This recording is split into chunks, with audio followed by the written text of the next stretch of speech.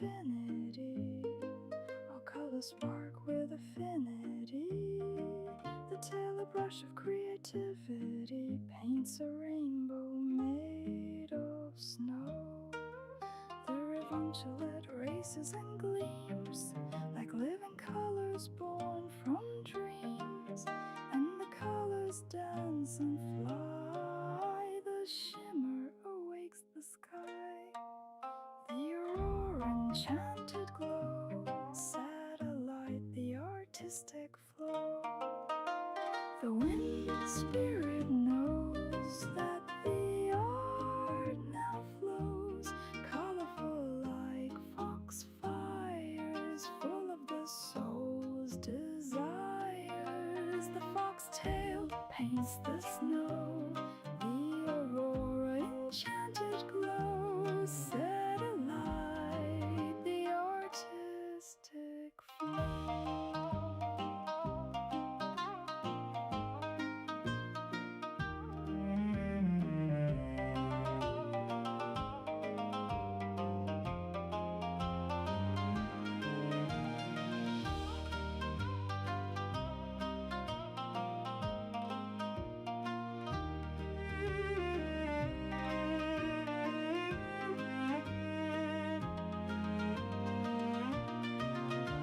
The wind spirit knows that the art now flows, colorful like foxfires, full of the soul's desires. The foxtail paints the snow, the aurora, enchanted glow, satellite, the artistic flow.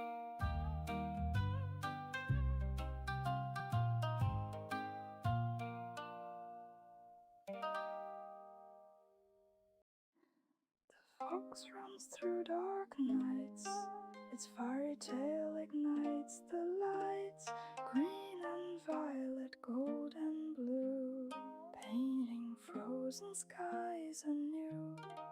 The sky a canvas of infinity, all colors spark with affinity. The tail a brush of creativity paints a rainbow made of snow.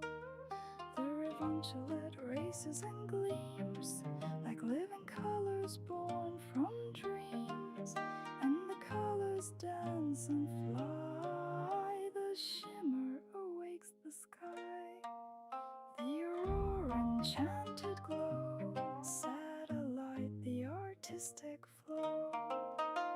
The wind spirit knows that the art now flows, colorful like foxfires, full of the soul's desires. The foxtail paints the snow, the aurora, enchanted glow, satellite, the artistic flow.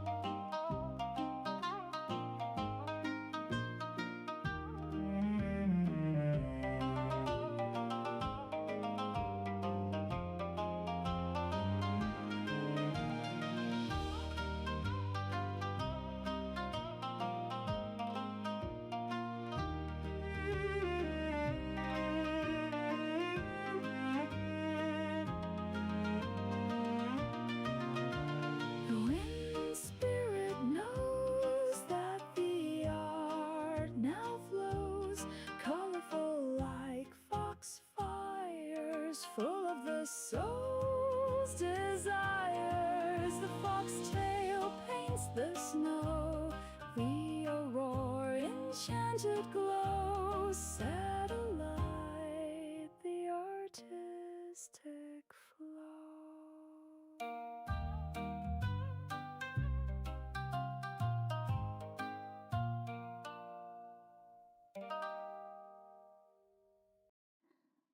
The fox runs through dark nights, its fiery tail ignites the lights, green and violet, gold and blue, painting frozen skies anew. The sky a canvas of infinity, all colors spark with affinity. The tail a brush of creativity paints a rainbow made of snow. The ravunculate races and gleams like living colors born from dreams, and the colors dance and fly. The shimmer awakes the sky. The aurora enchanted glow, satellite the artistic flow. The wind spirit knows that the art now flows, colorful like foxfires, full of the soul's desires. The foxtail paints the snow, the aurora enchanted glow, satellite the artistic flow.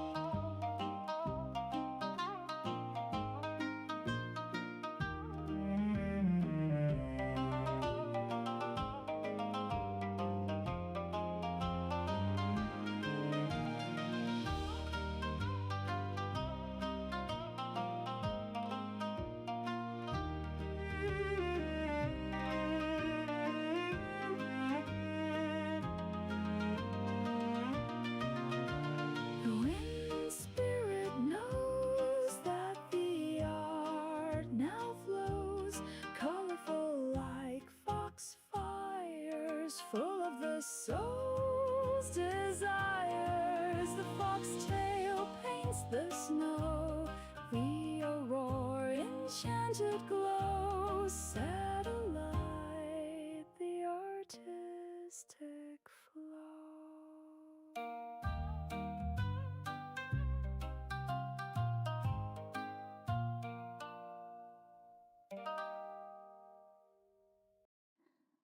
Fox runs through dark nights, its fiery tail ignites the lights, green and violet, gold and blue, painting frozen skies anew.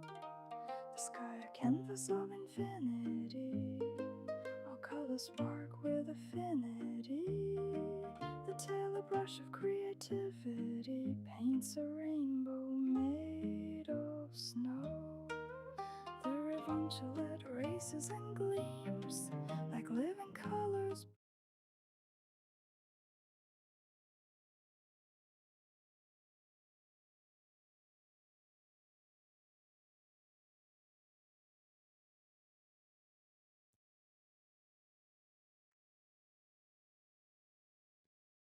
Hello, hello. Can anyone hear me?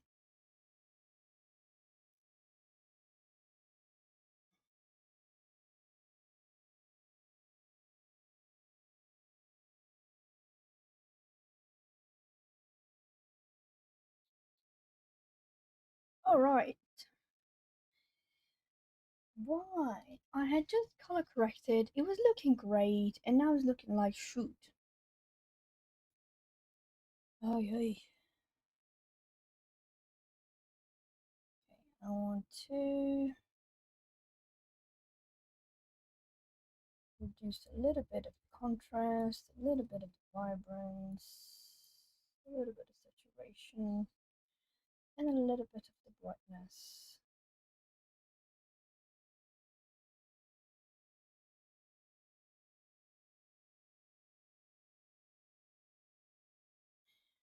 Hello, Danette. Let me see. What did I miss? Let me see. Chris is here. View is here, Hannah, and let me see who else. Oh, Jeanette, and okay, I think I'm caught up. Am I in live chat? I think I am in live chat. Okay. And Chris is going to be right back. All right. Well, I hope this good enough.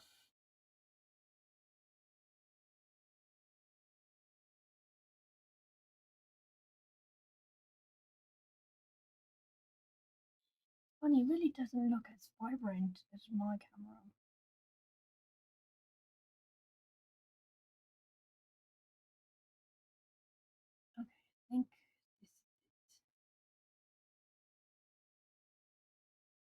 hopefully. Oh, never mind, you're back.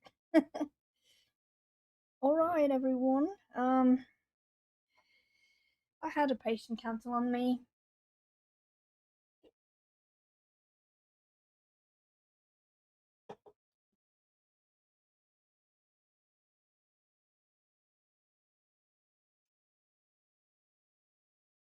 I'm just putting on my jacket.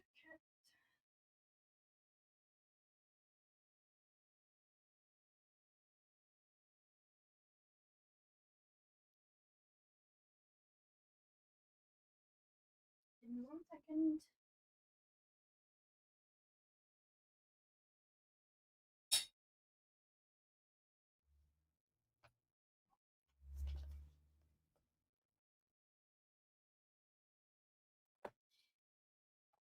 Jess, Foxy, and Fumble say hi.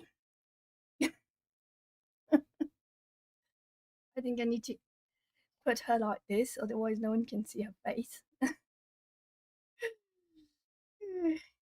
I'm there just so my camera doesn't start autocorrecting the whole thing all over again. Because as much as I correct it, it keeps trying to autocorrect.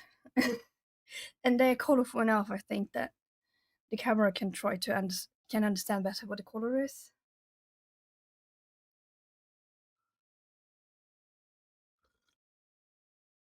It's really chilly here today, so I made some tea, cinnamon, ginger, and blackberry leaves.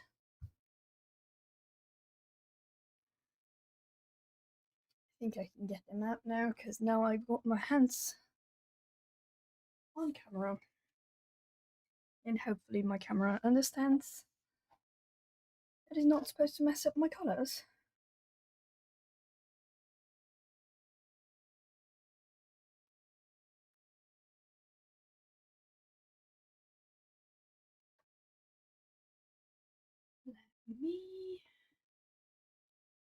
I'm going to pre-wet all of these with spray.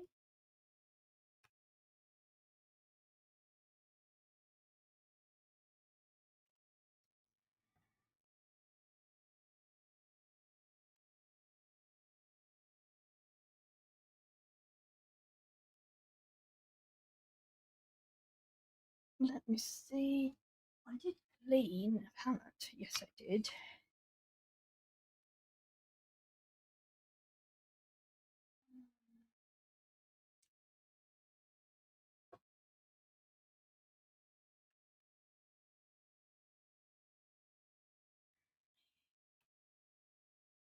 It's an African something. Let me check.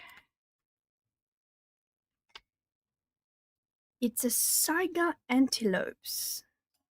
One of the most ancient mammals on the planet today, have existed since the time of the woolly mammoth. They are found in oh no, it's not an African antelope. They are found in Kazakhstan, Russia, and Mongolia, and also roamed parts of China before becoming extinct.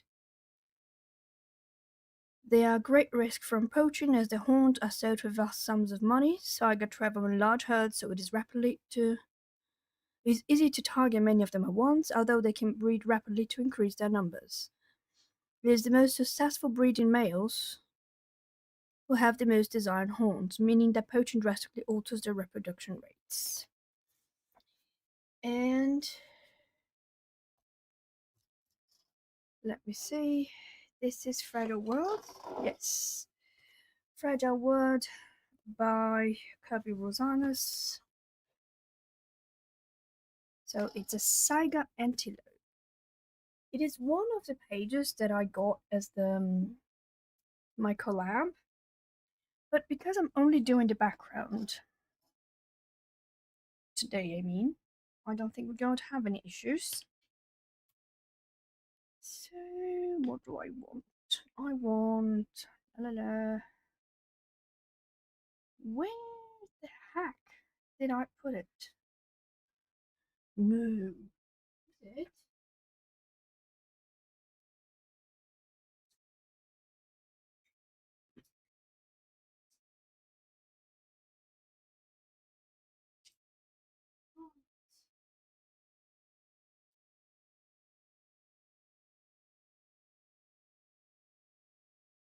Found my brushes.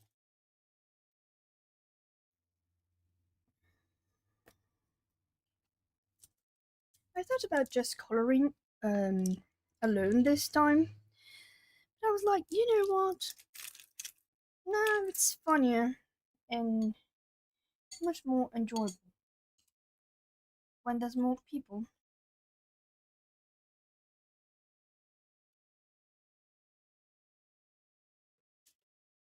Where did I put it?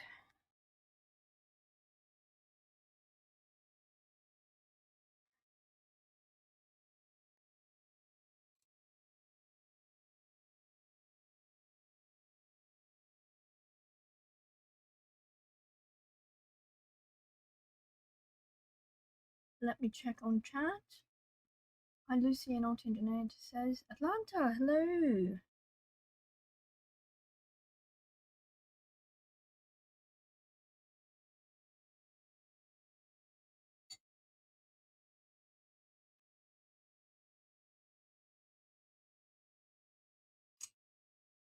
Okay. I had not used this brush before. I mean, I've used the smaller one all the time, but hadn't had a chance to use this one. And I do not have the number 6. I have the 0 and the 10, but not the 6. And I bought them in a bundle, so I thought I had all of them.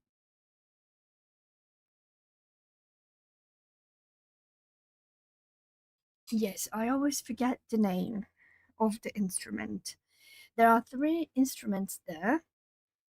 One is the cello, but the really beginning is it's similar to a cello and similar to a Chinese erhu, but it's the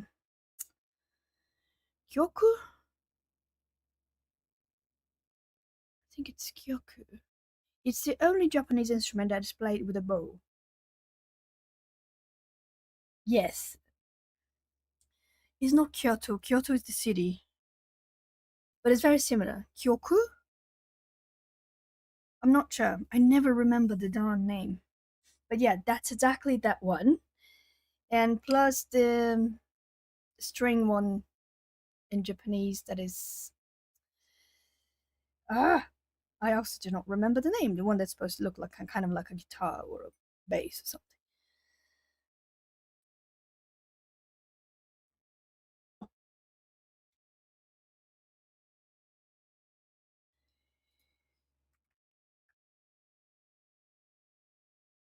Tell you in a minute.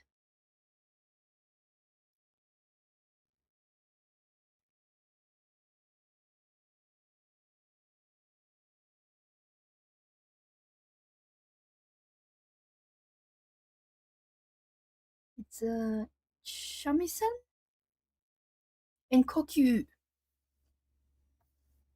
Yeah, that's it.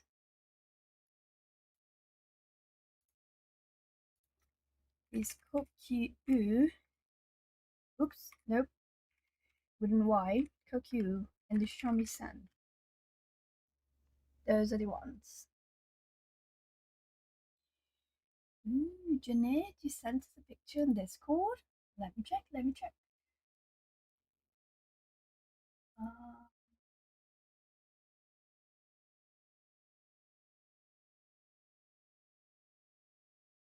Jeanette. Oh, yes. You sent on the general tab. We usually send on the Fox and goes live, but that's fine. It's all the same in the end. Ooh, is that Eddie? That's Eddie, right? What book is this from? You were close. You're very close, Atlanta.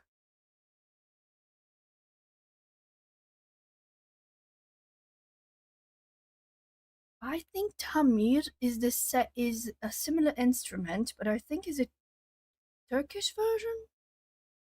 Not sure, but something like that. Let me. Where the heck did I put my phone? Oh, it's here.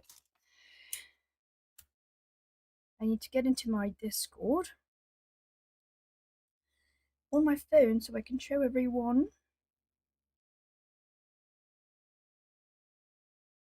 Let me see. Yes. That's Jeanette's.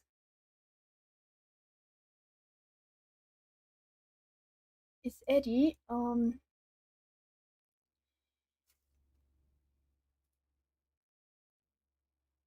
you meant the animals tapir? Um, no, it's not tapir. It's a saiga antelope. I'm just beginning to figure it out. It's the second tail.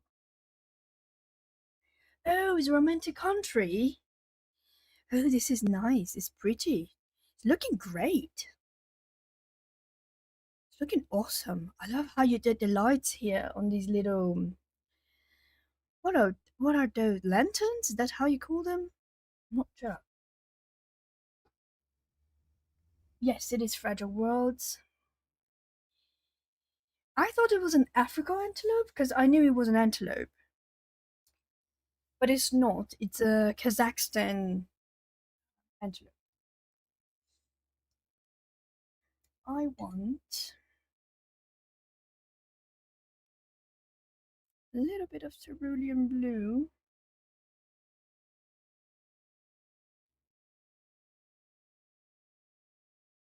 And I want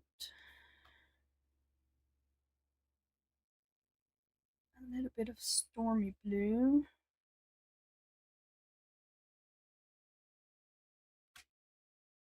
Where is my indent ring?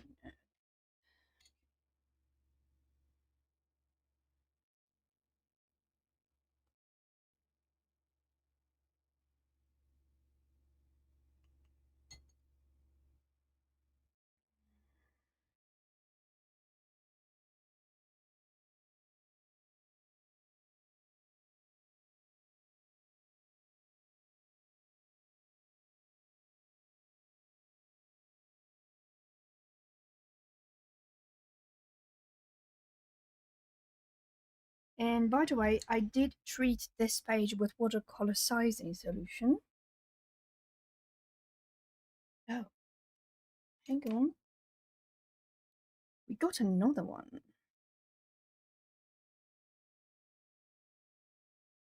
Ooh, wow, this is nice. Ooh, no, focus. Come on. You can focus. I know you can. Let me see if I can flip it like this. Yes, I can flip it like this. Ooh, this is nice. Are you good with fabric? You're really good with fabric, Atlanta. I do not do fabric very well.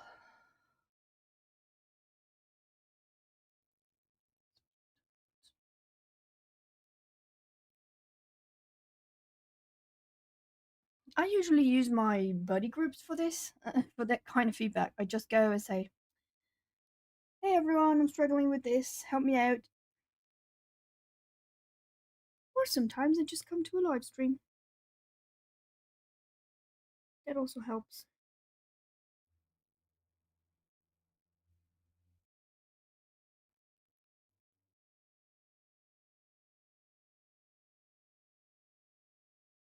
This is my favorite book ever. I love this book by Kirby. It's my favorite.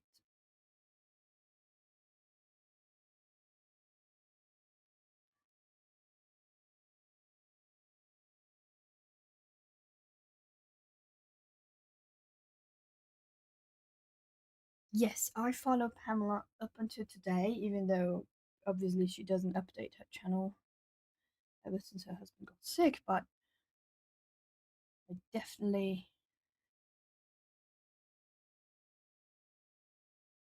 don't feel I can't find what I want, even though she hasn't posted in a long time, she always has interesting resources that I follow even today. She was one of the first I ever found out. I think she was the first. I don't know. It's been a long time.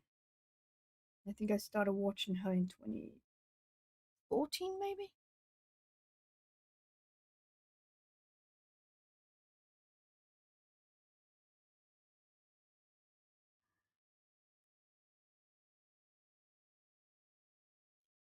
I definitely don't use the GPT, but honestly, I feel, and that's a personal thing, that until I create a prompt, I had already figured out by myself what to do. Or sometimes I just ask like my boyfriend or something because he draws too. He's an artist too, and he has really good ideas. Sometimes his ideas are the exact opposite, but it works just to show me that I don't want to do that, and then it gives me a spark to think of the opposite direction altogether. So sometimes it's just because I'm lazy that I don't go to ChatGPT or any other chat like Gemini or anything. I just by the time I find how I want to describe what I'm thinking on anything like it, I already did it. And lately I've been trying to be like not too precious, so I'm trying to just go a bit wild. So I try not to create a plan at all. I just, for example, I know I want it to be realistic, and I know this is the sky, and I don't want a cool tone. I wanted a warmer tone, so I'm going with um, stormy blue and cerulean blue.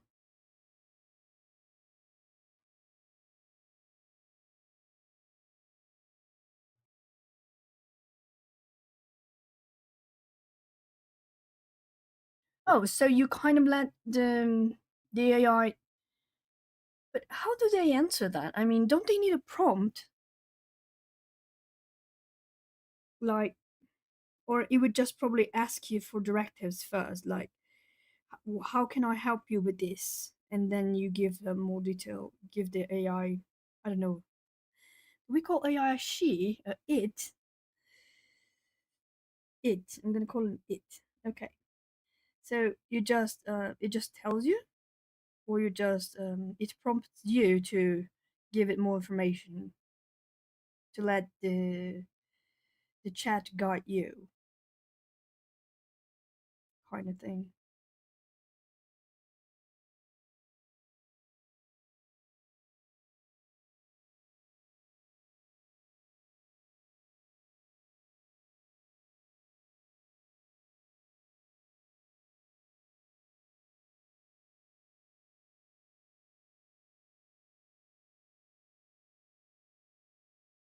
Oh, okay. You preemptively fed the information you need. Okay, this makes sense.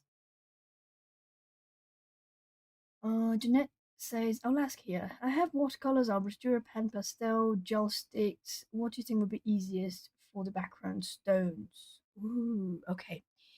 Do you have any watercolors that granulate, or do you have ultramarine blue? Like real synthetic? It's not synthetic, I think it's organic. Well, it's synthetic, but it's organic.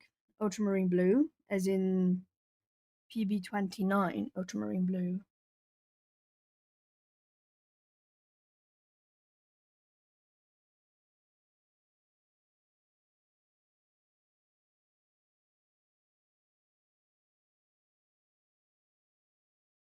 Yeah, prompting to me is so difficult. It's just when I was trying to learn how to code. I did learn, but it's definitely not easy or natural for me. I would oftentimes skip things, and next thing I know, I'm like, it gave me something completely different, or it said it couldn't do what I asked it to do because I needed to provide this or that first. I'm definitely not good at prompting or coding, by the way. I learned how to do it, but it's a lot of effort. And honestly, effort I'm not willing to make.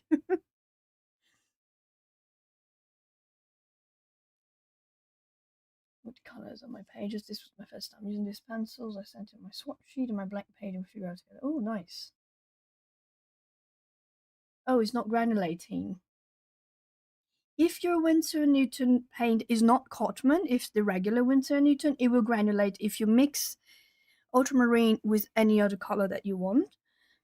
let's say either neutral tint or maybe burnt sienna.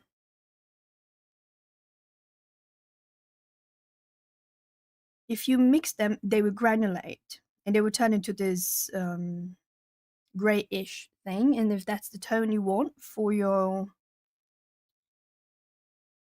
stones, you can use that.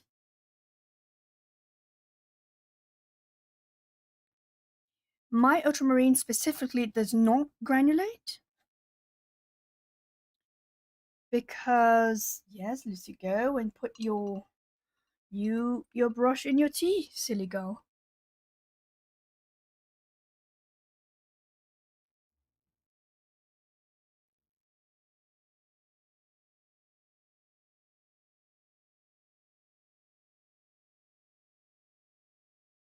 Let me see. I started using glitter pens for the chains, but realized it might bleed if I use water. Yes. Uh, if your glitter pens are the Langua ones, they might not, but it depends on the generation. Some generations they activate with water even after dry, and some don't. So you need to check that before doing it, just in case. I don't have a real accent. I don't. I lived in many places and I grabbed a bunch of accents all over the place. A lot of people said they think what was it? Was it Shah or Laurie? They thought I was British, no, Irish. And no, I'm not. I'm just Brazilian and I just speak English. I do not know.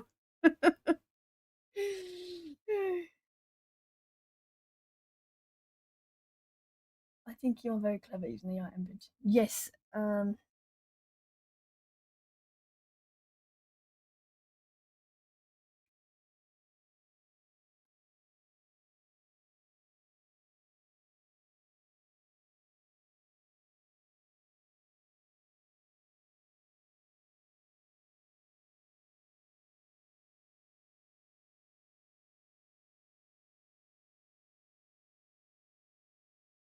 But speaking of accents, if I could choose an accent, I would definitely choose Scottish. I love Scottish.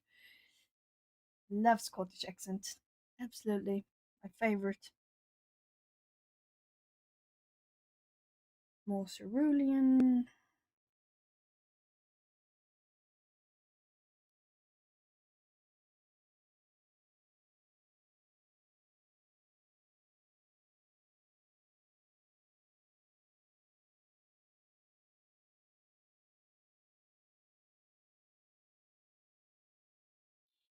Yes, we gotta play, Jeanette. That's the whole thing. We just gotta experiment. I'm gonna shake you all up. I apologize in advance. It's just my charging cable is here and it's literally getting caught up on my book. So just removing the cable is not charging anything. It's just hanging here. So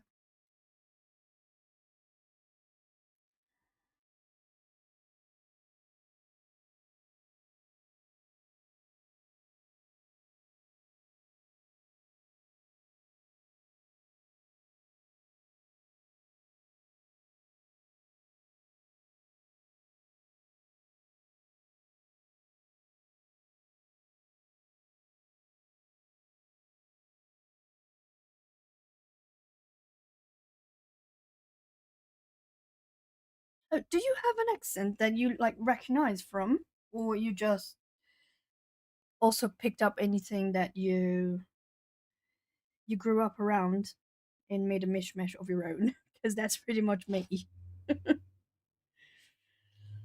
Heck of a mishmash of my own.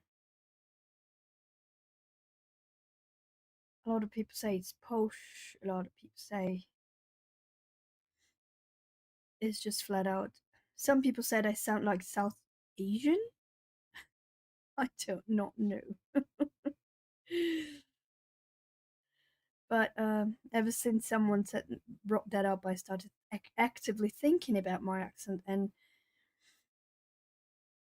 I came to the conclusion that it's probably just the time that I had a relationship with a person that was British and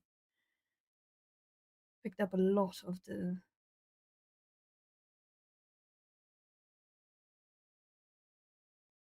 ways of speaking and stuff like that.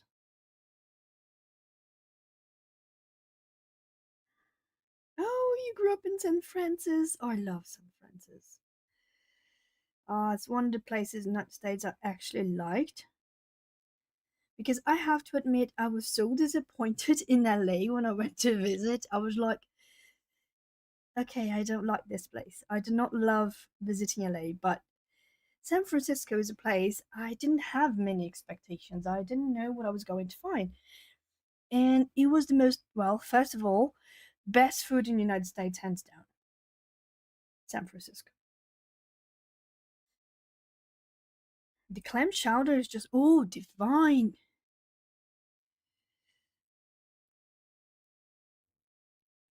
Sourdough bread, oh, delicious.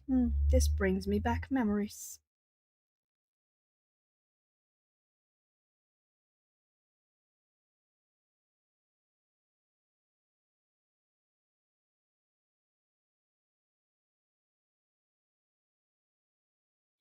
Atlanta, I did not know you were a mom. Oh, congrats on your. Was that a daughter you said? Yes, daughter. Yes, congrats on your daughter.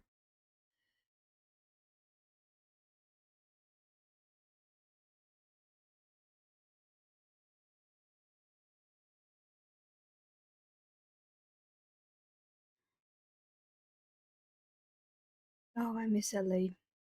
Now you make me feel like going back to LA just to drop by via visit. No, and the first time, goodness lord, first time I traveled to San Francisco, we stopped by in a certain place, and it was with a group of friends. And we stopped by, and it was like ludicrous. Nowadays, thinking back, I think, what the hell were we all thinking? It made no sense. We were, we parked right before San Francisco, like before the city. And for some reason, we had an idea that it would be great to walk around the city. And at first, I thought, yeah, sure, that's a great idea until I realized that the whole city is ups and downs. We walked like 58 kilometers in one day.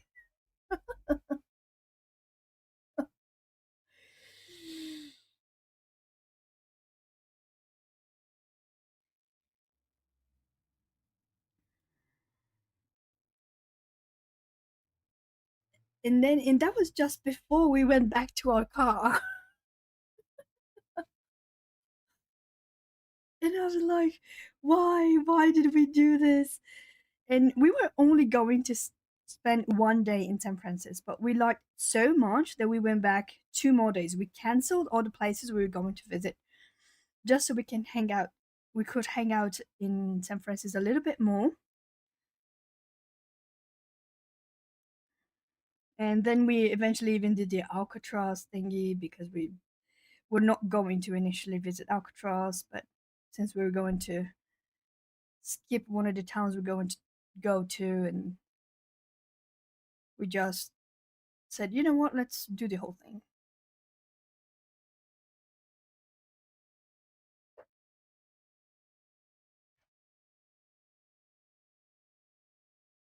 Are you still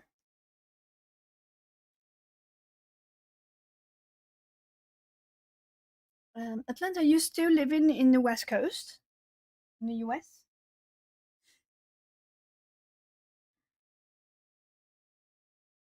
or you moved?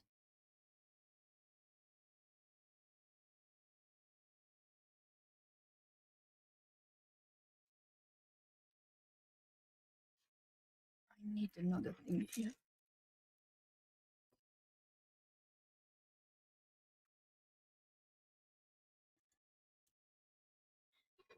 I know quite a bit of the United States, but I only know London. The whole UK, I met London, and it wasn't even like for a long period of time. Frankfurt in Germany and London in the UK. They were actually really short. It was supposed to have a layover, and the flight got cancelled and because of rain. So I ended up staying like 4 or 5 days in London. Oh, you still do? Oh, it's just I thought I was thinking of time zone, and I thought your time zone for some reason I thought your time zone were closer to the East Coast and the West Coast.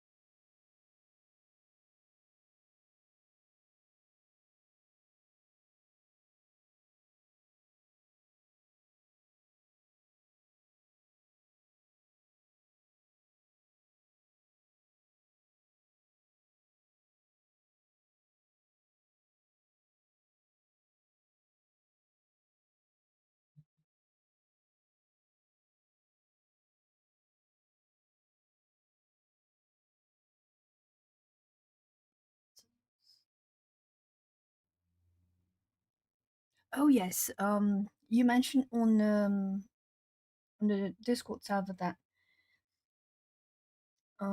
Eddie looks deceptively simple, and that is very true, at least for me. And it's very hard for me to color her for some reason. I don't even know why, but it is.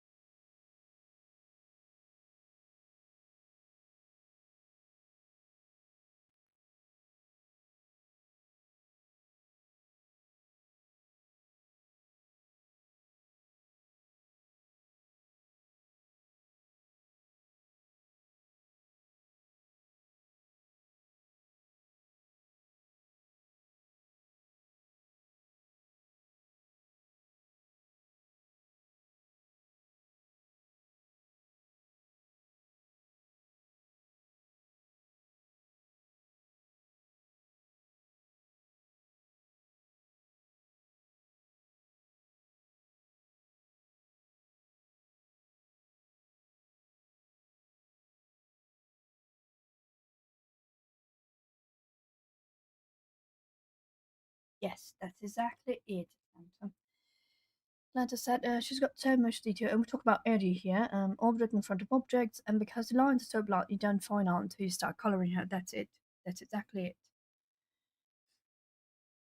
And to be completely honest, to me, is a little bit maddening.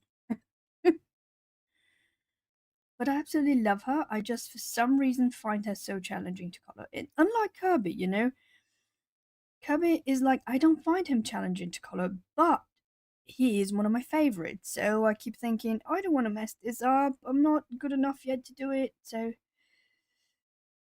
I just, you know what? I just gotta do it. I'm done playing safe with my books because I have so many untouched books just because I'm terrified of coloring in them simply because they are, I don't want to ruin them. They are so beautiful. They are my favorites. And I'm like, you know what? I just gotta go for it.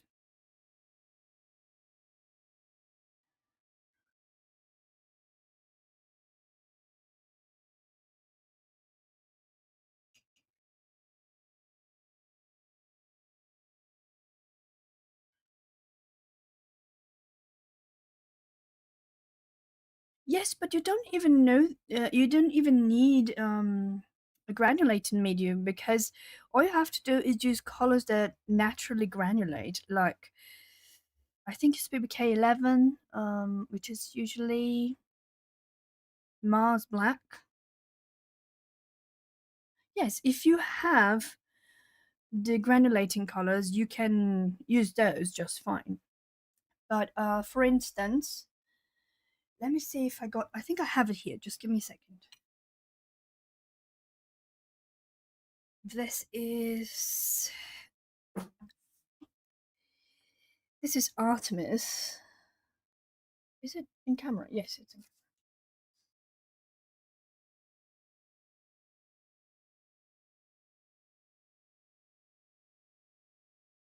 And this is the same as Daniel Smith Moonglow.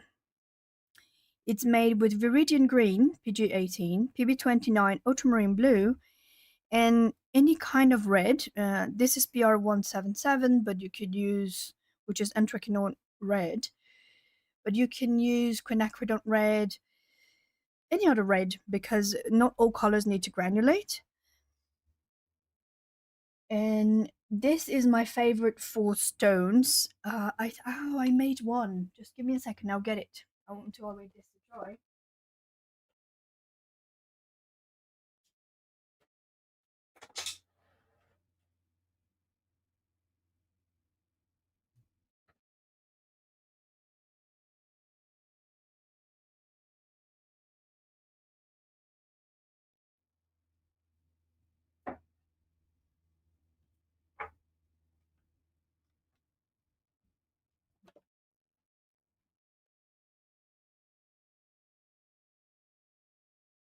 The thing with granulating paints, I love them, but we don't need them. Here, let me show you.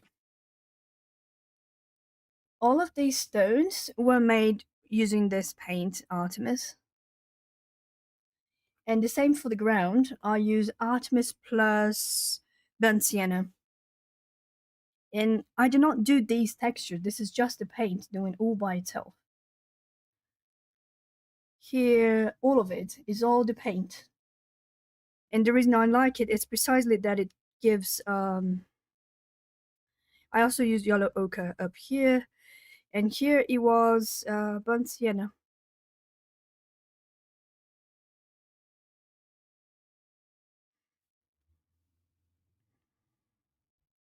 So you definitely don't need to buy one. Of course, that if you want it, go ahead and buy one, but you don't need it. You can just use any paint that you want that actually granulates. Mars Black and PB29, which is ultramarine blue, they are really granulating pigments. So is PG18, there is Viridian, and the best Viridian is actually Winsor & Newton, and they all granulate.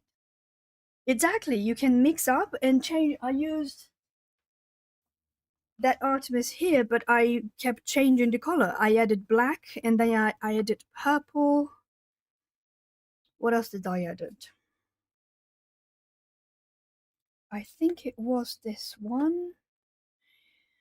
Yes, it was burnt sienna and raw sienna. I used raw sienna here, this part, and then I wanted to give a warmer tone, and I added a little bit of purple, and that was dioxazine violet, so it's a tiny bit because it's such a bully of a color. And I added, what else did I add? And I think it was burnt sienna and purple, yes. I think I added orange too. No, it's not an orange, it's definitely just a red. I can see it here. The burnt sienna. And if any paint that has a pigment that granulates, and usually you can find, I don't know if in this one you can find, I think not. But usually, either on the label, it should be a sign saying if it's transparent, granulator, and all kind of stuff, the properties of that paint. And in the end, you can really make your own. The only one I do not recommend if you want the paint to granulate is a paint by Schminke called Ultramarine Finest, because it's milled so finely that it barely granulates. But it's the reason I bought it. I bought it on purpose because I wanted a warm blue that did not granulate.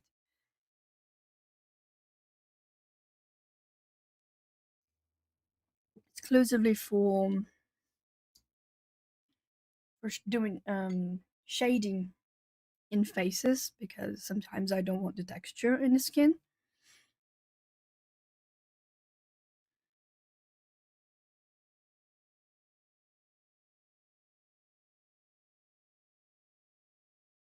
Cerulean blue also granulates beautifully. Yes, handprint.com. I don't know if he didn't change the name of the website, but I think it's handprint.com. But what you can do is have go to the manufacturer's website. For example, you have Winter and Newton paints. You're in the UK, so it's the best paint to get. It's probably going to be the most affordable one, and they are amazing. You can get on their website. They have a chart, a color chart. In that chart, it says what paints granulate and everything. Another one I really like that granulates is Potter's Pink. A lot of people use it for portraits. I don't. I use for just to mix as a general mixer color. It is it's kind of like a dirty pink, and is really it granulates a lot. And in fact, it was invented by Winter and Newton, so they have one of the best Potter's Pink there is. Another one you can find, probably really easy because you can find the Jackson, is Roman Chamon. They have great Potter's Pink. But the Viridian Green, I think the best one is the original, not the hue. In my opinion, the best one is Winter and Newton. I do like M. Graham's too, but Winter and Newton is like the OG, you know? And it granulates beautifully. It's not a color that it's a very low tinting strength color, but because it granulates, you can mix it to anything and it will look great. And don't get me wrong, I love granulating paints, like buying the pre-made stuff. But if you never used them before, I would buy just one tube of a granulating paint and try it on to see if you like it. One that is really good are the what are they called? The White Knights granulating set.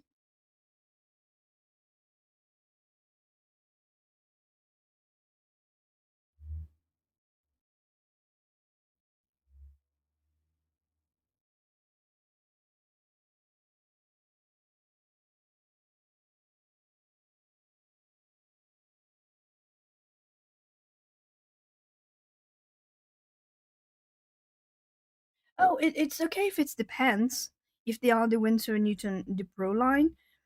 And the reason I say that is because Cotman usually mixes pigments in it. For example, I know that their blue is not the ultramarine blue is not really made with only ultramarine blue. It has phthalo blue in it. I know that because I have the Cotman set. But if yours is the regular Winsor and Newton, it can be a pen. It doesn't have to be a tube. It works just fine.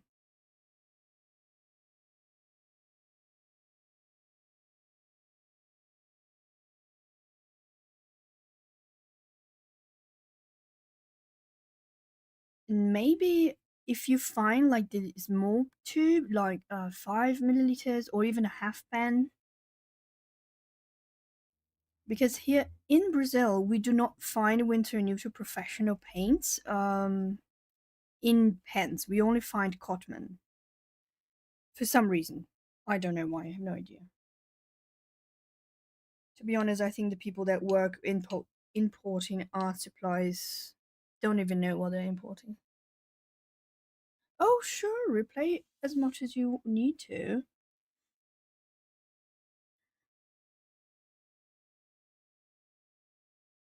There is a video by Lindsay, the frugal crafter, and she talks about how to make your own granulating paints. And she gives lots of different formulas, you know. So we might want to check that out too. And she's an art teacher, so she's way more equipped to tell to teach people than me. But yeah, you can do it just fine.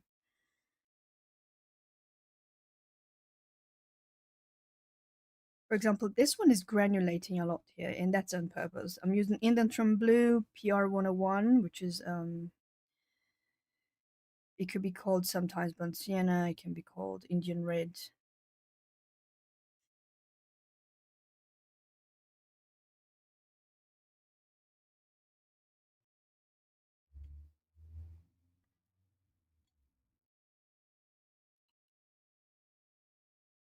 And that's because cerulean blue also granulates a lot.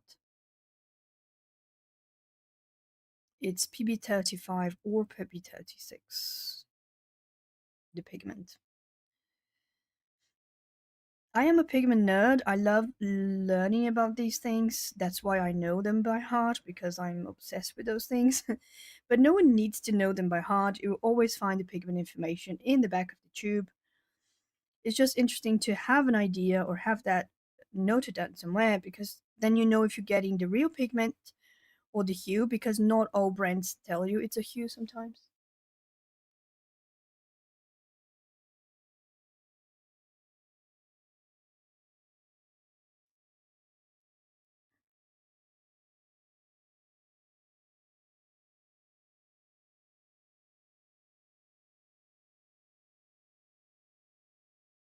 Well, that's odd.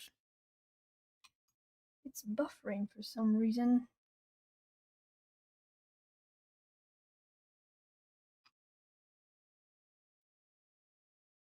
Here I am overworking my stuff. That's what happens when I don't pay enough attention to what I'm doing.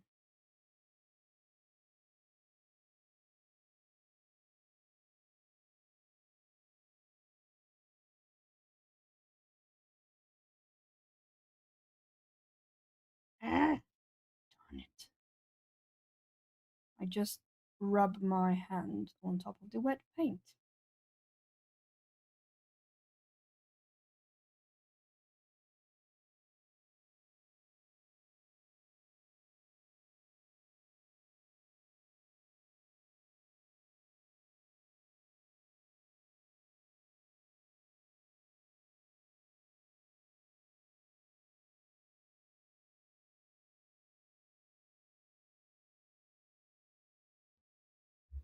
I think I'm gonna pre-wet this.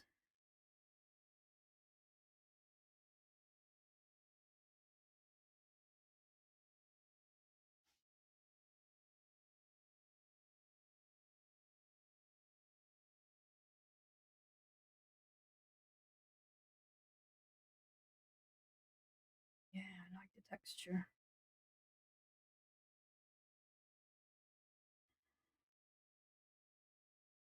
And now I'm gonna go with the darker one.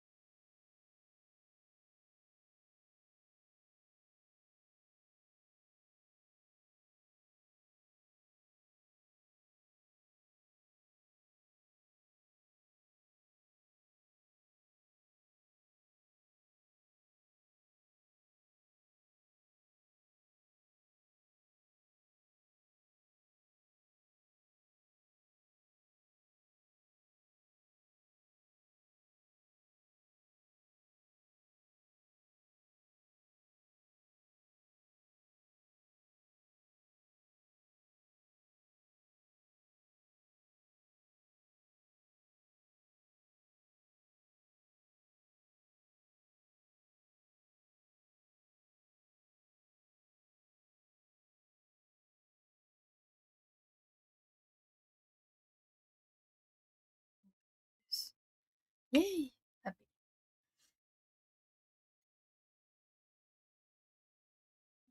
You coloring something, Chris?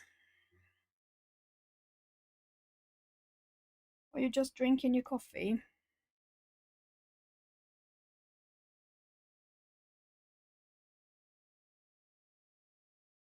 Because you did kind of disappear there.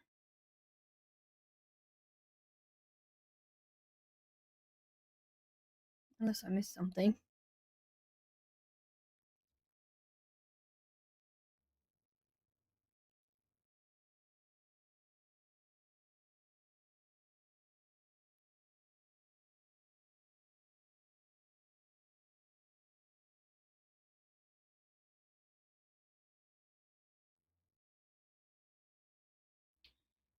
Atlanta said, I've noticed a lot of Asian, Southeast Asian strangers pen and ink. Yes, not choose a lot a toothpick dipped in ink. We weren't taught how to use pen and ink.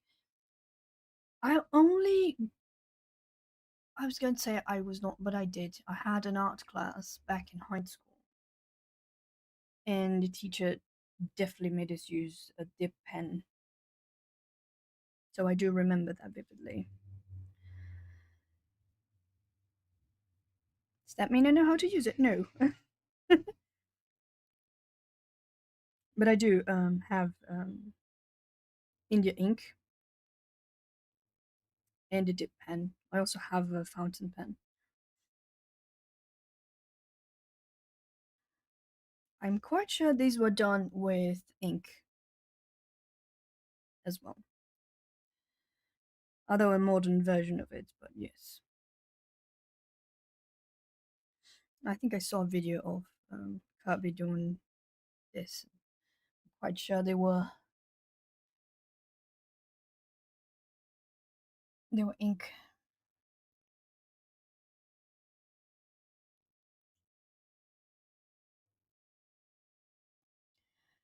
Oh, you've been harassed by your offspring? Which one? Atlanta, she's I think it's Midwest. She's in the Midwest. She's in Illinois. Is it Illinois? I think it's Illinois.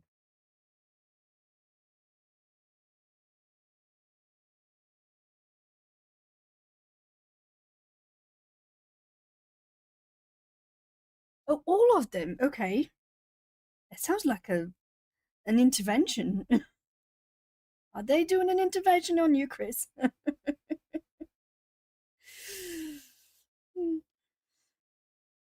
No, the reason I asked her about coffee is because typically I know Chris is a smoker, and typically smokers like to grab a smoke with a coffee. It's usually things that go hand in hand.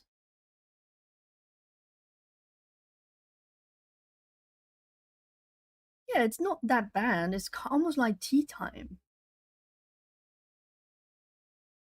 I mean, that's what I think, at least. A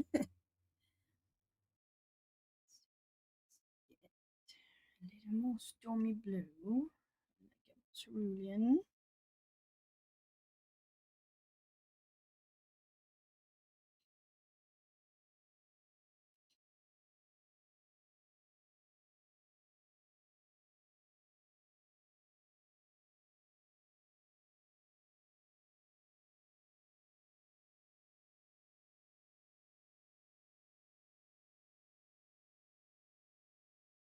I'm trying to get it to granulate. Here it granulates beautifully, but not here, so I think I'm gonna have to wet it again. Yes, I imagined.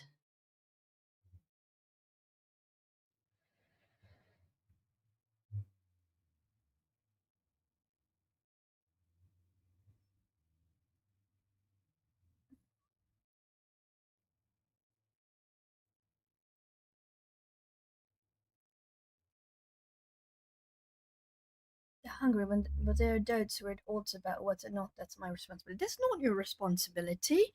That does not mean you can't just, be nice and do it if you want to, but that's a completely optional thing, you know? You don't need to cook for them. They could cook for you though. It's funny because my auntie, I live with my auntie, and she's like a mother to me. She never cooked for me because she does not cook for even if her life depended on it. So that's always been my job. So I find it really funny when kids go, "Oh, mom should cook for me." That was not my thing. I cook. I do not do dishes. I mean, I do dishes, but only when there's no one else home to do the dishes, and for any reason my washing dishwashing machine is not working. I hate doing dishes. I'm short and I almost look like I took a shower after I do the dishes. my entire chest and the what's it called? Neck and chest area is all completely soaked by the time I'm done doing dishes. That's why I hate it.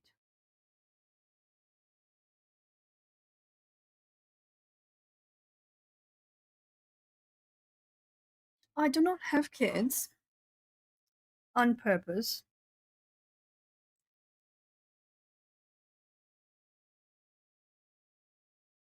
because kids are way too expensive, to be honest. And then again, my father just has a son, just had a son with my stepmom. He's 6 now, I think, 7. So, he's old enough to be my son. And I'm like, you did that job for me. I don't need to do it then.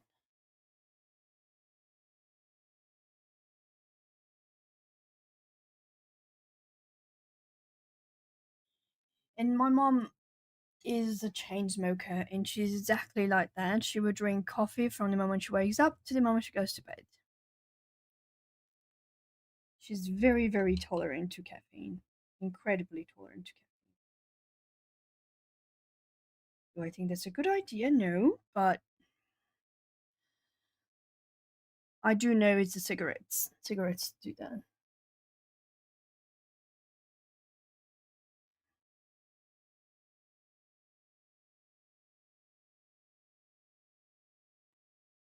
So when my boyfriend is home, when he visits me, he's the one that does the cleaning and he helps me cook.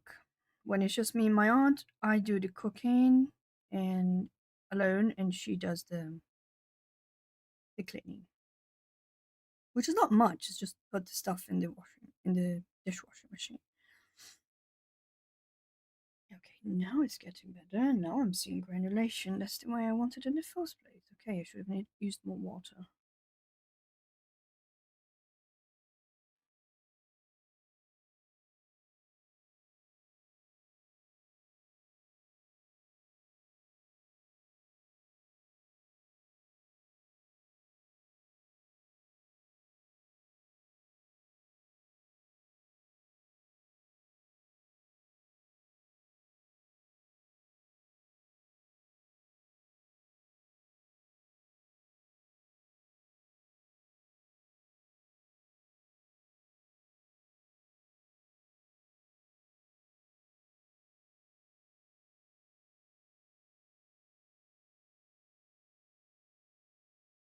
I'm not really good with caffeine. I drink mostly green tea, which has caffeine and L-theanine, but only in the morning. After noon or 1 p.m. at best, the latest, I don't drink caffeine because I am already insomniac. If I drink caffeine after that time, then I'm definitely not going to sleep. I'm really sensitive to caffeine. For a while, I wasn't. For a long time, I was the one that drank green tea every moment of every day. Because, I'm half Japanese. And I lived and grew up with the Japanese side of my family.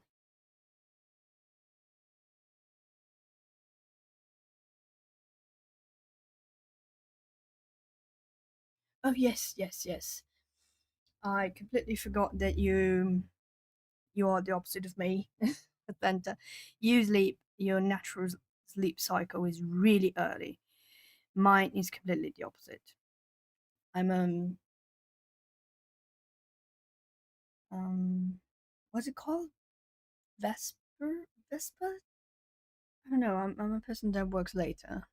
Not nocturnal per se, but just later in the day. My brain works much better. And that was everything. So I was a baby. Try and help me regulate your body clock. Oh, Jennifer. Jennifer's here. Hi, Niff. Jenny, Niff's Hobby Corner. The one that showed up. She's the newest crayon on the box.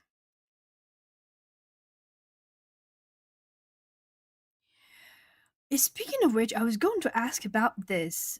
because you were talking about the flare ups, I was going to ask if you went to see a doctor and get an x ray to see how that cough's coming along.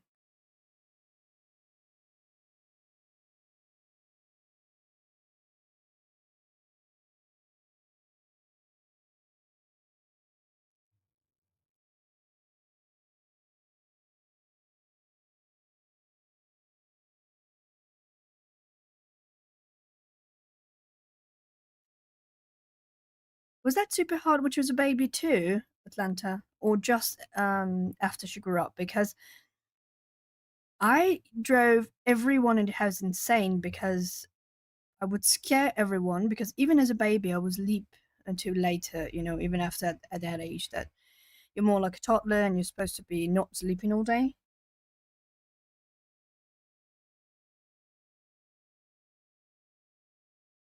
Oh, you're most welcome.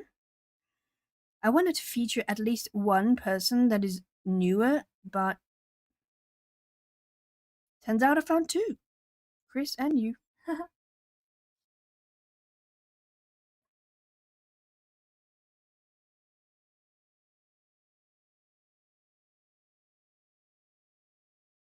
Then today I had your COVID jab. If you get COVID, we will. Oh, okay. Hold up.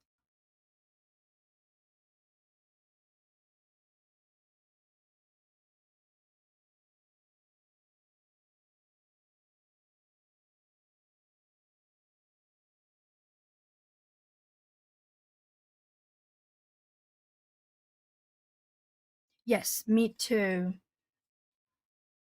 Me too, Jeanette. I did get COVID because I was walking in, but not COVID-19. I got SARS-CoV-1, not the two, and I almost died.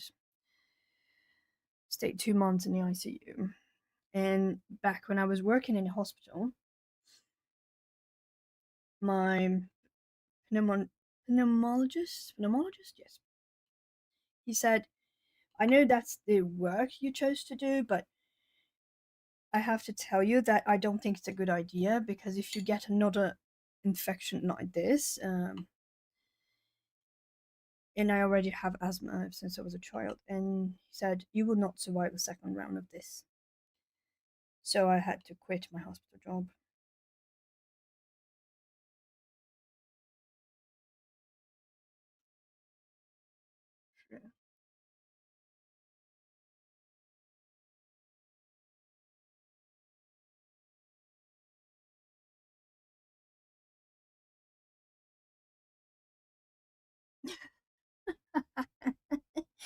I've done that test, the sleeping test. The You have to sleep inside their lab with a bunch of stuff attached to you, stickers and stuff reading your brainwaves and all that. I have a terrible sleep. I move a lot during my sleep. Nowadays, it's much better. So I do think a little bit of my cutting down the caffeine helped. But in terms of actually falling asleep, instead of just having agitated sleep, it didn't help all that much. Yes, I have to use inhalers. I use the treatment inhaler and I have the emergency inhaler in case I need it. I haven't needed in over a year, thankfully, but I definitely need to use my everyday inhaler. Every day, 2 pumps a day, every morning.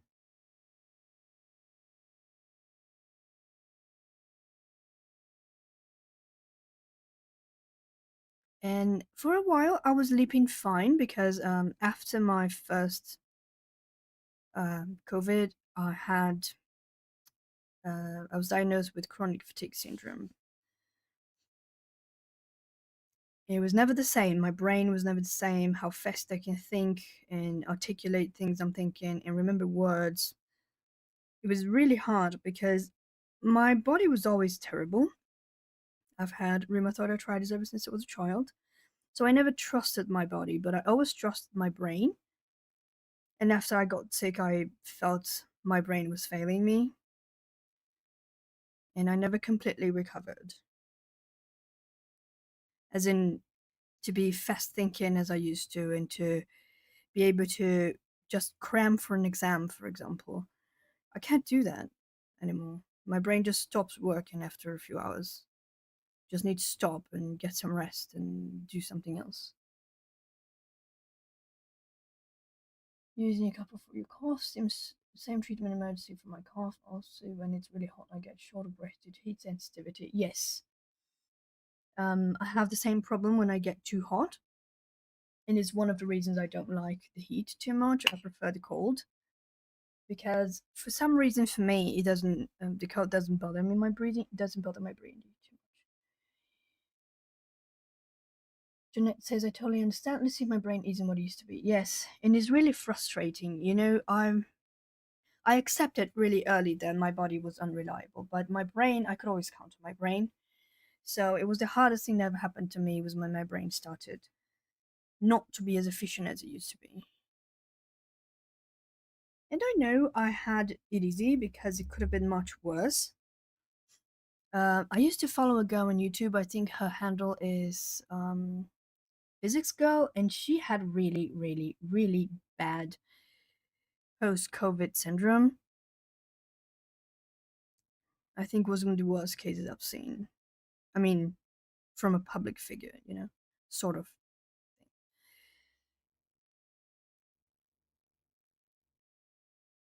I'm 37, so, and I am perimenopause.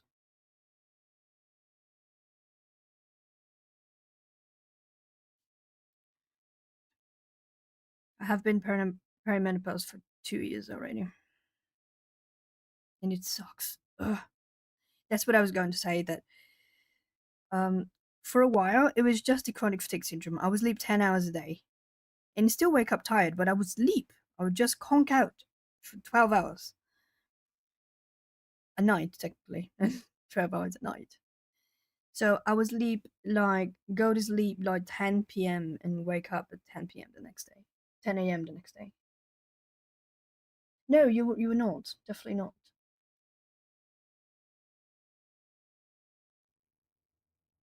Oh, thank you, Jeanette. Thank you. But that's why I don't always stream because when my brain is not working, I don't stream, I don't record, I don't edit because it's just not working. The brain just fish, just like the brain tapped out.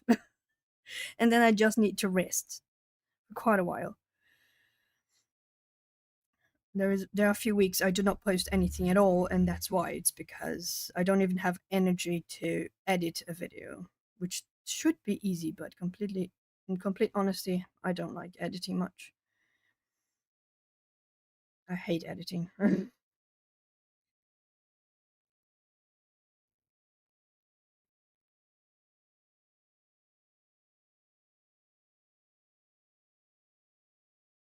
And I have ADHD, it's been diagnosed, and I am on my meds, thank goodness, because I don't think anyone can stand staying alive from when I'm off my meds.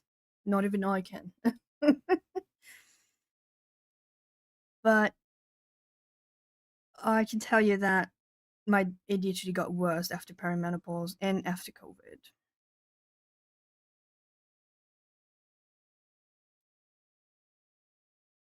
Cleta said I have PTSD brain, so it's similar in a way. If I get triggered, I'm in trouble. Yes, I understand what you mean. We can get a brain freeze, and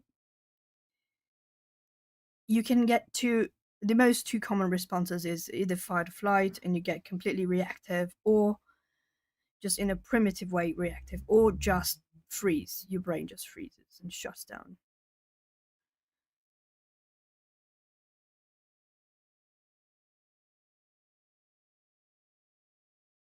Yes, there is a lot of things that can at first glance look like or sound like or behave like ADHD and is not necessarily.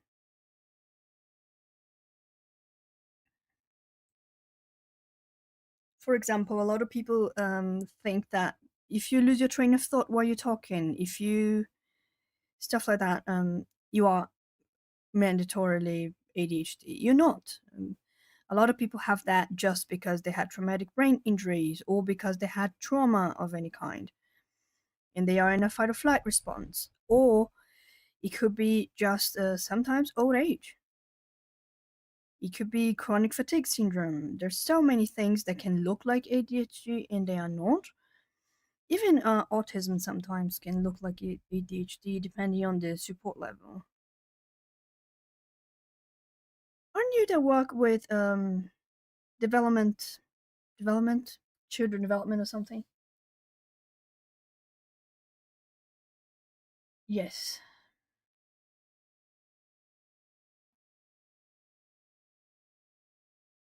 Yes, this is so true. In fact, this reminds me. Chris, you there still, or are you still struggling with your kids? Because I want to ask something. Can I tell you what you? Can I tell everyone about that day you were worried?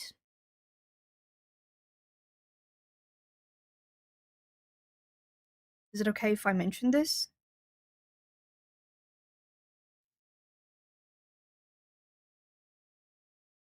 Okay. Uh, there was one day that Chris thought that maybe I was upset with her, and she was like, "Oh, I should have just imagined you have a life, right?" And I said, "No, that's normal because when we're talking in text or in chat, we cannot give intonation. We cannot give a lot of verbal cues that you normally can give. So sometimes people can think, oh, that person just disappeared. Something happened. Something's wrong, or I did something wrong. That person is upset.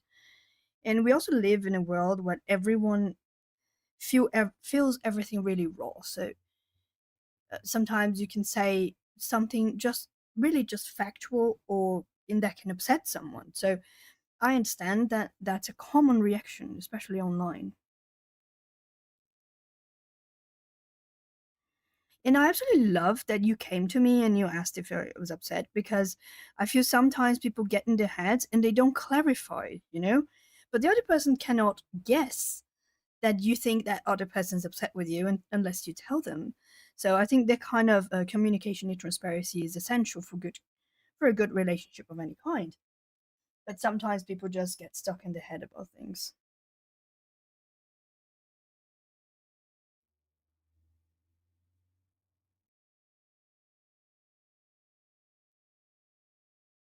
Hi, Artie Ali J. Are you Artie Ali, the same Artie Ali that made the tag, the Would I Rather, that adapted the Would I Rather tag? Hello, welcome to the Fox Den, by the way. It's just that I was watching your video the other day and I just don't know if you are really that Artie Ali, because I think it was just Artie Ali. It was Artie Ali J. I do not know. So you are the same person I watch. Okay. It's just the little thumbnail photo is very small. Okay. You are the same person I was watching. Welcome, Elson.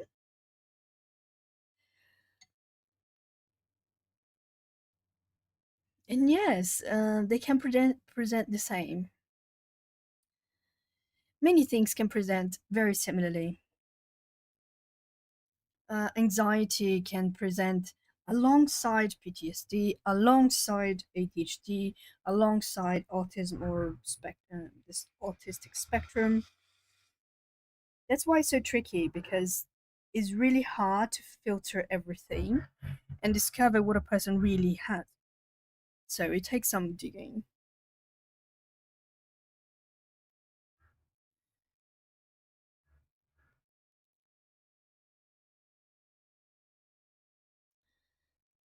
Uh,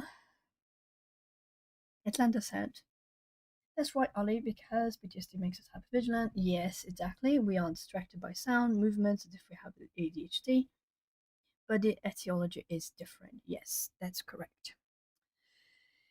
And it's the same. Um, and ADHD can present really similarly because technically being hypervigilant is a natural thing for ADHDers, but also it can be really, really increased in intensity, like dialed up to 11 for um, because of anxiety or even masking.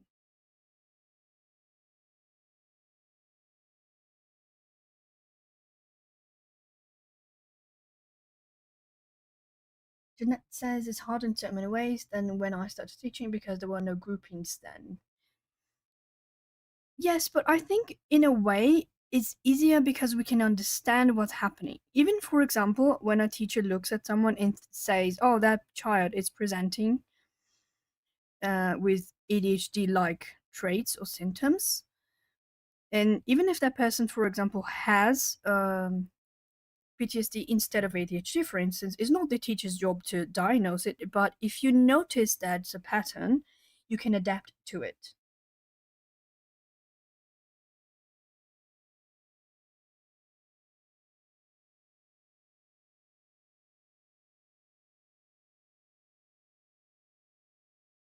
Yes, I make full use of emojis all the time because this is the closest as a verbal signal or a facial expression that we can use. That's why I make full use of emojis and stuff like that.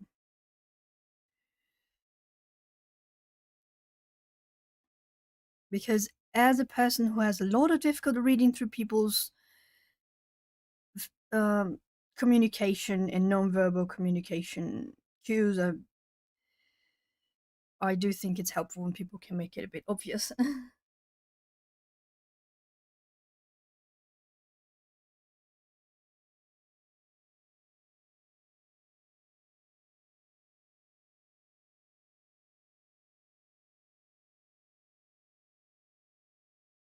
Ali says, I try to be very open about having a different brain.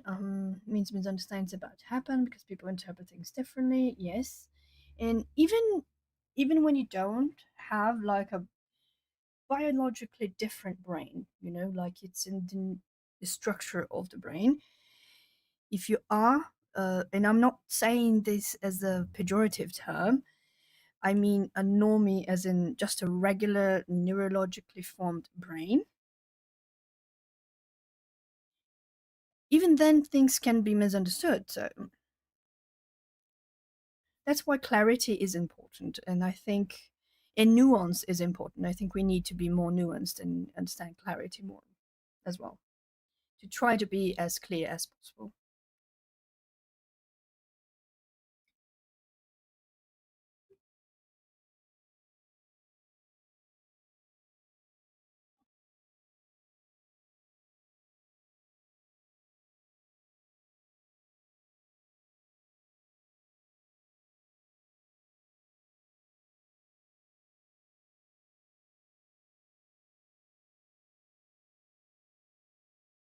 Wait, hold on. Was it Atlanta or Ali that called you hilarious? Or was it me? No, it wasn't me. I don't remember calling you hilarious.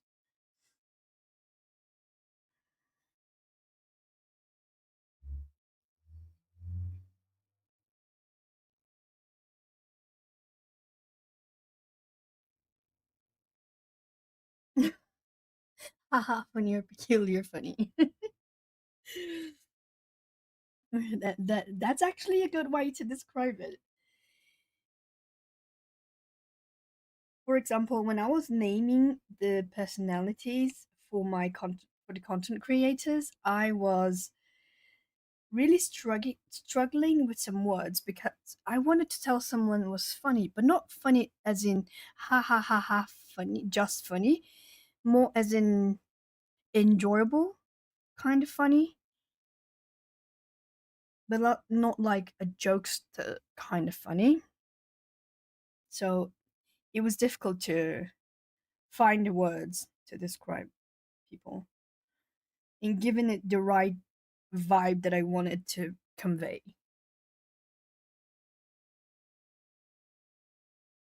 Oh, it was you. Okay. Ellie called me hilarious. Atlanta called me supportive, and you call me Indiana Jones. Yes, you are my Indiana Jones.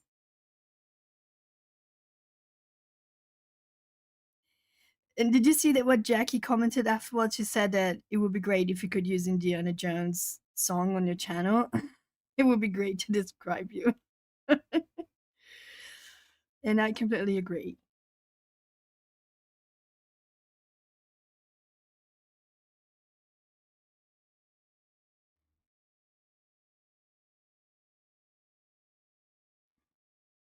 Today before the stream, I added all your videos, Atlanta, to my watch later list, the ones I didn't watch yet, because for some reason YouTube doesn't notify me of a thing that you do. And I checked, my little bell is on, but I never get to see your stuff. As in, it doesn't show up in my timeline ever. It doesn't notify me. Ugh. Sometimes I want to yell at YouTube. I'm also with the little bell thingy activated for Chris, and it never tells me when Chris is going to be live. So now I know that is 1 p.m. my time. So I know I will be having lunch. So if it's Tuesday or Thursday, I check my phone right around lunchtime. So I know she's going to be live.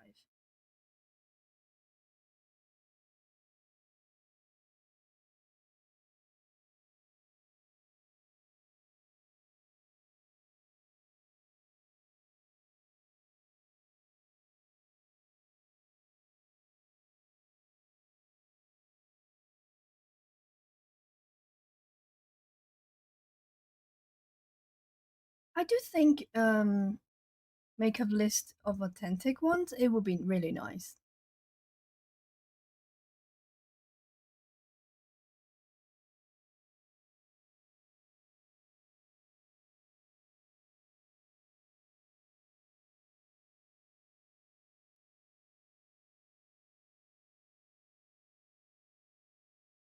Although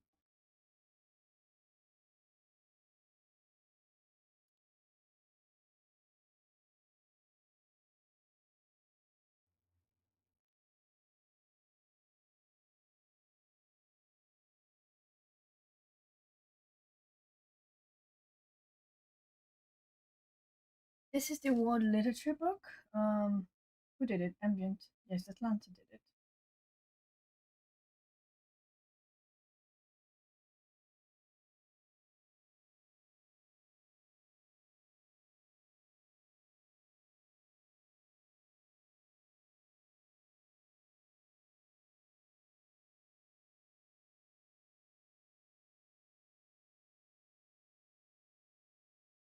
Is Adri here? I do not see Adri. Did you just post here that she uploaded a video?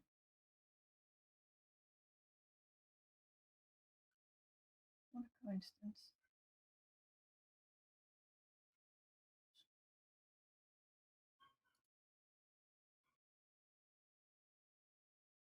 Oh, okay. Got it.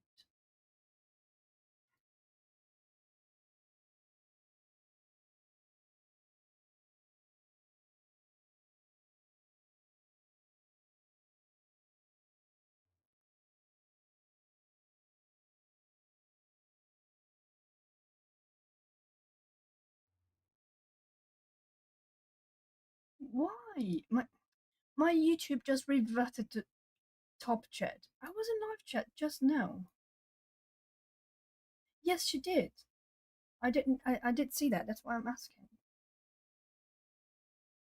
Your whole hashtag made me nervous when it came out, as the first videos were talking about words like sweet, nice, kind, pleasant, cozy, and I was like, oh no. Trying to think of a funny reply to be natural and authentic, but all I can think of is boobs. Boobs? What? Why boobs? Oh my god.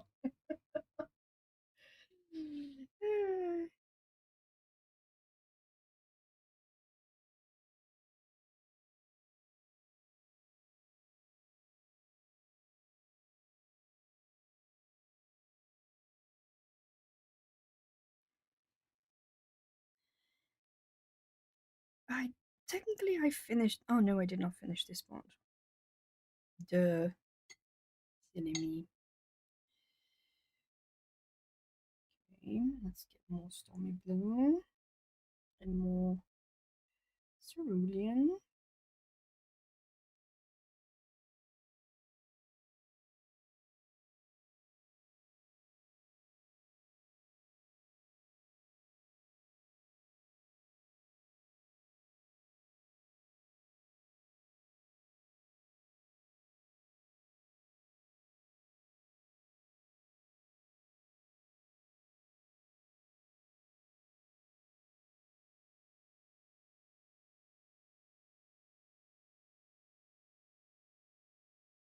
Sorry, I'm quite just trying not to mess this spot up.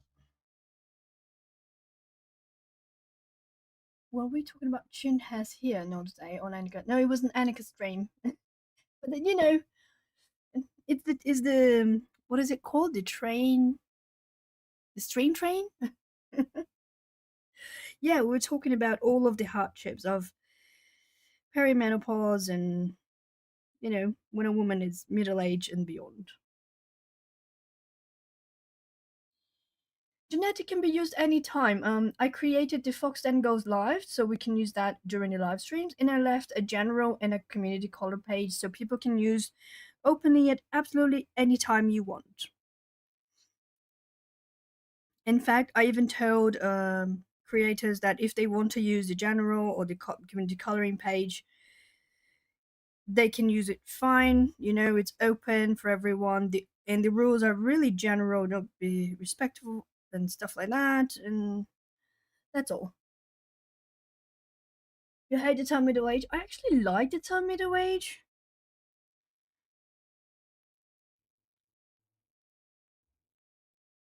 But I think that's the gamer in me because then I think, oh, it's like Middle Earth but middle aged. You can use an app, you can use your browser. In my phone, I prefer to use the app. I swear, guys, I will dip my brush into my tea at some point today still because I almost did it like 15 times. And it's terrible. You can have the app, but if you don't like to have apps, you can just use your browser. That's fine. I particularly prefer the app. I just think it's easier, more optimized for phone usage, and I most of the time look at it at my phone or tablet or whatever mobile device.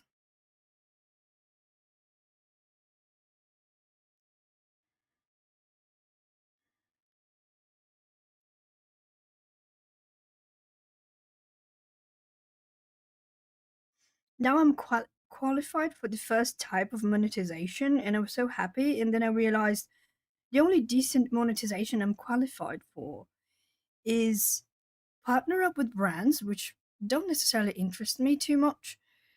I mean, if a brand wants to send me stuff, sure, but that doesn't mean I'm going to partner with them because I cannot hold my tongue. I will speak my mind no matter what. And it's super chats and stuff like that, or a membership. I don't want to have a membership. You know, I already post on YouTube. I want everyone to be able to see it.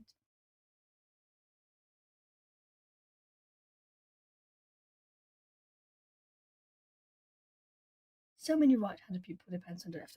Well, in my case, it's because there is no one else for me to put it because I'm at the top right corner of my desk, and that's the only place I can. My desk is like an L, so it's here, this desk, and then there's another desk here, kind of like this, and my computer is right here. And if I want to be able to attach my phone to my desktop, I need to stay right here in this corner.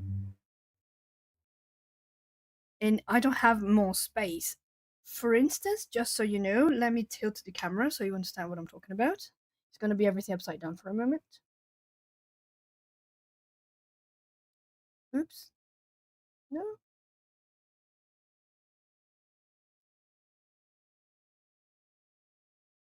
Wait. No. No. No. Why did you turn upside down, camera? I did not tell you to turn upside down. Goodness Lord.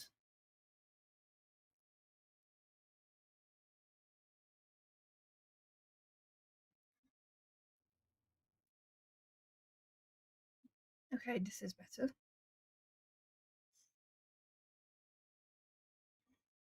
I'm gonna unclip. Sorry, everything's going to shake for a moment. Just so you understand what I mean. Can you see? There is no desk. It's empty here. Ah,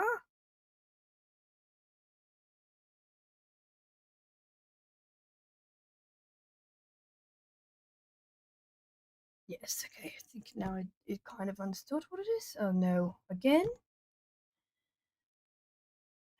Swear to God, this app is just dumb.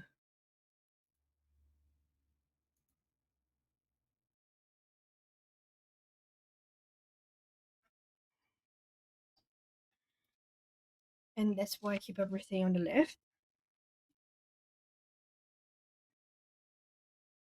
And in my case, I didn't have much of an option because the outlet, the largest amount of outlets that I have are actually right here in this corner, right there, in that hole I showed you. So it's the only place I can keep my desktop.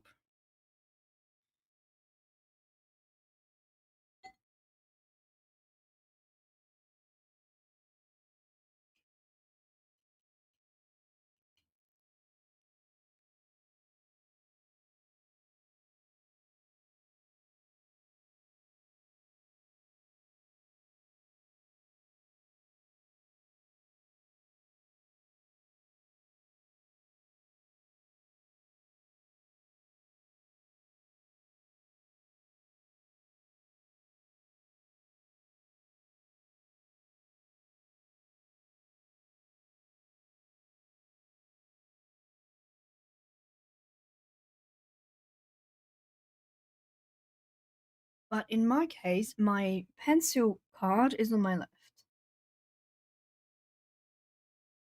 Hi Nessa, my dear, how are you? Hope you're feeling better. Hope you managed to decompress a little bit.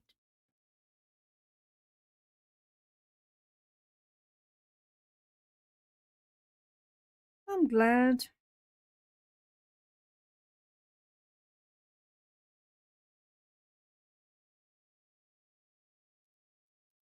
This is my collab page for Wendy. I just do the designs, and of course, I'm not going to record the entire process, but I wanted to do this.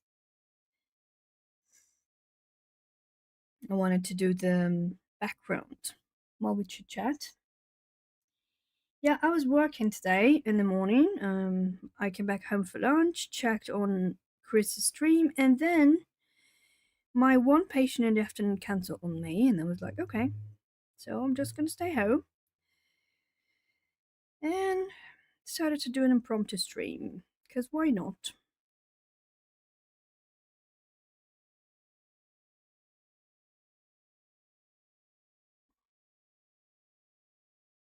Ooh, you sent me? You sent me on IG or Discord? Wait, Amy? Oh, hello, Amy, you're here too. Welcome, welcome. This is gonna be a very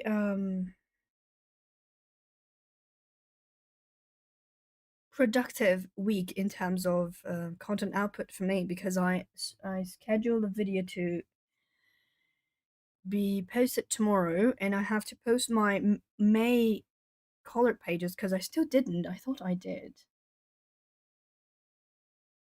Hi, Claire. Claire, you're here. Oh my god, I feel so famous now. Claire's here. Hello, Claire.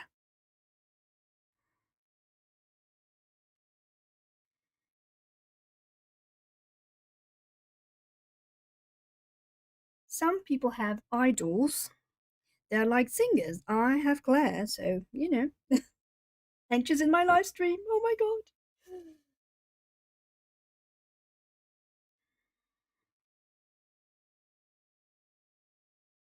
Ooh, I'm glad. I'm reading your messages, Nessa.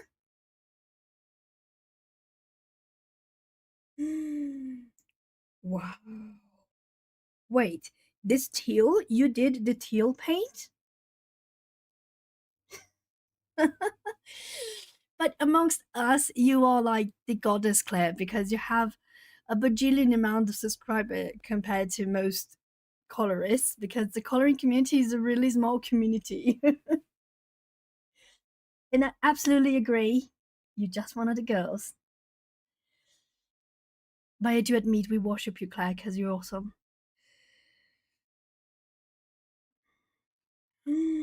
Wow. Look, this is Nessa. Nessa makes paints, Claire, by the way. And she mold two new paints today, and oh my god, my phone is definitely not. Yes, okay. I'm trying not to get the glare.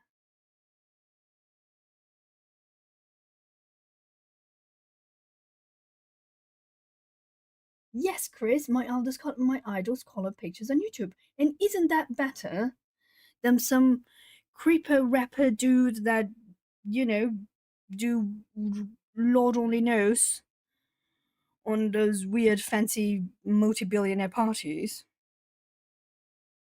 If I'm going to have an idol, I prefer to have someone that likes what I like.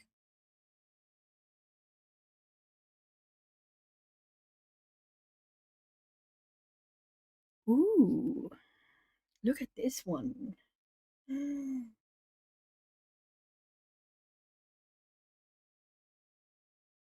Not just a toddler, Claire has a puppy too. How does she manage to keep her nails intact with that puppy? I do not know.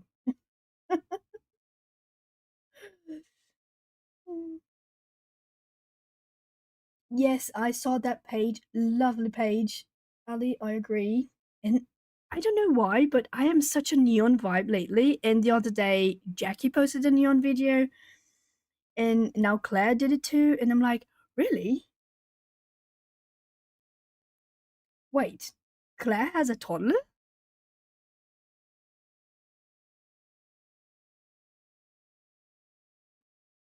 Yes, I don't think Claire has a toddler. I think she has a puppy, and that's Buddy. And he's lovely. Oh my god, the cutest. He's so smart. And this is the other one. This is a green gray, which obviously my phone is not picking up correctly.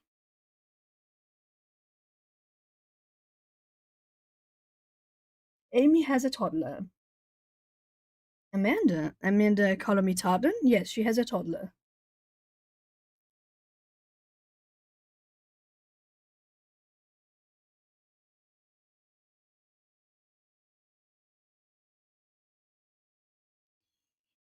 Yes, I agree. Claire's nails are always on point.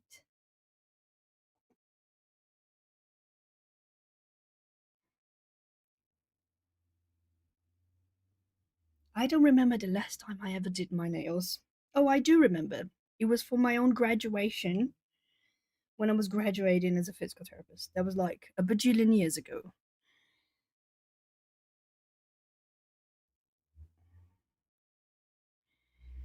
Am I going to do this? Yes, I'm going to do this.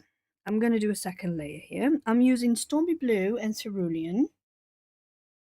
Stormy Blue is nothing more than Indentron Blue in PR 101, which is transparent red oxide if you're a Daniel Smith girl, or probably burnt sienna if you're a Winsor and Newton girl. And yes, it's very much like an indigo. Stormy Blue is very much like an indigo, and I love it exactly because of that.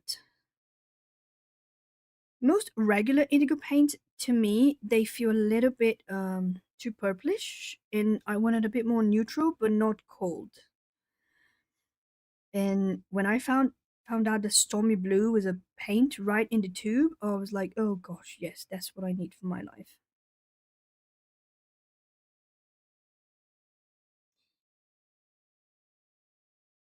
Jeanette said Lucy was explaining how to get watercolors granulate. Yes, in fact, Nessa is a paint manufacturer, a crafter, because it's not a craft, I don't like that word. She's an artisan. That's the word I'm looking for. And she can explain it better than anyone.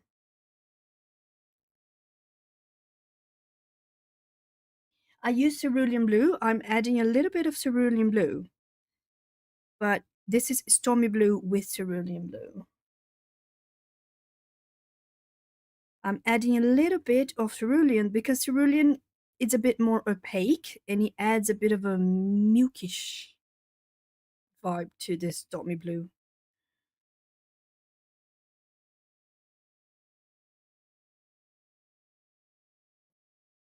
It gets to be a little bit more muted, and I like it.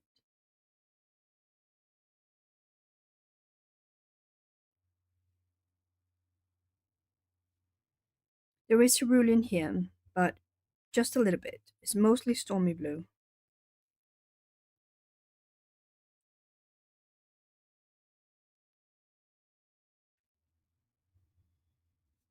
By the way, I did send Annika a little bit of the stormy blue.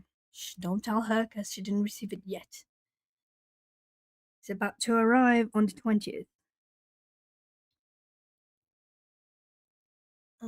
Let me see how the chat's going. Oh, winging it with color is here. Oh, my favorite. She's one of my sirens, girl.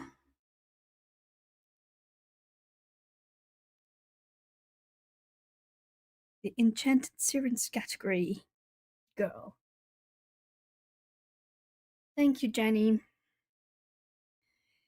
Like I mentioned, there's nothing other than Indian throne blue, cerulean blue, and a little bit of um, PR101, which is transparent red oxide.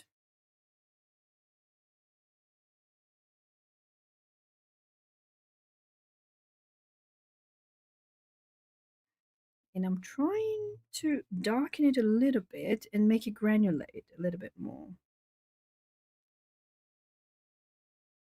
I do know I'm at the risk of overworking it though.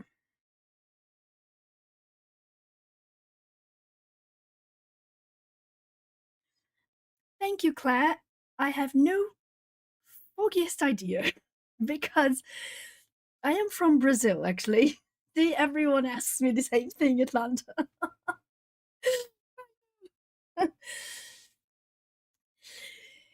And I have no idea because I lived in many places in the world. I lived in New York. I also been I dated and got engaged to a British guy for a really, really long time. And I blame him. I say with him because I think I got a lot of his accent over time. I've not got a chance to sit on with our kids being in. Oh, worry not, Liza. You can watch that at any time. Me? I'm glad. I'm glad you think that. I do not know. I used to be an English teacher, and but that was also a long time ago, like 15, no, 12 years ago. Hi, Audrey, darling. I was not going to. I got cancelled on by a patient, and then I decided to just stream because I was bored out of my friggin' mind.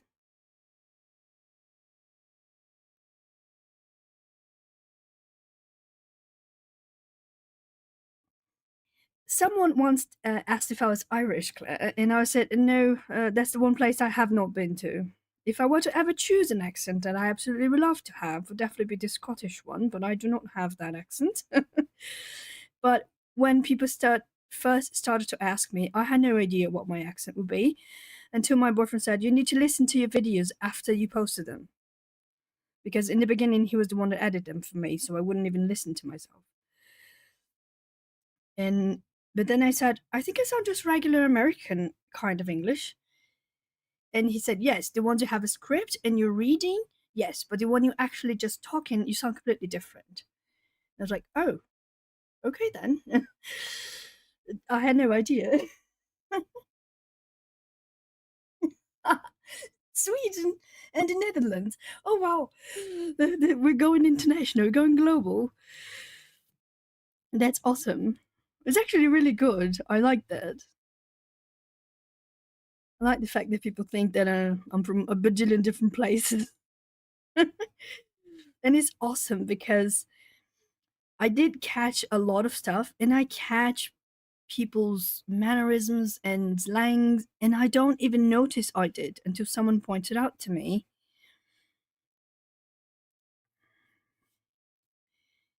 And back then, when I taught English, I taught three different Englishes. I taught in a Canadian English school, in a British English school, and I taught in an American English school. So I had to deliberately change my accent and learn how to pronounce in different types of English.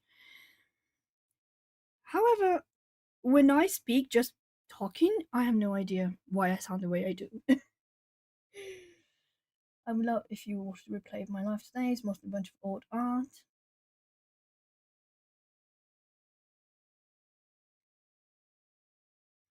Jeanette said det låter som Sagin. Over here we would say you sound posh like you're from Royal Hisbro. I don't even know what Royal Hisbro is. But Liza, you from Northern Ireland, right? I think so. But correct me, please.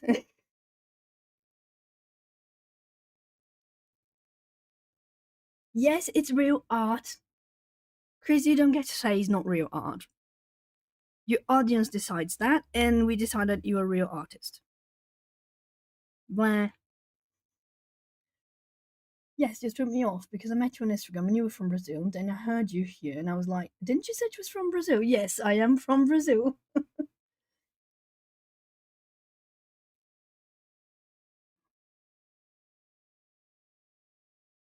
And even in Brazil, when I'm speaking Portuguese, my family, half of it lives in.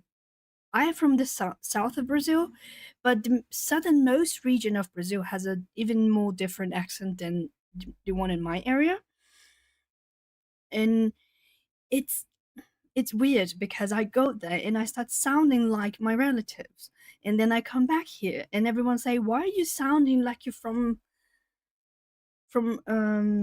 the south?" Even though here is also the south, but is the south of the south that we call it.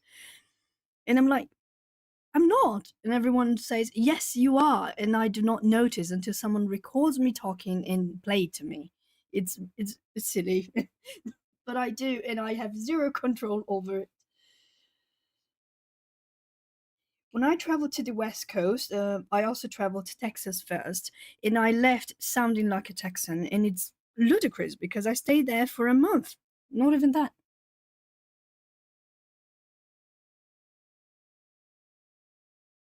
Yes, yes, yay! Chris admitted she's an artist. Winging with collar. Royal Hillsborough is the king's residence for North. Oh, okay, yes.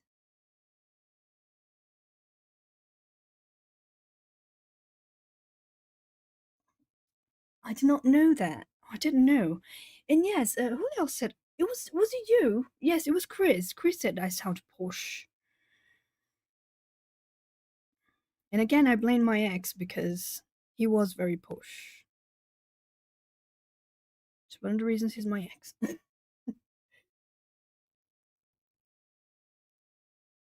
Jeanette says, I am the same when I go to Northern England. My parents from Yorkshire, and I soon pick it up. And it's funny because we pick it up and we don't necessarily notice we're picking it up until someone points it out. At least that's the way for me.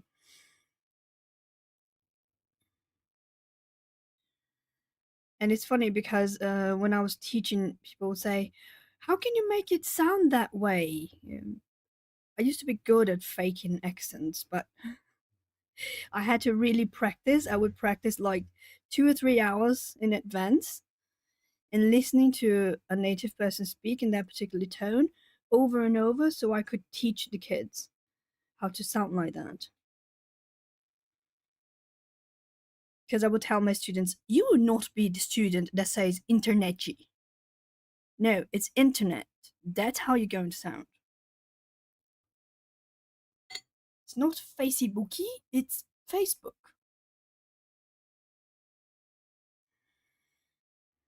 Because here in Brazil, they tend to use the T as a ch. And then, just like we say ciao, which is bye, and they use like, instead of teacher, they would say teacher. And I was always like, no, no, no, no, no. That's not how you sound it. We're gonna use the T. And so I had to really drive home the pronunciation of the words for them. And it's funny because they liked it.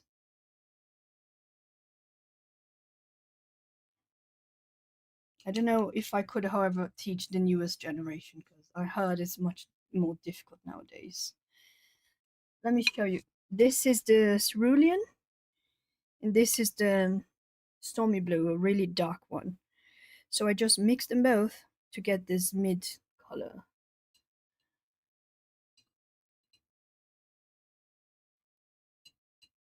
which is exactly this one right here by this note. Let me push a little bit. Yes.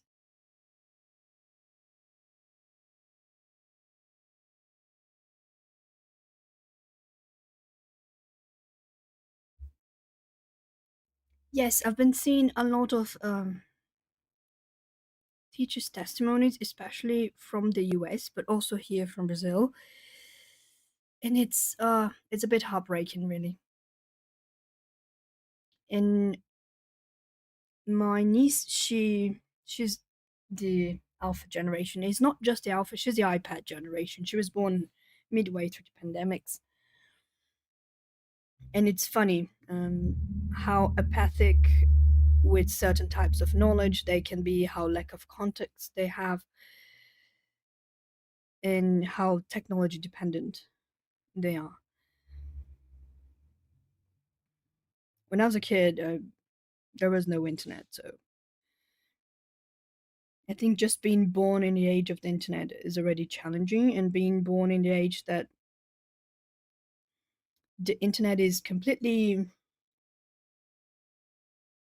I think, almost like the center of jobs and homes. It's tricky, I think.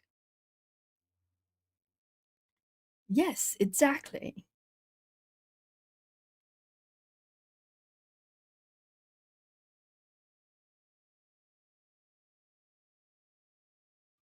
Mine, Amy says, my niece 11 proudly informed me that no one in her class knows how to read an analog clock. Exactly. Oh my god, I saw a video about that yesterday. And I was talking to my business partner. He's also a physical therapist and he has a small kid. And I was like, I cannot imagine not being able to read a clock, a regular, normal, old school clock, like analog. And he said, well, my daughter knows it because we really drove it home for her, and she's like 5 now. And he said that he was shocked when he realized no one else in her class knew how to do it.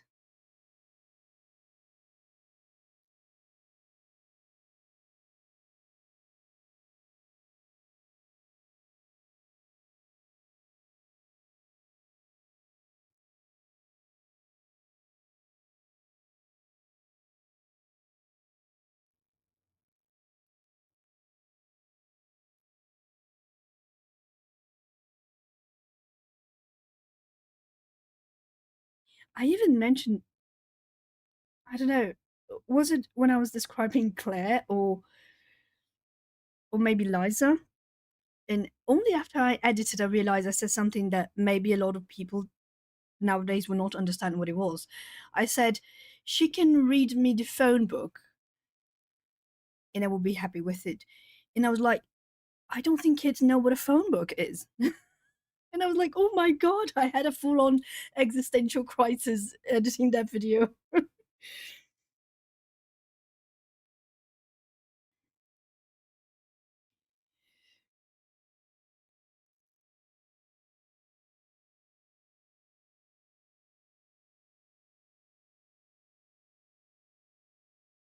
Yes, and my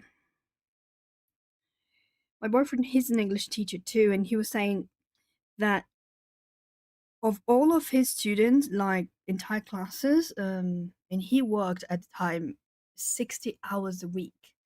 So he had a lot of students. And he said that he had two that actually knew, I mean, they all knew how to read, but to actually grab a book and read front to end, sit down and read a book, actually read the book. He said he had two students that did that. And all of them coming to him complaining he could not learn English fast.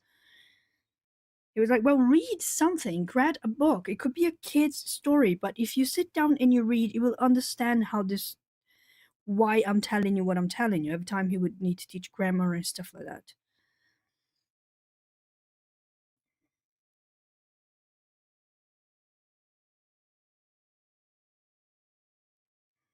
And I think, Clive is still there. You're lucky because your kids are older.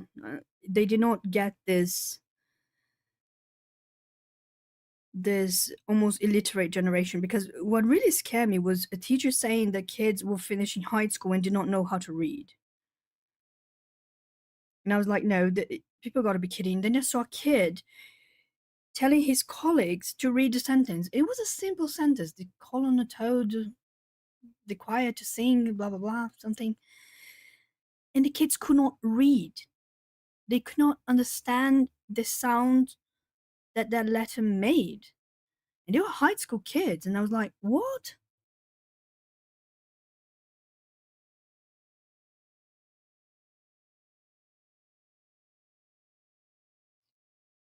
So you got lucky. Let me see. I'm having a full-on existential crisis now talking about kids these days. Her handwriting is also akin to how I'd expect 6-year-old to write, and her reading comprehension is lower than expected to be too. Yes, it's a bit scary. I do not know that people don't know how to read cursive or write in cursive anymore. And the other day, I wrote it down for a patient. It was the patient's mother, because my patient was a little kid. And I gave the instructions. I wrote it by hand. The instructions on how many hours a day to use the insoles that had manufactured for the child, and why you need to be used that certain amount of hours a day. I had previously sat down with her and explained everything, but I kept it in writing because I figured if she forgets, she has a reference sheet she can go to. And she said, "Oh, sorry, I don't read this." I was like, "Wait, what do you mean you don't read this?" And she said, "Oh, this kind of handwriting that is loops and is connected." And I was like, "You mean cursive? You don't read cursive?" And she's like, "Yeah, I don't write and I don't read cursive." And I was, "What?" But that's handwriting, and my handwriting is not bad. I was like, my mind was just. mm. I'm almost like, stop the world. I want to come down. No, I'm not. I'm a physical therapist. Well, I am technically a doctor, but I'm not an MD. When people ask if you're a doctor, that's what I mean. And no, I'm not a medical doctor. I'm a physical therapist, and my focus is nowadays is on gait, um, correcting gait patterns and manufacturing handmade, customized insoles for patients, especially autistic kids, because they do tend to have a lot of issues with the feet. Some parents were anti-magic as well as Weber to invent stuff though.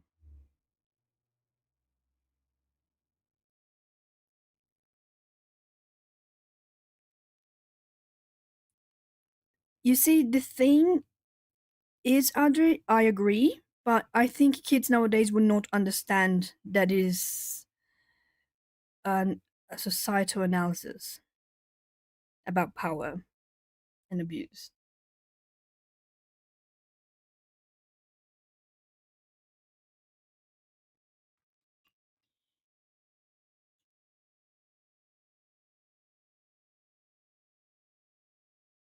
Yes, I don't know why, but apparently in the UK, the person that does this is the podiatrist. In Brazil, United States, Canada, and many other places where I worked, it's the opposite. Physical therapists do it because it's considered a prosthetics.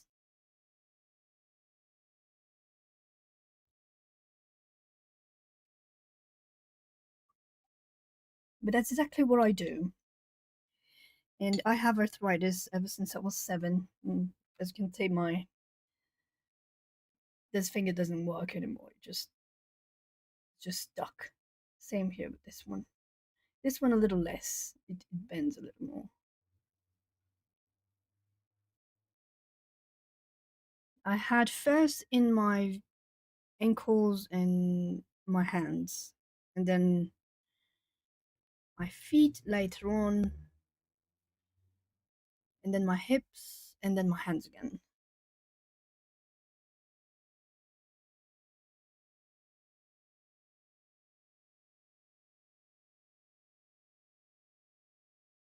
Thanks, Atlanta. To me, it's just normal because I grew up with it, so it doesn't bother me much. Except when it flares up, then I'm cursing the world.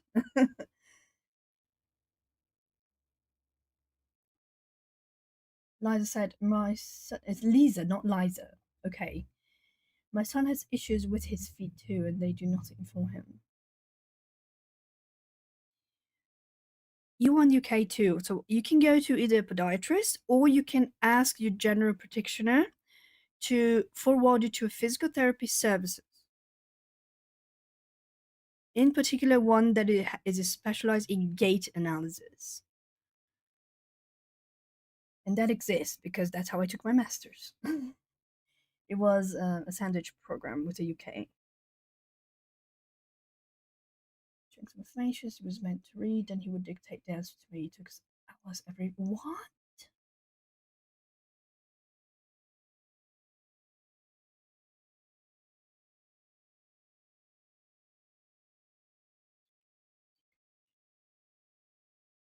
Oh, okay. You're talking about your son. Sorry, I thought I missed something in chat.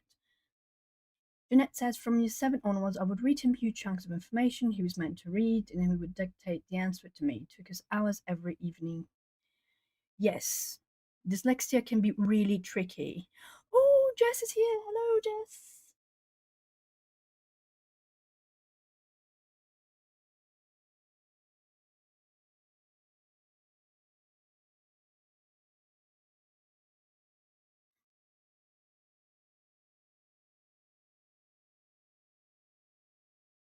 Your husband has osteoarthritis. Claire is saying that her husband has osteoarthritis in knees, hips, elbows, ankles, spine, and fingers. Oh, yes, I feel him. He's had new elbows, knees, and fused ankle. Oh, gosh, the fused ankle is a nightmare because it would put a lot of stress on his feet. You definitely need insoles.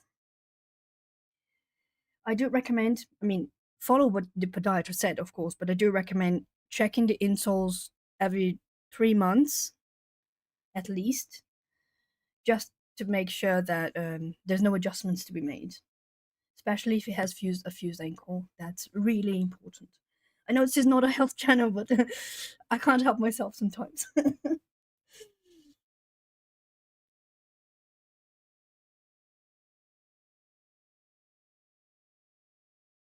That's amazing, Jeanette. And this is really important to make people aware of. I have ADHD. This is not, and I have 3 bachelor's degree, 2 masters in one, working on 1 PhD. So, you know, your difficulties don't prevent you from doing stuff. It makes it harder, but it doesn't stop you from doing things.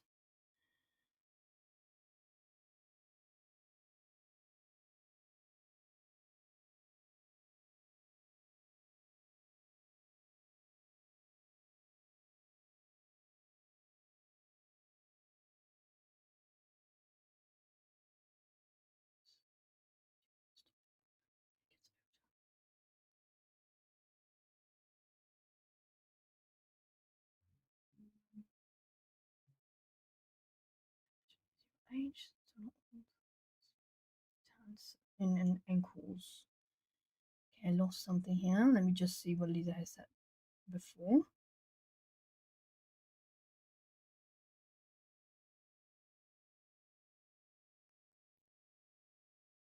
Yes, flat feet, hands in, and ankles, if that makes sense. Yes, that makes sense. And can't stand or walk along without being torn.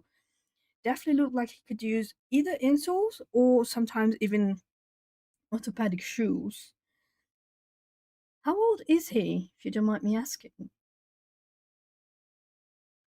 Lisa, by the way, I'm asking Lisa.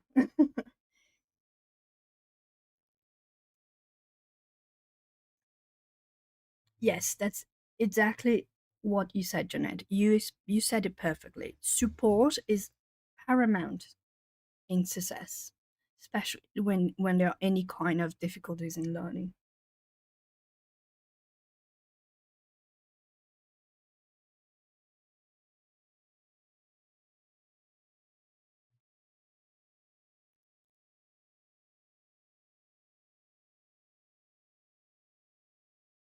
Resistant. learned to live with it gradually and continue. So I've been managing all my life. Yes, Audrey. I was only diagnosed with ADHD much later in life. I was 31 when I was first diagnosed. 32, actually. It'll be 10 coming in September. Okay.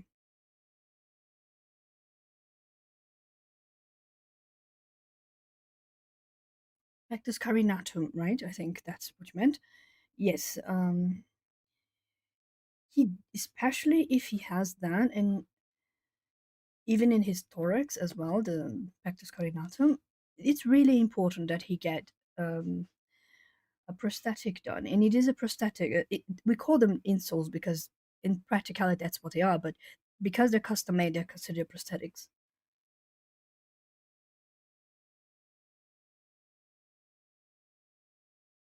Yes, exactly. Pecten carinatus is called pigeon chest, exactly. And he's at the right age, you know. He's at almost at the limit of the right age to correct that gait, so he doesn't have anything too severe in the future, you know. So I can try helping you finding a professional for him if you want. I can reach out to a few people I know in some universities and see if they have any one they can recommend in your area. I know you're Northern Ireland, so later you can give me more information. You can DM on Instagram if you want, and I can try looking for a someone I can recommend. So you can look for that for him because that's important, really.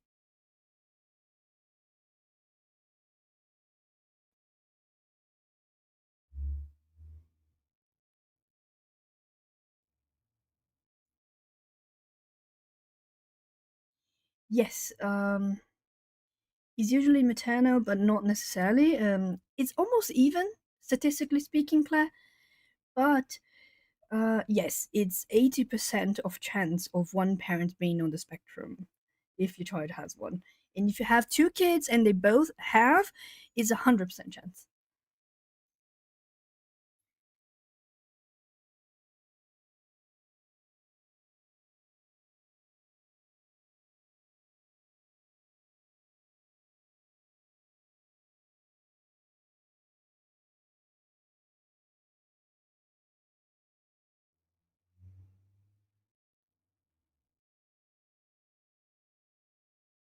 I think now it's dry enough that I can try doing this without smudging everything in a way. I need more.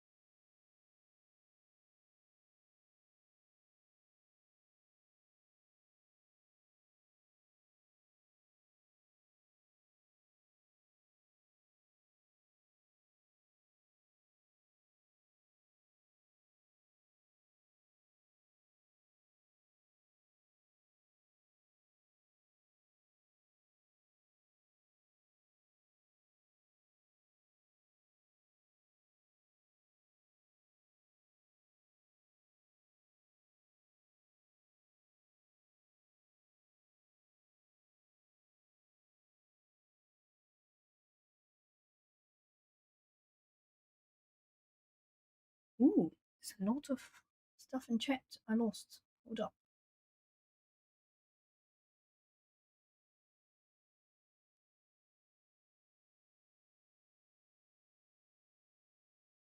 Um,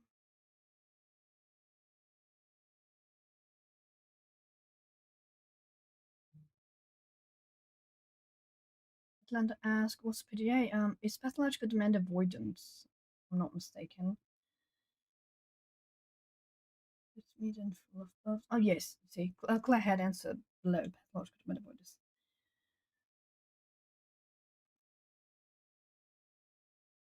2 ASD, 1 ODD. Oops, hold on. The chat just moved on its own. Sometimes wanna have a touch of asthma. Wait, I sometimes wonder if I have a touch of autism. I have one niece, one nephew in the spectrum. My nephew much higher than my niece, but I do have to have it sometimes. I isolate myself. That's not exclusive to um, autistic spectrum. It's really not. ADHD and many other neurodivergencies can have that same trait. And sometimes we can have traits and not have the illness or the diagnostics because it's not exactly an illness, but it is a neurological disorder, though.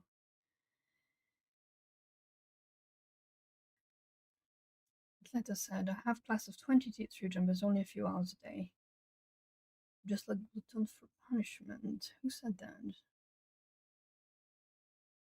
Yes, Chris, I think he has tiny animal clones all over him. Because he is the ground that they're stepping on.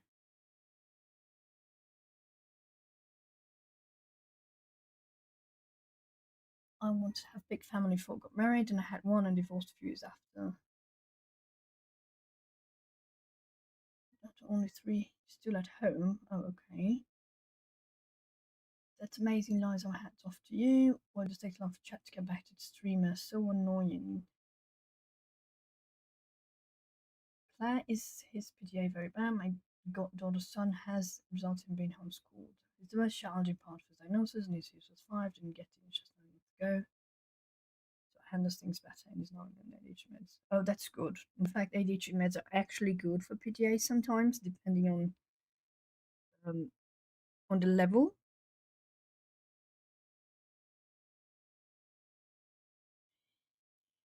Atlanta, I have 3 bachelors, one in pre-law, one in international relations, and one in physical therapy. I have a certificate in massage therapy and sports therapy.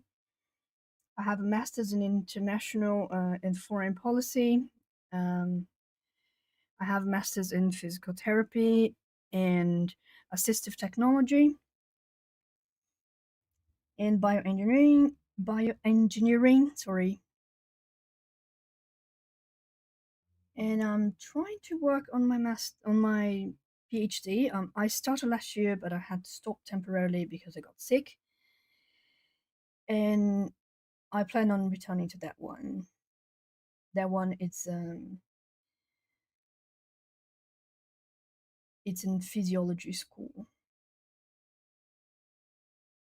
We're studying how the brain processes certain type of stimuli and how that translates into some rehabilitation techniques.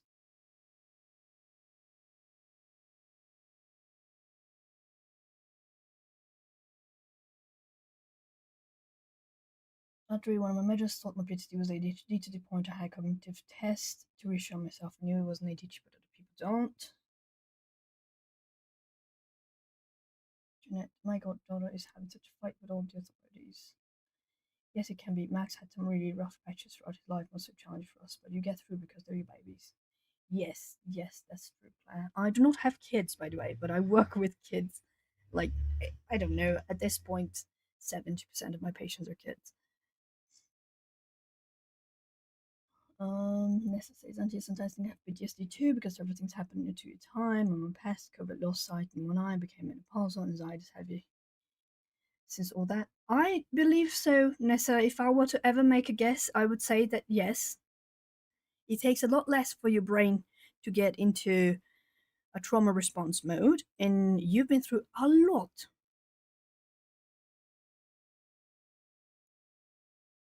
Totally understand. What? No, am I? Am I? I don't know. Chris said Lucy's a polymath. I don't think I am. Tully and Stankler have got very high fine paroles over the years. Now our 4-year-old grandson is showing all the traits, yes. Since 2006, came out of a marriage. Yes, that's very common, unfortunately, very common, Atlanta, and I'm so sorry you had to deal with that. Which book is this? I came in halfway. This is Fragile Worlds by Kirby Rosannes. Let me lift you all up a little bit. I think that's enough.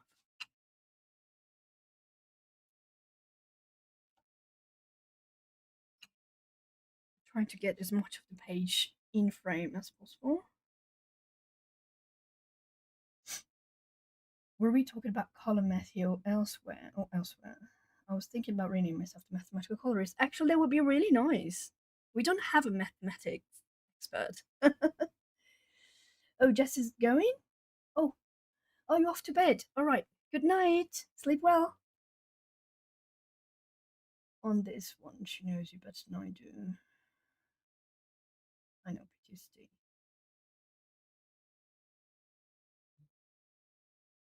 Yes, at the moment it's working fine. I'm dutifully medicated, Jeanette.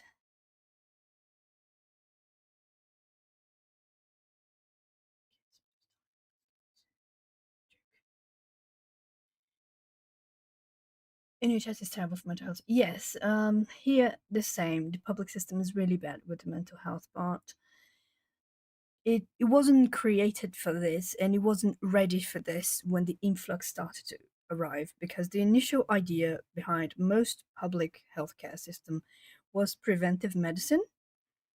You know, make sure you don't have high blood pressure and stuff like that. So when mental health came in, the system was not ready for it, didn't know how to react, and it hasn't reacted really well at all ever since.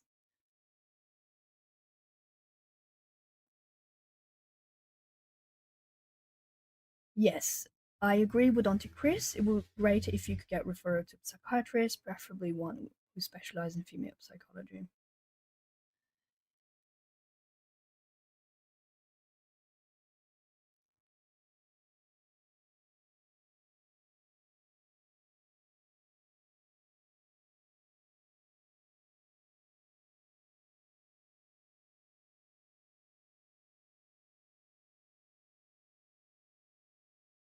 And everyone else outside the car were wrong until I woke up, felt I had the light of my life.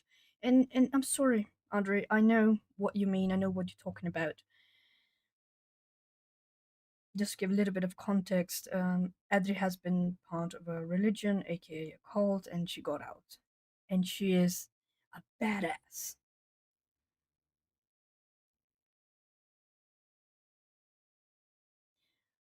Uh, Atlanta said a lot of people don't like mathematical brains with coloring, so if you're at home here, Lucy, thank you. Oh, I'm really glad. It's funny because I abhor mathematics.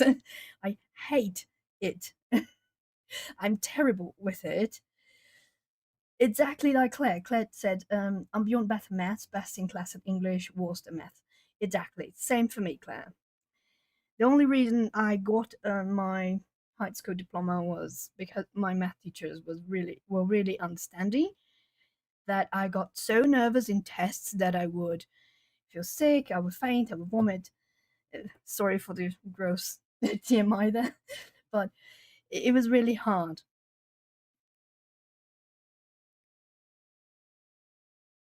And eventually I got grips with it, but it was a lot of tutoring at the university and staying extra hours and taking extra classes just to be able to understand it. And it's so funny, I ended up doing my master's in bioengineering because I hate math with all my might. But I wanted to learn about the biomechanics and learn how to better integrate the prosthetic, any kind of from insoles to like an in-body knee prosthetic, endogenous knee prosthetic, or an exogenous one if there was an amputation, for example. So I had to go to that area to find out what I wanted to find out.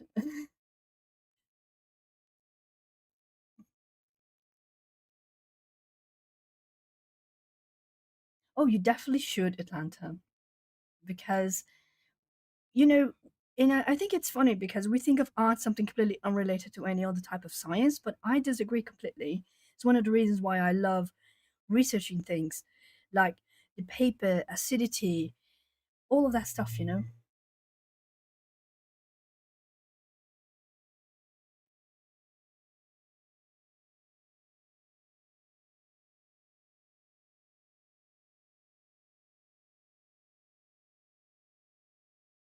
Yes, when I first started, that's what I wanted to work with amputees. But in Brazil is really tough. It's a man world, that area. And to be quite honest, I was just tired of fighting. So I ended up going to the hospital area, and then eventually I got sick myself and had to leave the hospital area. So nowadays I do prosthetics, just not exogenous ones.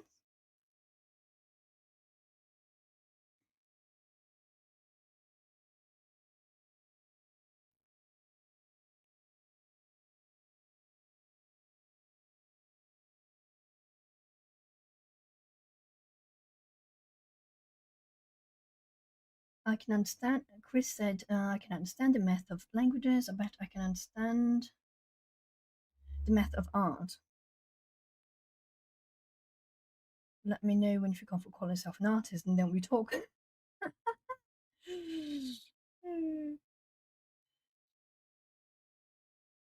Yes, very much so. Oh, I absolutely. That happens with me all of the time.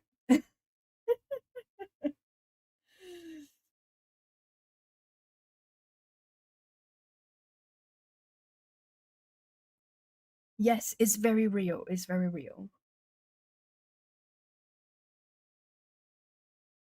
Yes, Audrey, our challenges, they make us who we are. But I like to believe we can get to the person we are now with a little less difficulties in life. Just a little bit. It doesn't have to be too much, you know?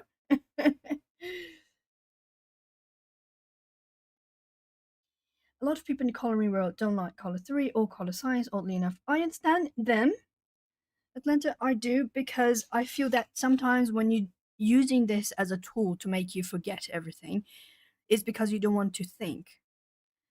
And I get it. Sometimes I want the mindless coloring as well. Sometimes I don't want to think, not even which colors to use.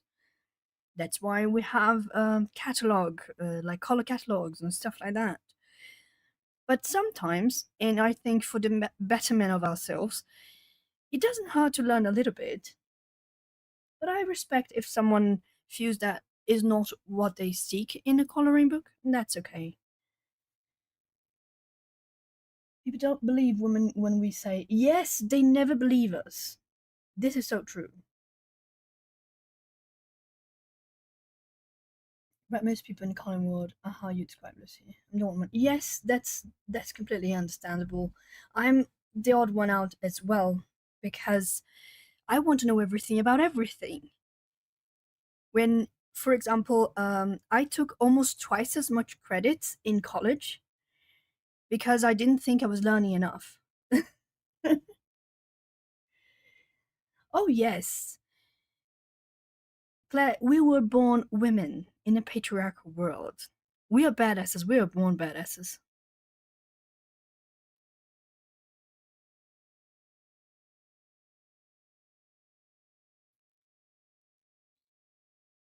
We have to be to exist in this world that was is rigged against us. We have to be badasses, even when we don't want to be.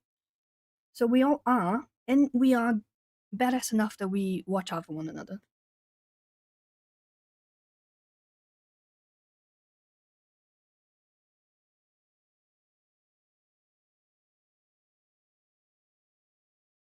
But it's also Nessa said, Auntie, I'm trying to learn more pigment science, color theory, like you say.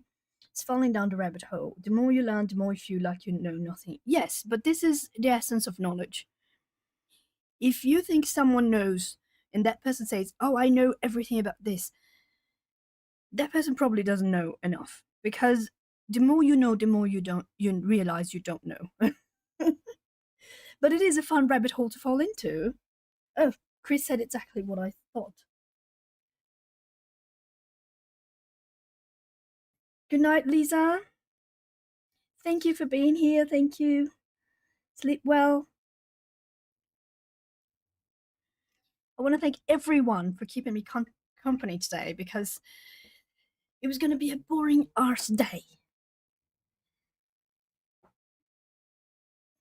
Because I thought I'm going to tend my patient and then he's going to need an insole. I'm going to manufacture one. So I'm going to spend all the way to 10 p.m.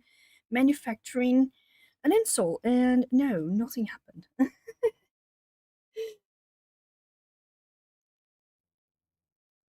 Oh, Claire's going to.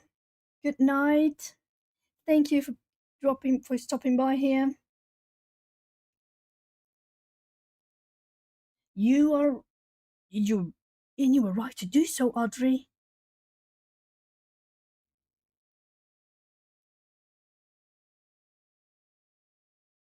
Good night, Claire. Good night, Lisa.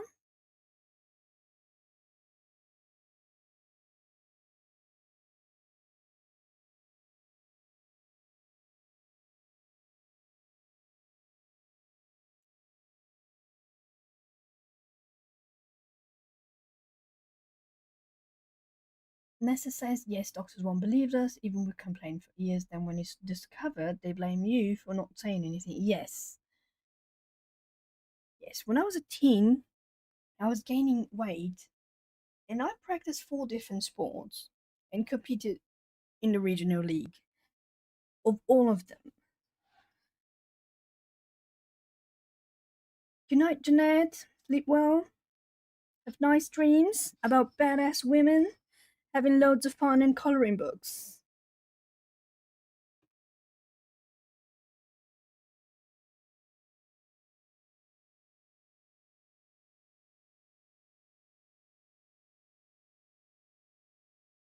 And I was gaining weight insanely. And then they put me on diets, and I did a lot of, I followed the diet, and I kept gaining weight. And they kept saying, "Oh, but you're probably eating too much. You're sneaking and iodine eating." I was like, "No, I'm not.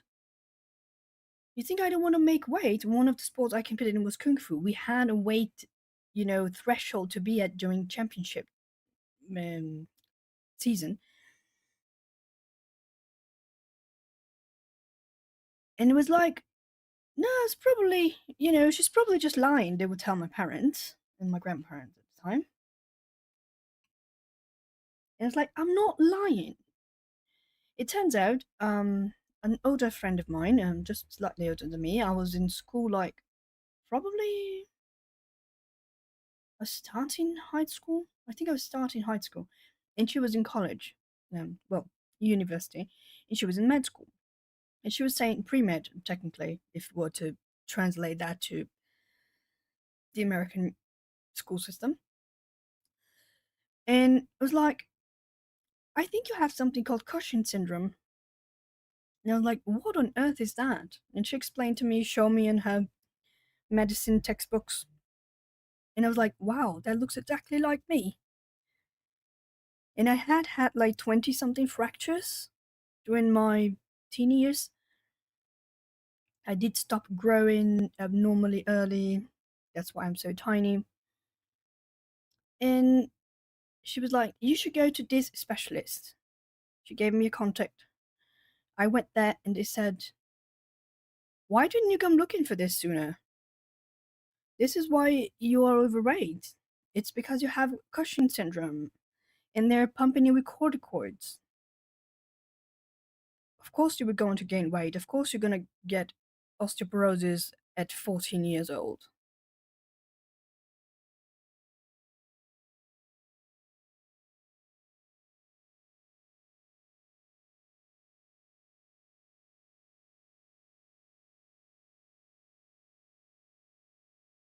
And I was like, yes, I've been telling everyone that I'm not cheating. I'm not, just nicking out in the middle of the night to grab food. I am working out around 5 to 6 hours a day, almost every day. It's ludicrous that someone would think I was just compulsively eating or something like that. And that's the kind of thing that we as women have to deal with. what I thought lived community, the whole 9 yards. Oh shoot! Sorry, I went through that, Atlanta, because that sucks.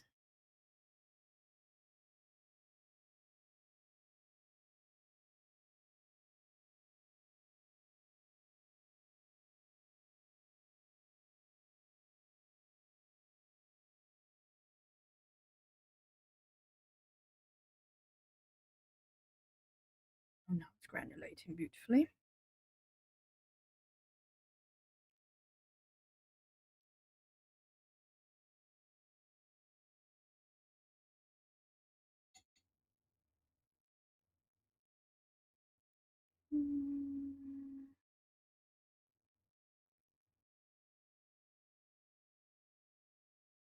I'm gonna put this to the side so I can let it dry a little bit.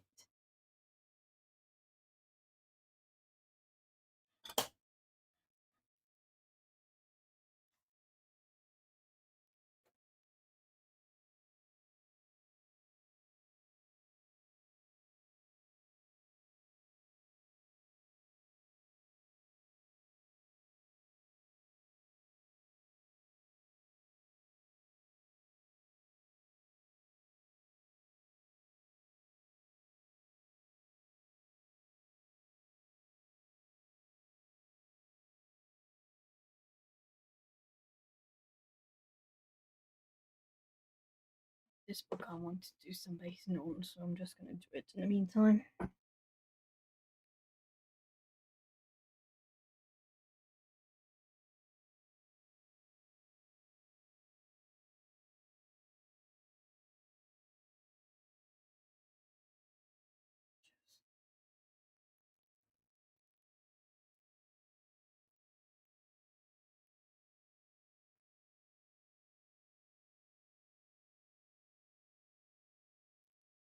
Yes, I agree, Atlanta. Very much agree.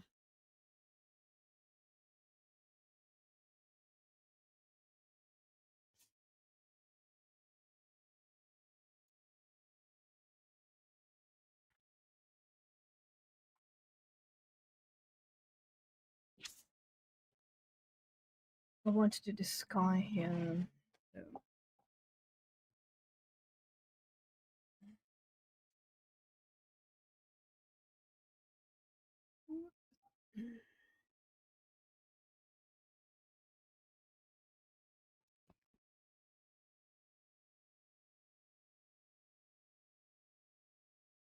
I want to do the sky on this one, so I'm gonna use this paint I have left here for the sky.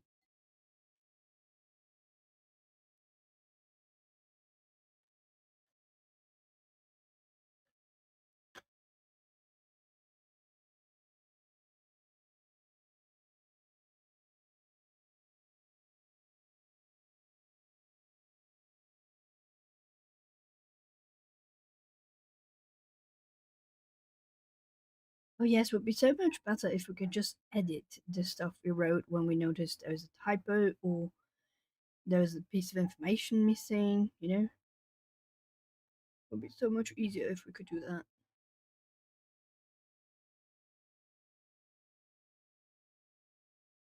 I'm looking away from the screen for a moment.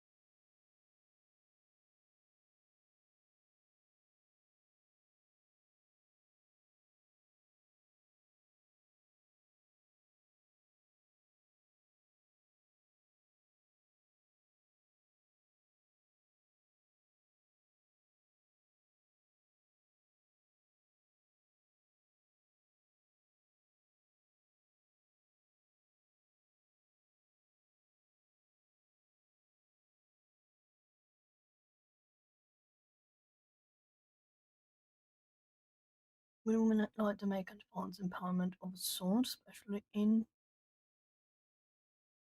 Yes, sometimes I agree.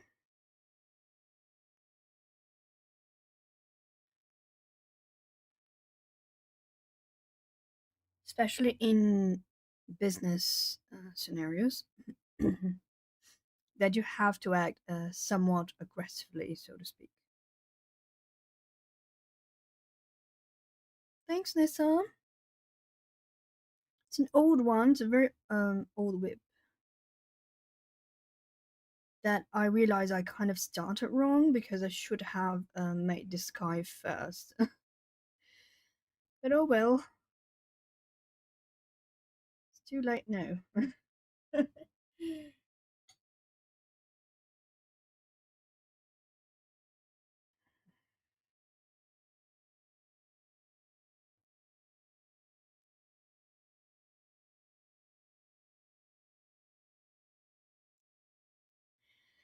Yes, we can repeat patriarchal patterns, so to speak, inadvertently, because that's what society pushes it to do sometimes. But and that also means that we would be just as mean as any guy to our sisters. And I mean sisters because I think at this moment it should prevail sorority, but sometimes we can also be just reacting to what other women are doing to us. Because many of them get into the patriarchal pattern and doesn't even know don't even notice. Sorry.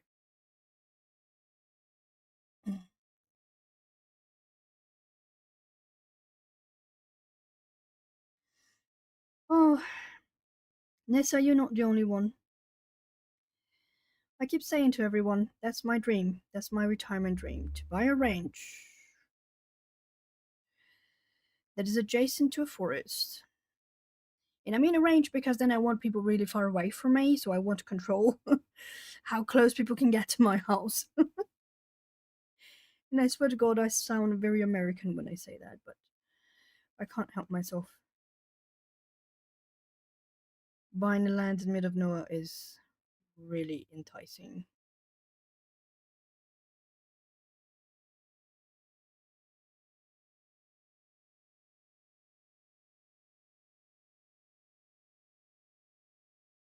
Yes, is internalized patriarchy correct? That you are absolutely correct. In my opinion, because I'm not an expert in social studies, even though I study poli sci. In a post-apocalyptic wasteland, then the world will make sense to me. It will look how it feels. Yes, it will look how it feels. But I think I prefer to come after the post-apocalyptic. You know, when nature is regrowing. Yeah, that's what I mean. It's more my vibe. Speaking of which, is nothing to do with anything we're talking about. But I saw a documentary of some people going to Chernobyl and checking, and some biologists are studying wolves in Chernobyl and how their presence is regrowing and rebalancing their ecosystem there. That was very interesting.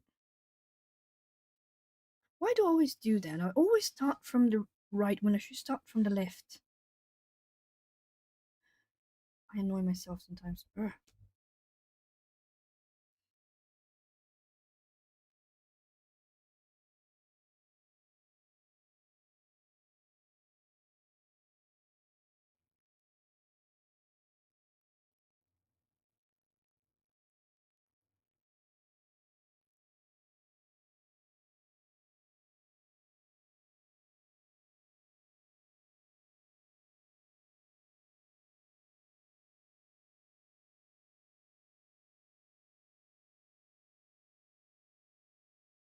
And by the way, this book is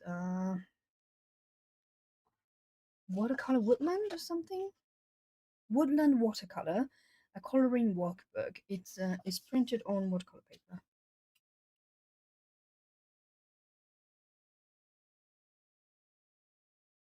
similar to the way I cope better with crisis than in regular time. Why does it happen? It happens because we're so used to stress that our body lose the ability to understand and react to things when we're not in stress, like under pressure. So we can deal fine with stress, but anything that happens when we're not in a stressful situation or in the middle of a crisis, then our body just shuts down. It's a classic PTSD one, but also ADHD.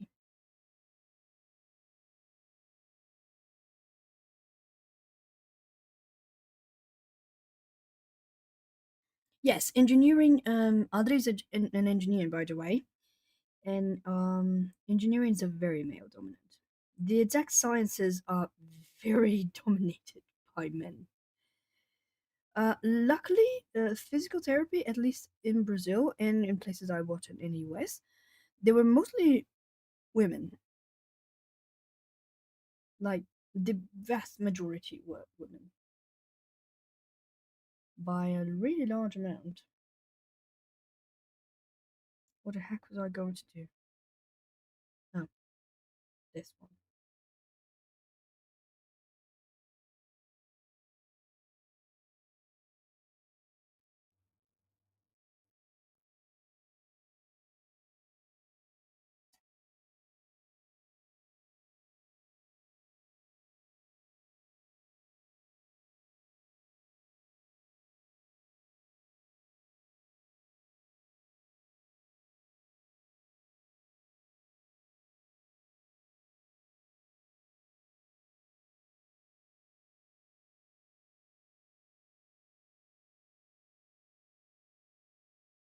And that thing you mentioned, Audrey, about sometimes you wanted to isolate and all that, it could be the that you are on the spectrum or any kind of neurodivergency, but it could also be PTSD or could be both. You know, it's not that because you have or may not have ADHD or being on the spectrum that one might not necessarily have PTSD as well, because many times PTSD comes exactly from that kind of thing, from our um, difficulties in coping in a world that is not inclusive. That can also open ways for us to mask for so long that we become super hyper aware of our surroundings because we need to keep masking all the time.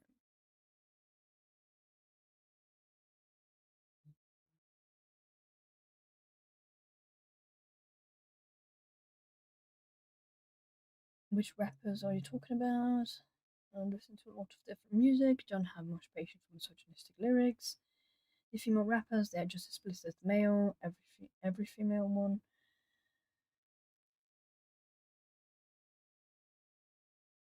I don't, I, I have to admit, I don't listen to a lot of rap. I used to listen when I was a kid, but nowadays I don't much. I don't mind it being explicit. I mind if the idea, that the lyrics convey are similar. I think in that sense, yes. Yes, it's compounding stress, exactly.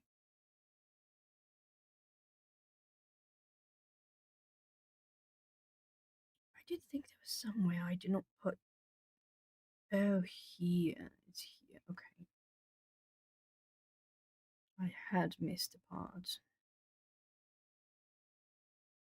I'm gonna get the green now. I'm gonna get my favorite green.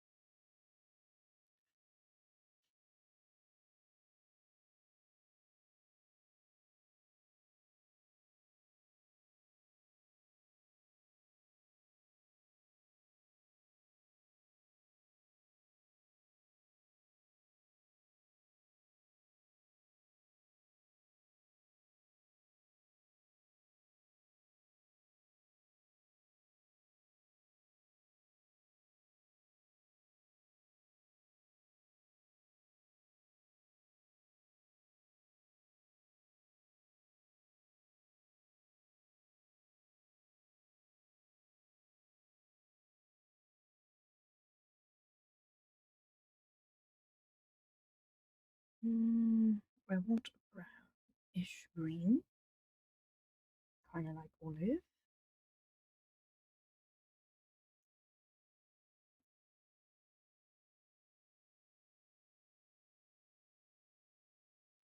Yes, you don't enjoy living home. That's very, very characteristic of both things.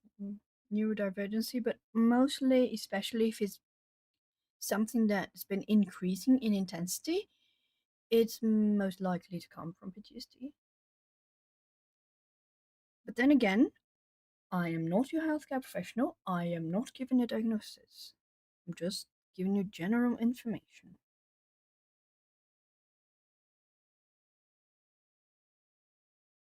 And I'm saying this just as a disclaimer, just, I don't know, if YouTube decides to take me down or something.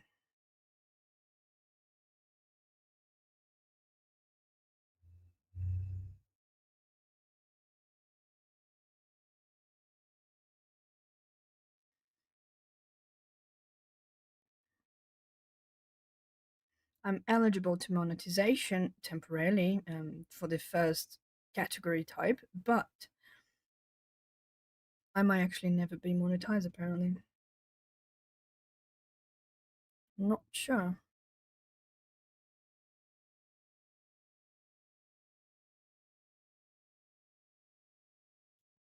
Audrey, if you can, do it. You know? An appointment, I mean.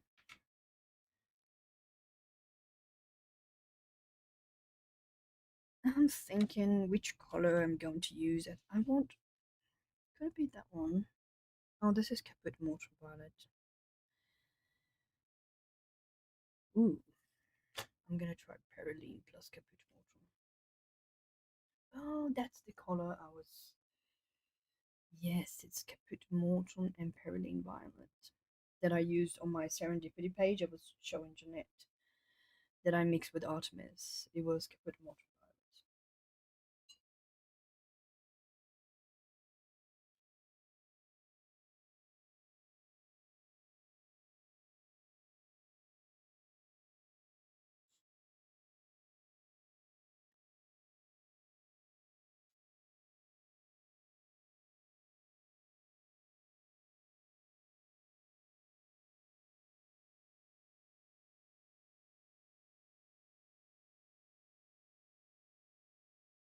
I see. And dream and model house has some treatment. We should talk about some time. I can't say too much. No, I don't talk about too much. It's a lot. Yes. Jeanette's back. It took four of them to get me out on all four sides before I felt safe enough to go out.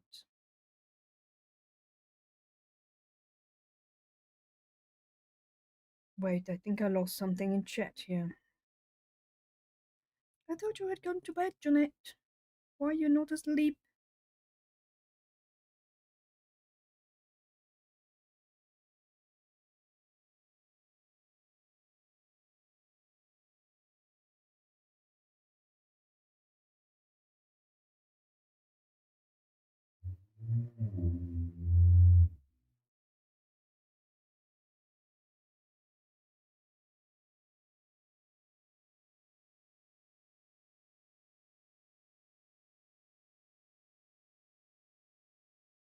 Oh, okay.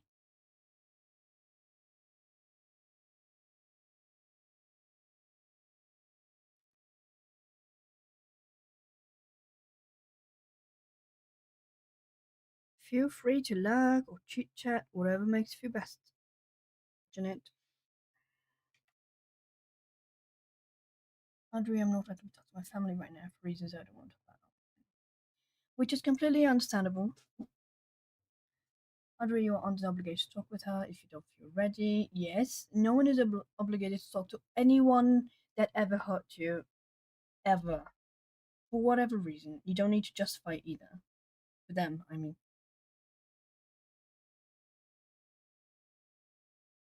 When I was very poorly, put on 10 stones in 8 months, was slightly improved and family tried to take me out, I could not step over the threshold of the door. It took four of them to get me out on all four sides before I felt safe enough to go out. Oh, I understand what you mean now, Jeanette. I haven't seen that message before, sorry. The chat sometimes scrolls fast. Audrey, you are an obligation. Yes, my nieces won't talk with their mother either. As far as they are concerned, I am their mother. Very much so, and I understand that because my auntie is my mother. To me. And to hell with everyone that says otherwise to me about my aunt. Do I want burnt sienna or do I want burnt sienna deep, raw sienna? Ooh, quinacridone orange. We're gonna go with quinacridone orange because why not?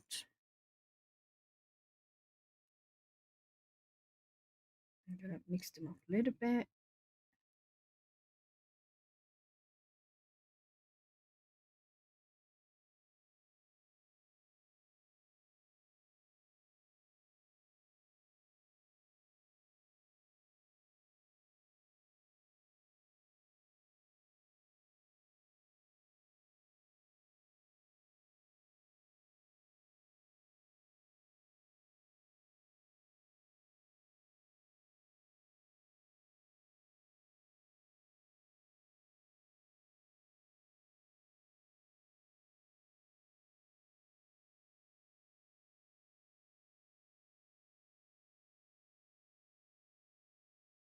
I really thought that there these I think it's a fawn tail. I thought it was always propped up and smaller when it was propped down.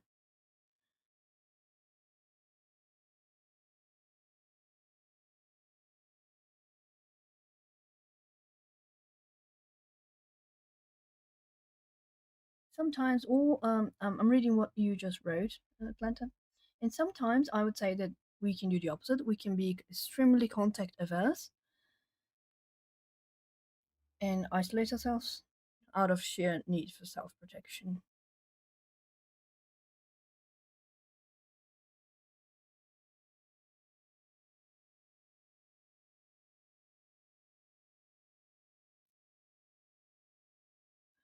I keep saying this, you're more kind hearted than you give yourself credit for because you feel bad for him. When I used to work in hospice care, most people there I felt no sympathy for. I mean, not like, oh my god, they're in pain. No, that I feel sympathy for. But for the fact that no one would visit, that those people would be completely alone, you go and look at a record and you see what they've done. And that's really widespread. People think, oh, kids abandon their parents. No, most kids that ever abandoned their parents and didn't go to see them was because they were narcissistic parents and very damaging to the child, or just traumatize the child with abuse or neglect.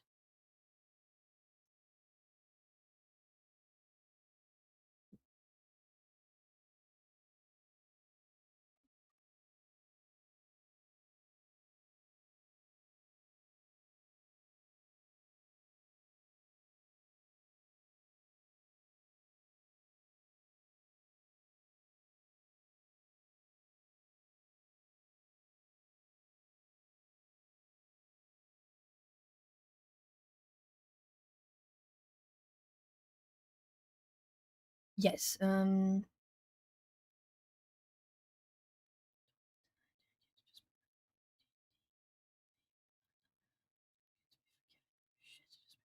exactly, Chris. You are correct. That's the way I feel about it. And I think you make your bed, you lay in it. There's no point in this pity partying just because, you screwed up a bunch of people's lives and now no one's there for you and you're feeling sorry for yourself. People make their beds and lay on it. So I do not feel sorry. And sorry, my dear Nessa, but I do not feel sorry for your ex. Because if he had built meaningful relationships in a rich, loving way, he will not be alone. His kids will be there. And if they're not, they have a reason not to, and that is super valid.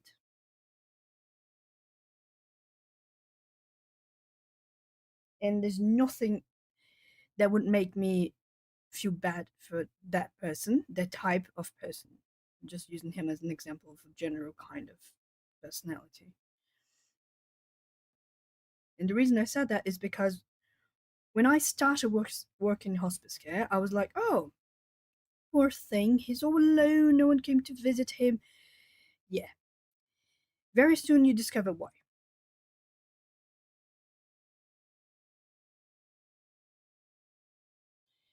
Adre, you owe forgiveness to no one. No one. People say, oh, you should forgive me, it's the best for you. No, it's not. That's only best for that person that screwed up.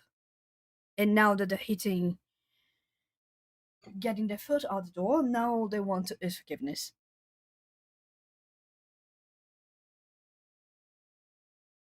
Yes, exactly, Chris. We can feel empathy for them, but we don't need to forgive them for causing pain.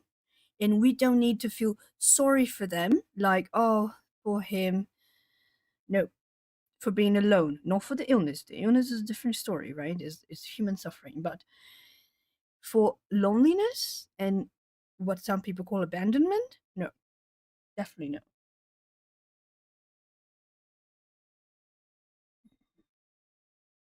Oh, and you made a great distinction there, Chris. There is a huge difference between being sorry and wanting to be forgiven. That actually regretting, and that comes with change because you might have regret this stuff you made, for not saying another word. But if you didn't learn anything, if you didn't change, that means nothing.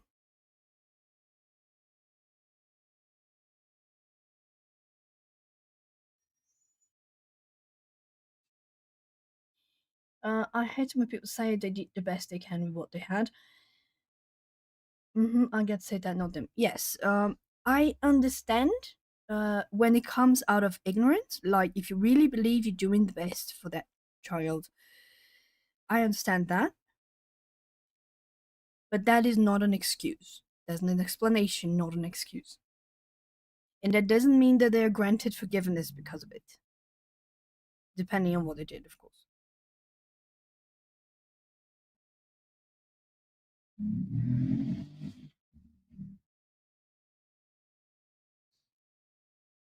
And also, in this, I want to make this very clear to everyone in chat is is the fact that someone is related to you in any way, like a parent, a spouse, is not a reason to forgive them or to be around them if they are unhealthy to you.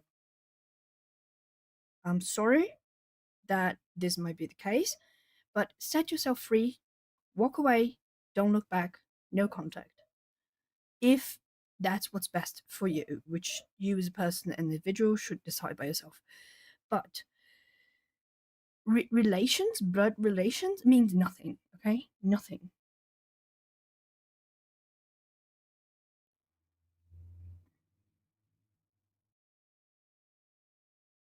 Because you can be a janitor. We call that janitor in Portuguese. The how do I call this in English? The one that biologically made you, but they're not really a parent. So they can be the creator, of your genetic material,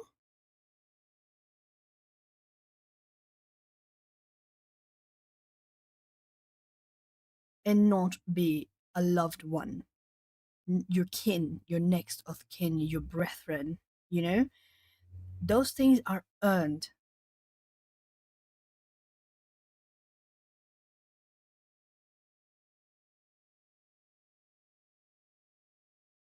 And that's the thing with cults, right? With cults overall, regardless of which one, it's nothing is above the cult. Jeanette says, listening to people I respect most in the coloring world makes me realize that we all have our problems and that coloring allows us to share and becomes our own life family. Yes, I agree. And I think family, friends are the family that the universe allows us to choose. And this is what this community is. people we are willingly letting into our lives because they are healthy for us, because they are supportive, they call it like it is. For example, we have no problem pulling each other's ears if we have to, but you know, we are there to respect one another, support one another, and also to be the one to demand sometimes when it's necessary, you know?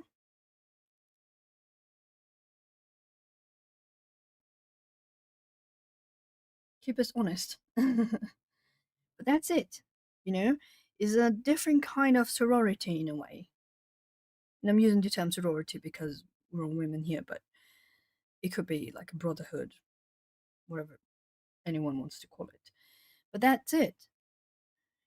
And the universe gives us that opportunity. And that's why no one should feel tied to blood bonds, you know? If that is something that weighs on your conscience, I mean. And if there was neglect, of course, just to be clear.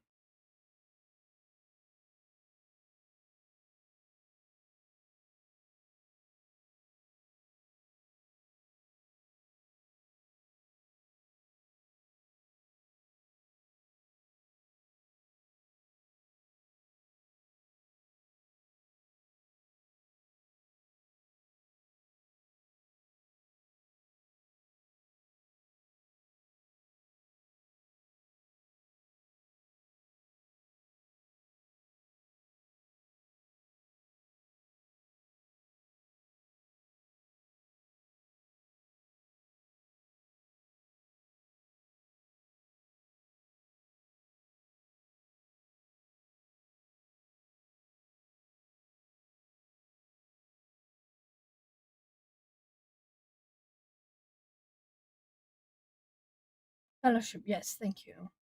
Pulling ears.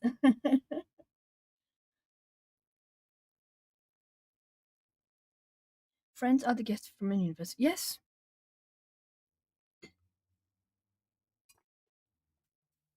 And nothing is more honest and true than that because, in my opinion, of course, it's just me musing about stuff.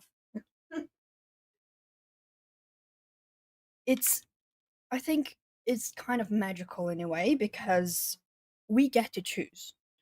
And you know, at some point, you might have a friend, and that person no longer fits into your life because people change over time, and in one's opinion might not be for the best, but for them maybe it is, and they need to leave you behind, and that's also fine. People change and move on, and that's also okay. You can have former friends without having enemies.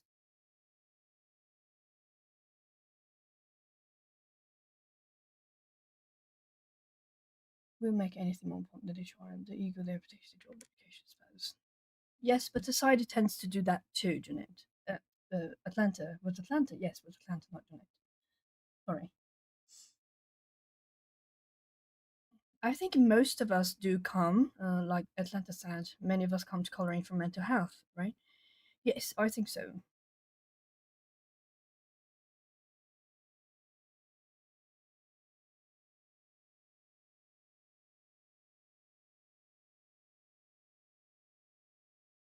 Wait, whose brother? I missed something.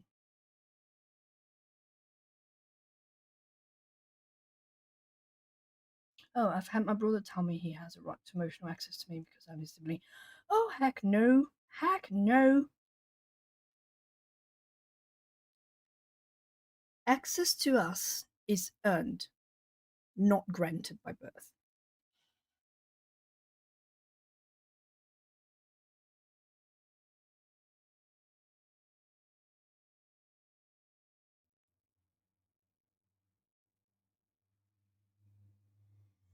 Oh,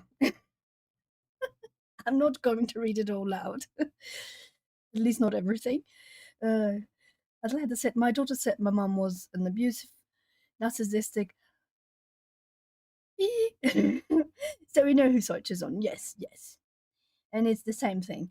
And you see, usually, if you are, at least there's something I observed with a lot of patients while I worked in hospice.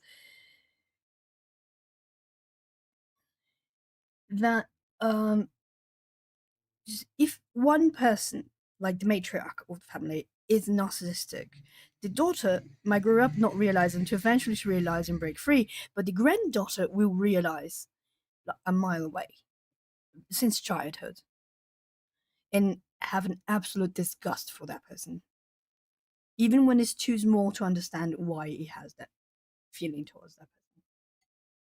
But it's very common to see that.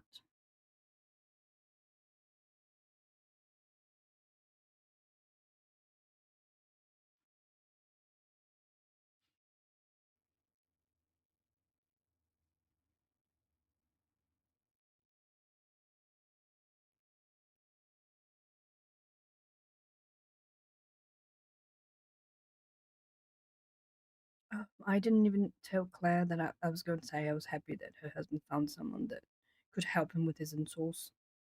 Duh. I had it on my mind and I didn't say it.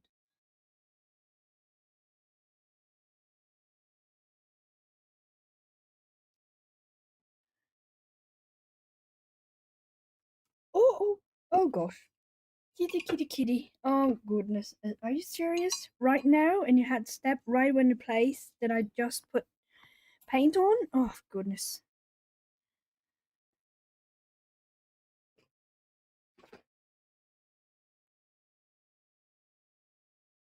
Yes, you are. We're all adults. You can put it in whatever way you want.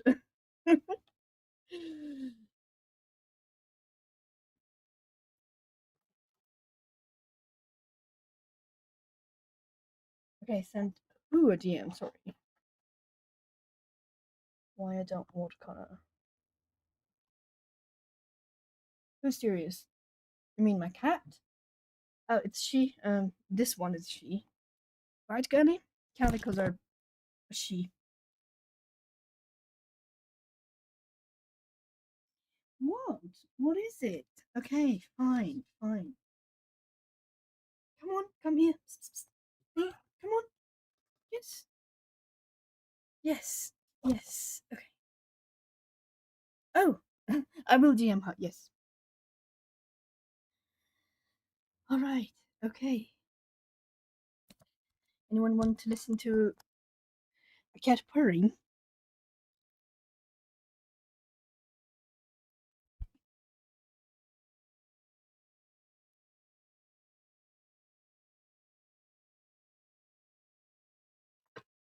Gosh, that's how I end up with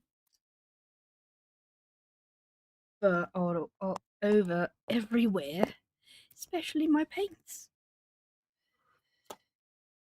Oh, you got tired of it. Okay.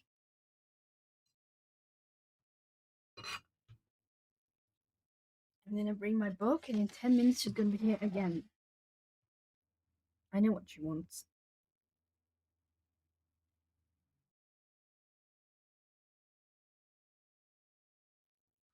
Yeah, she was not the one that painted my entire chair neon pink.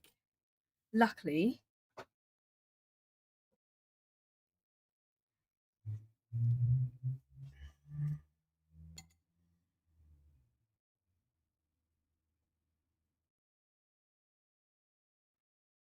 ah, I told you I was gonna bring it back, and she would show up again.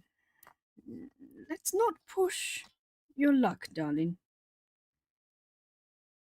Oh, goodness. Really? The camera?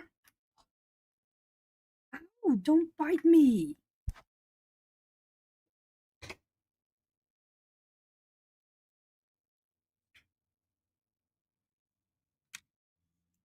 She typed E in the keyboard.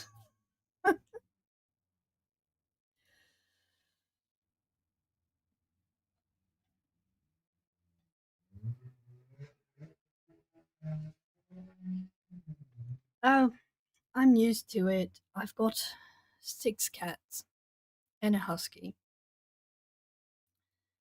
So I'm used to it by now. Very much used to it.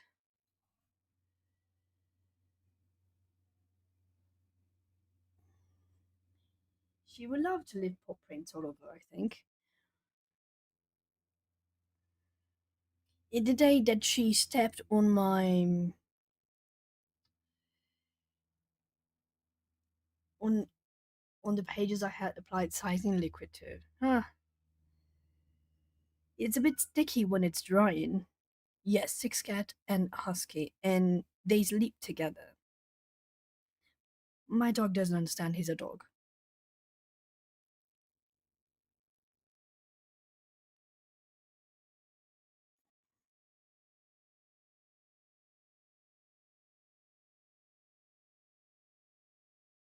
And I used to have two dogs. My Yorkie used to live with us, but he passed away a few years ago already.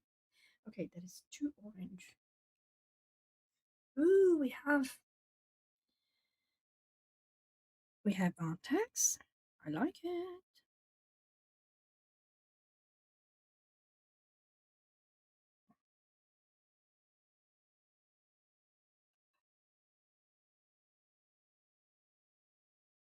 Nessa, just so I understand, you mold the grey, the green grey, and the purple grey, not the teal, or also the teal. Oh, you made the experimental one. Well, if I had read it, I would not have had that question. Duh. Ooh, Amy, that's a good one. It's a really good one. Look. Oh my goodness. She's a tortoise shell. So cute. Let's see. Oh, what is this book? I do not know this book, do I? I don't think I know this book. Which book is this from, Adri? By the way, is it Adri or Adri? Because I call you Adri because that's the way we speak in Portuguese. But I have no idea if you prefer Adri or Adri.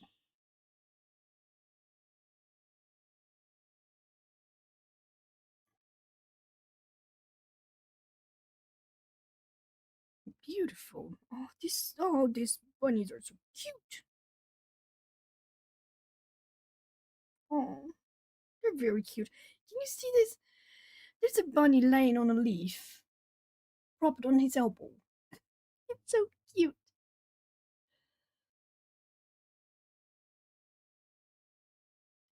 Yes, in her teal paint, there is glitter. Artist grade glitter. And it's so lovely.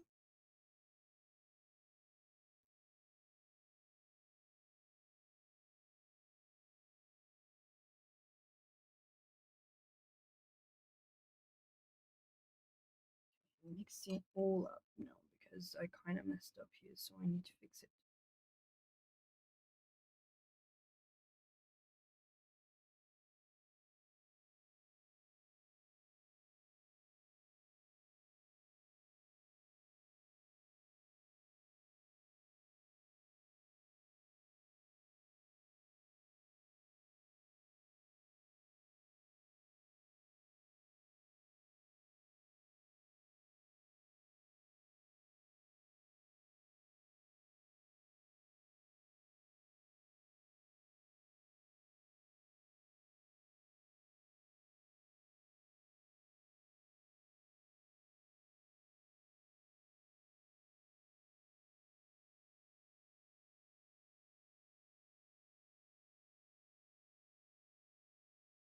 And yes, I know she wants my attention. My cat, by the way, she wants food.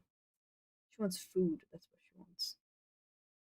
But it's not time for her to eat yet.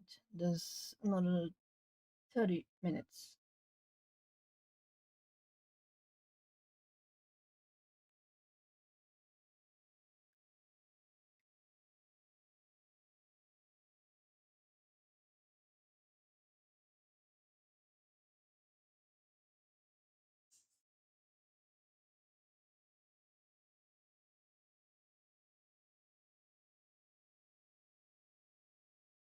So it's correct to say Adri.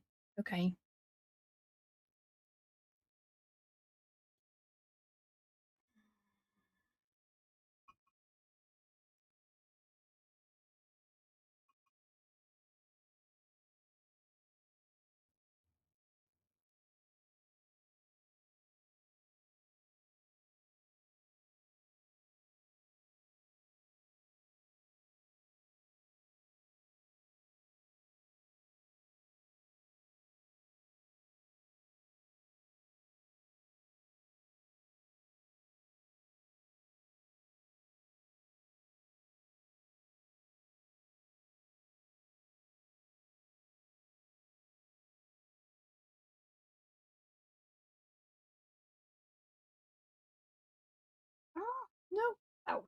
Okay, okay. It's not time for you to have dinner yet. Jeez. I checked. It's not time yet.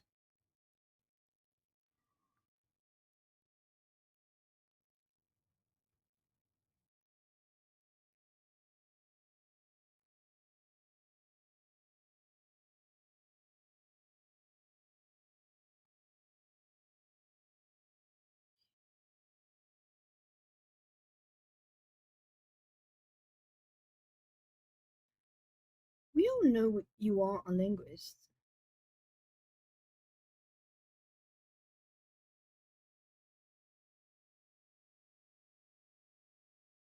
And I think people forget that you can know much more than someone who went to school for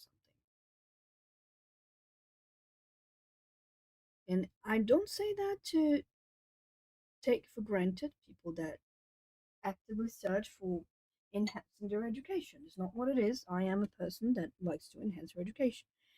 But sometimes you can literally do it by yourself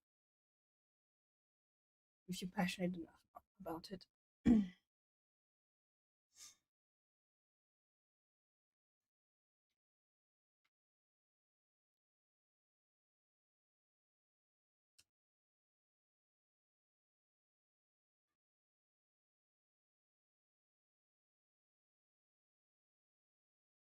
that a Korean book?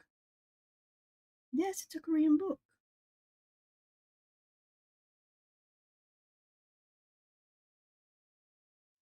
I'm gonna show you the cover just in case there's someone out there who is not on the Discord. I'm trying not to have it glare.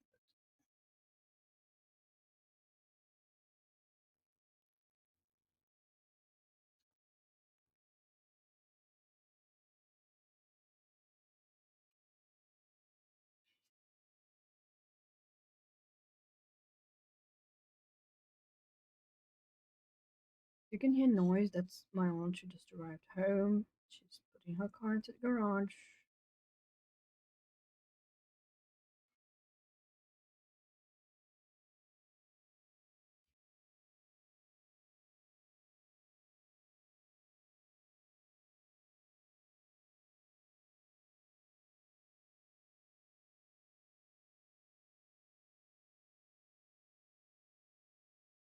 Hello. Yep.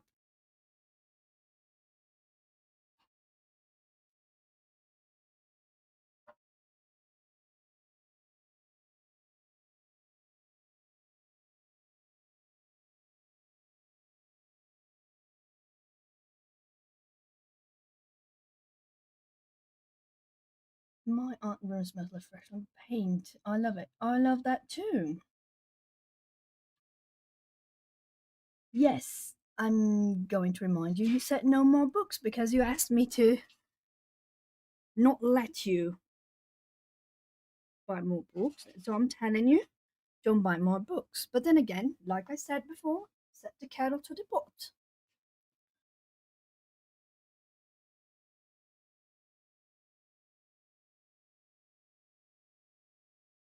Atlanta said, I said no book buying for the summer and then bought an eerie book, a rack, my journals. Also, as mentioned, I have a $10 off coupon for books on July 1st to 20. Well, that's July. It's not June.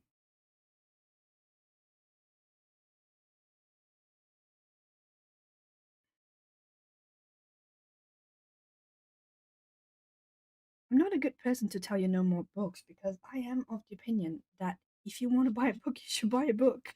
I'm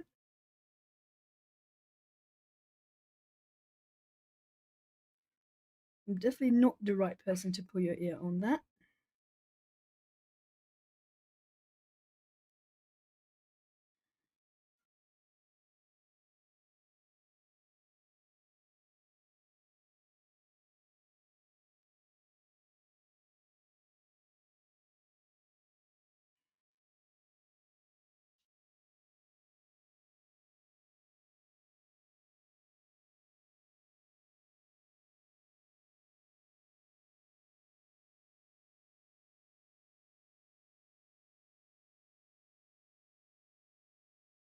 need to replenish my Van Dyke Brown.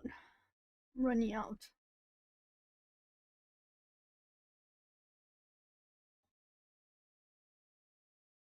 Oh, you are coming here now. Okay.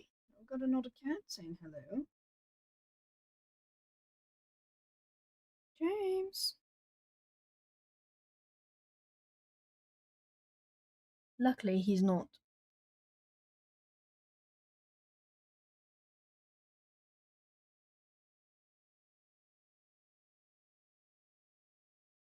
I'm buying the books in my cart and book outlet, but I don't need those books. Oh, I put out a bit today how I fix my Eries page. Tell that to the Sun, Atlanta. You won't learn anything from it. I think I will get Amazon gift cards for B-Day soon from family, so we shall see.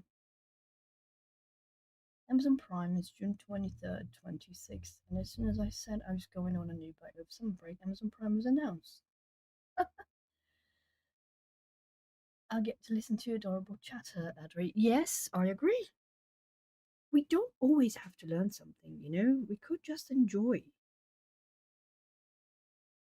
Sometimes it's just for the funsies, as Annika would say.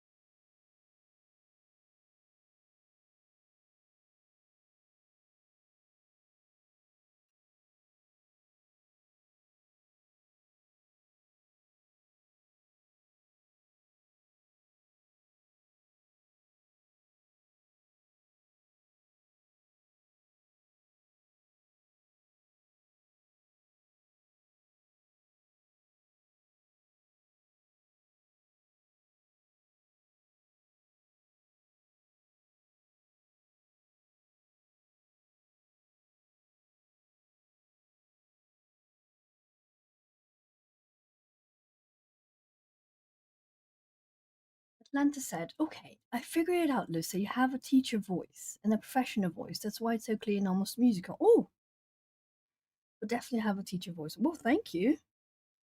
I feel extremely pleased to hear that. Because to be honest, I hate my voice. Always did.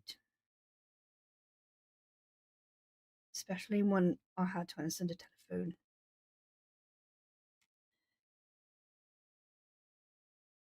Until 2 years ago, when house got paid off finally, I was always loath to buy anything for myself beyond need, so it feels foreign now to spend a bit. You have to spend on yourself because you're not going to carry any bit of cash with you when we hit the door to the other side.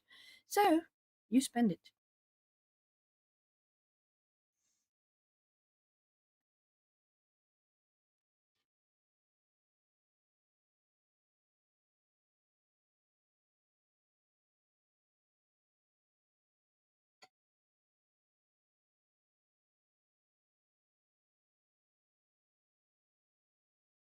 I'm trying to lift a little bit right here on the forehead and right here.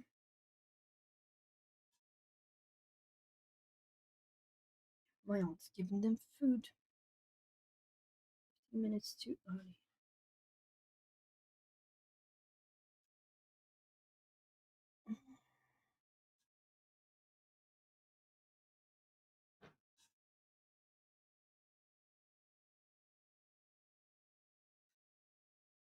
Dropped that toy on my coloring book, so I got to go put a picture in the Discord. Okay.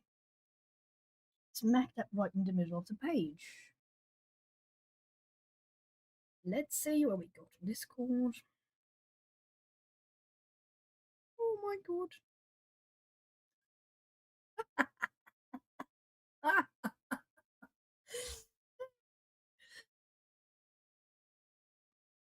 She literally threw her toy on the book.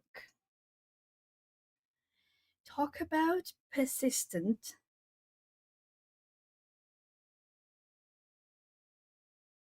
This photo is just amazing. Look. Oh my god.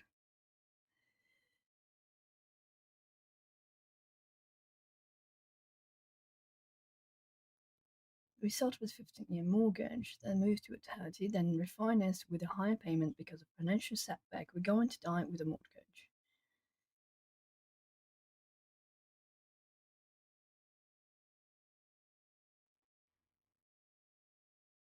Yes, I will soon log off as well, because otherwise my cat's gonna start going crazy. And trust me, no one wants to see them going crazy.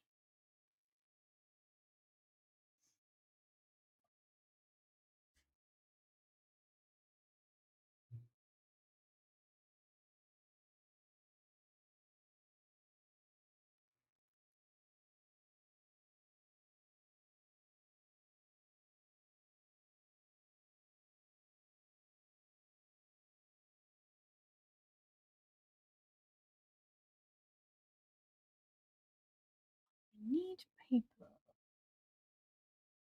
Have it here. I do.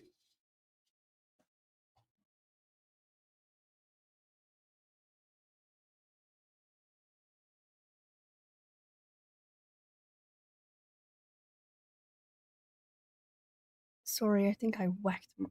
I think I bumped the phone. Sorry, the camera.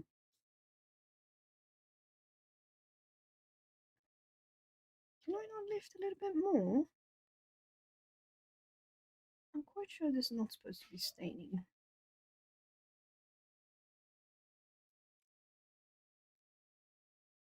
Yeah, this is as much as I can lift because it's starting to peel.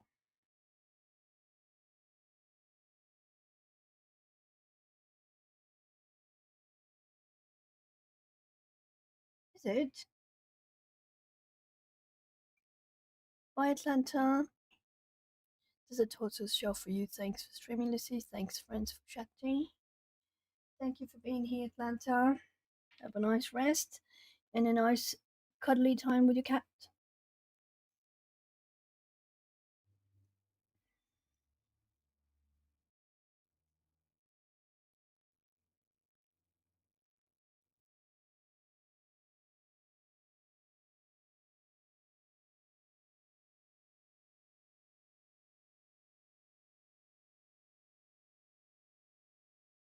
I'm checking if there's anything else. Nope, nothing else on the Discord.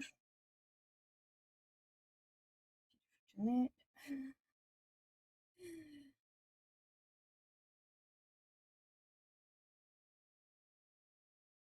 Let's go to Foxton Goes Live, community pages. The good thing is, no one ever got into the community color pages thing. The two paint images they highly staining. Ooh.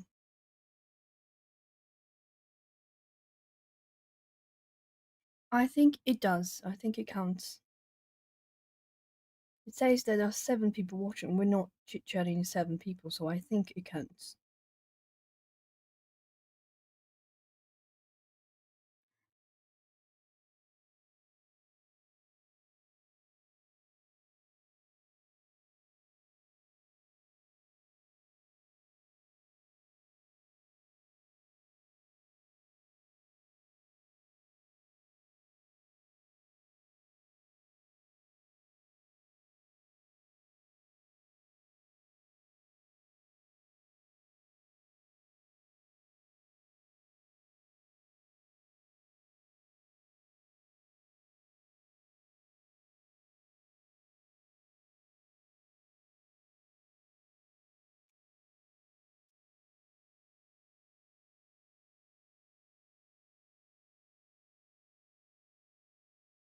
I have no idea Is it lucky if you don't have the chat open? I feel like it's just watching.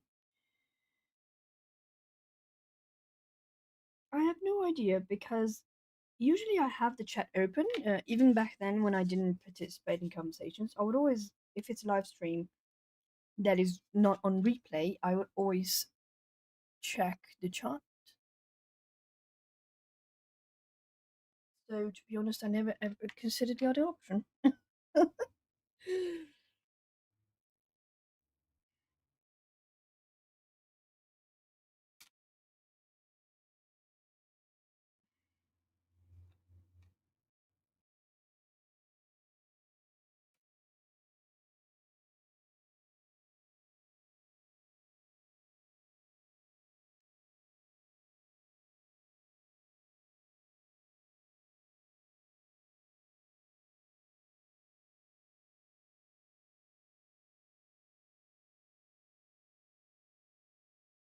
It's funny that this looks white and so does here, but it's not.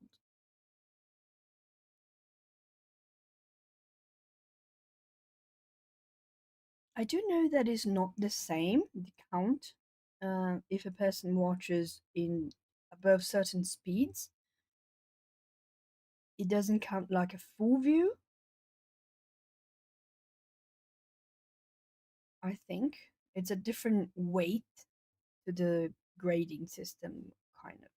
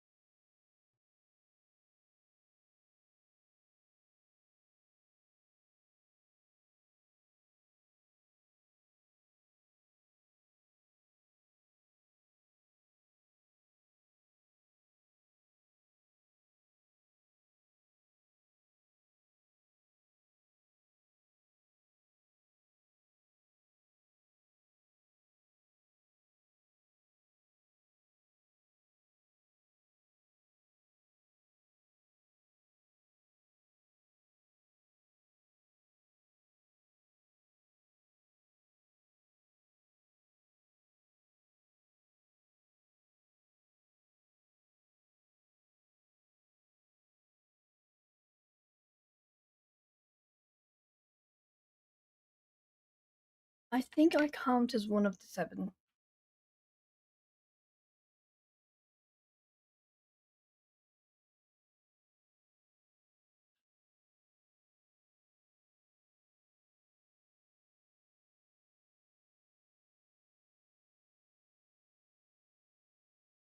Not all the time, but sometimes Audrey asks if does anyone else have the Prismacolor LED crumbling all the time. It's annoying. Yes, it's annoying, but with mine, it's not all the time. There's a few specific colors.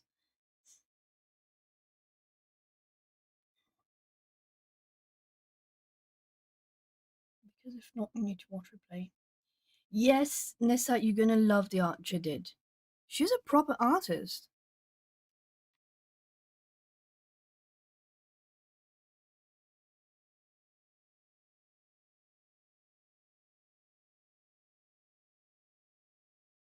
I don't think it's like it's brittle. I think it's just kind of like falling apart.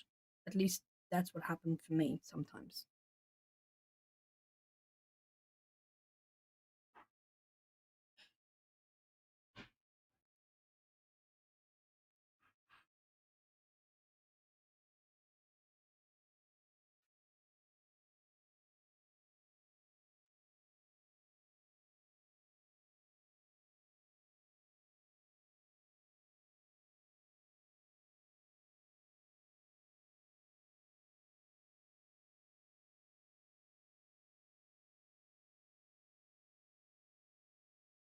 I'm trying to do it like a shadow, but it's a bit difficult.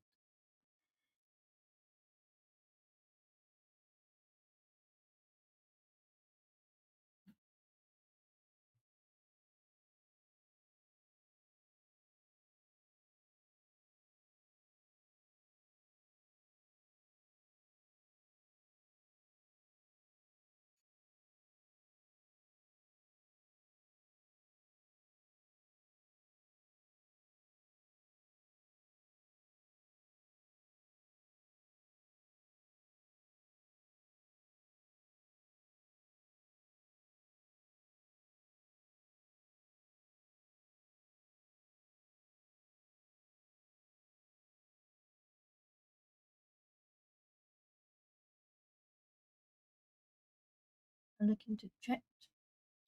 Crumbly like it's brittle, or with sharp water is. Yes, they're brittle. They fall apart in little chunks. Mine is like falling apart in chunks, but it's like, well, they're just crumbling. Antichrist is a artist too. Yes, I agree.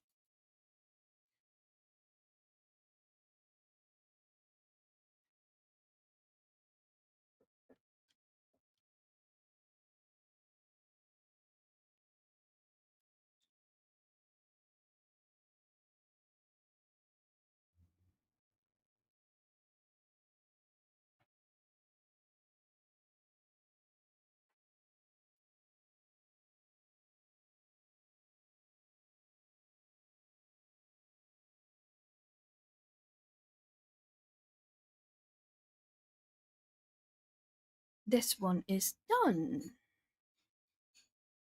Signed and done.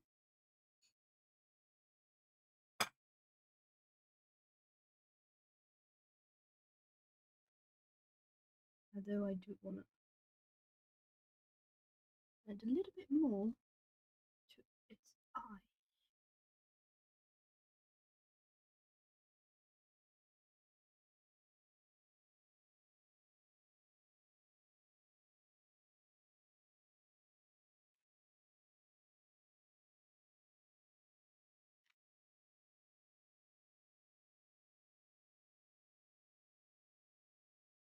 Pretty well.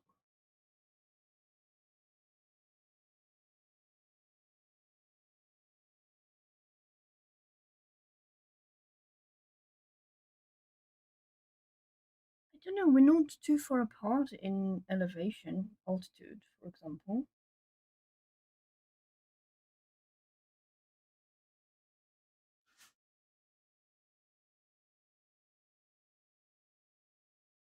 But then you had run out, Audrey, of the prismas, and then you bought new, or these are still the ones you had before?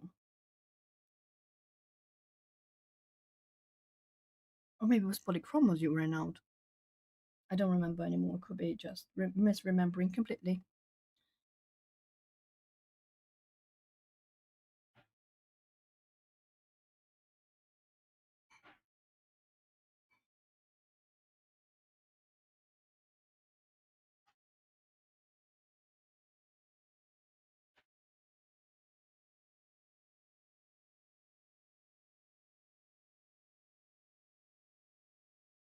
This one is completed. I am happy to report. And just because I said that, now I found a bunch of stuff I want to fix in it.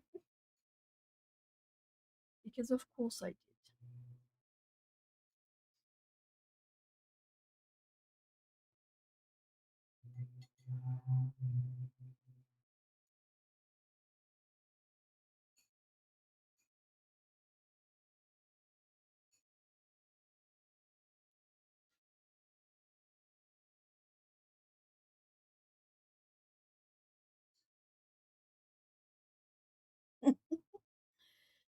My aunt is turning the mapped function. Why? I do not know.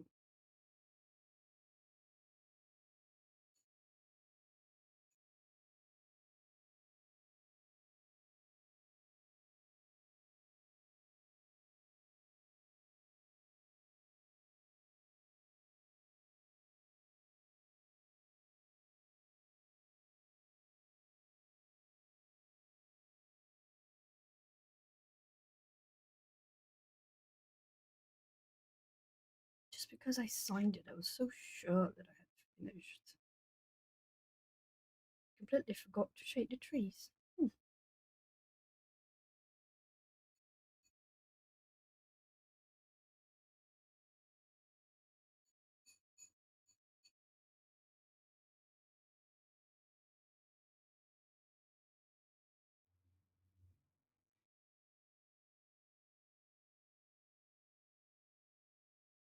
Oh yes, it was the polychromos. Okay, I knew some of them you had replaced, just didn't remember what it was.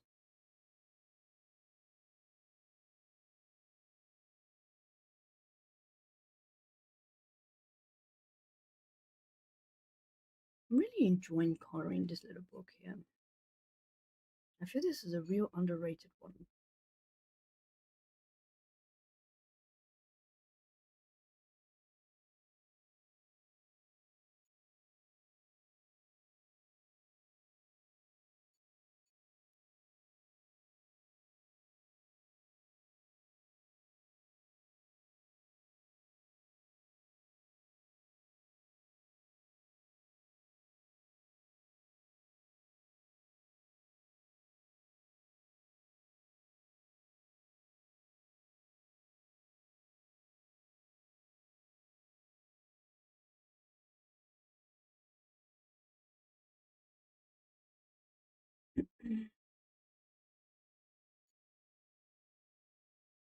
Sorry, going quiet, just trying to mess it up. Not to mess this up, I mean. Not having a seat as explain why pencils are becoming brittle. Oh, it would be my dream. It would absolutely be my dream. And I did that a lot when I played The Sims. I built my dream studio many, many times.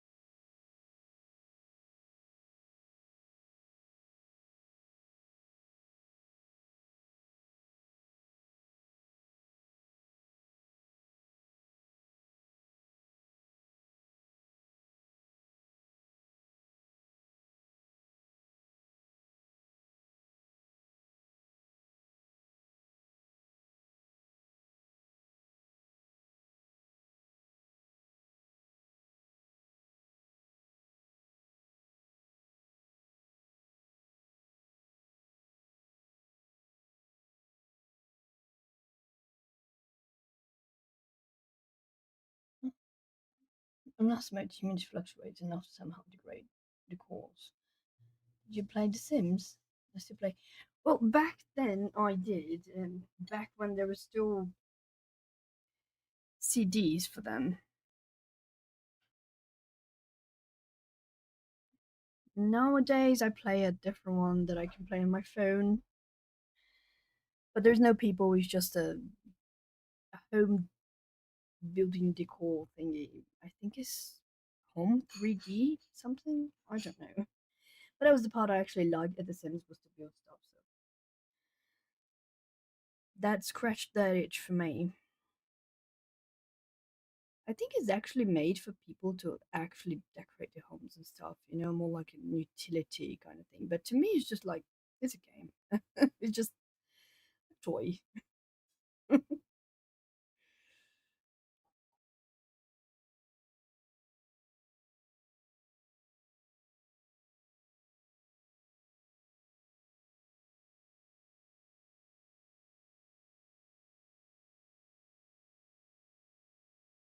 I need to put something dark.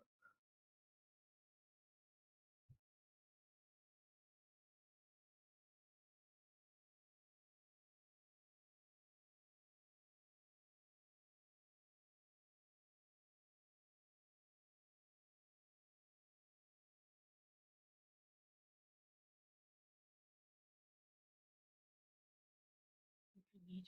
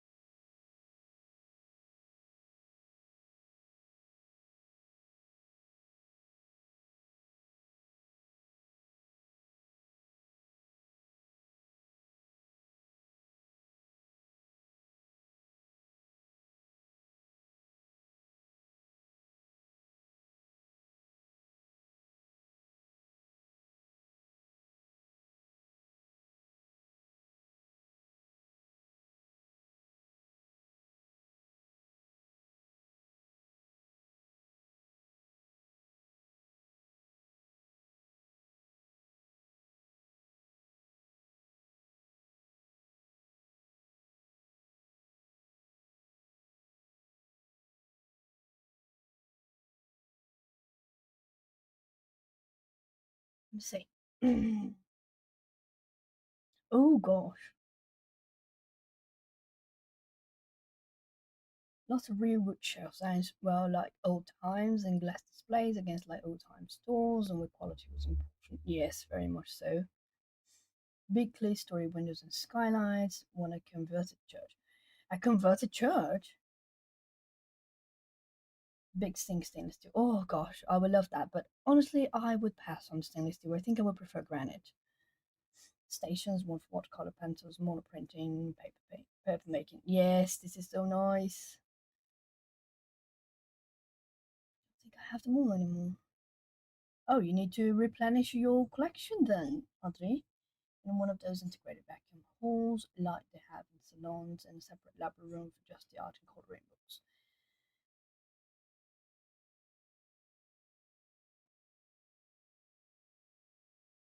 Shoots for trash, recycling, yuck paint water, and dirty smocks and tools. Yes, that would be awesome. Meant you have left, can you blend the colors you need? Whole lab, coloring and painting. Ooh, that would be amazing. If anyone wins the lotto, we can buy an island and move to that island and become the colorist island. And then we can build a mansion full of rooms and everyone with preferably with sun powered energy.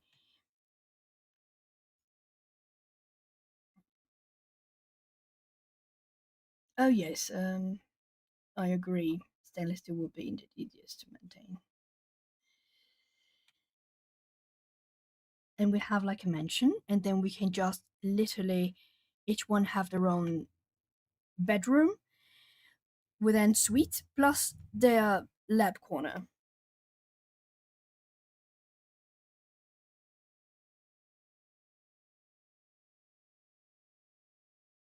Oh gosh. And your daughter, oh my gosh, you have some patience with your daughter because I do not have that patience, my dear. Well, but then again, that's why I'm not a mom.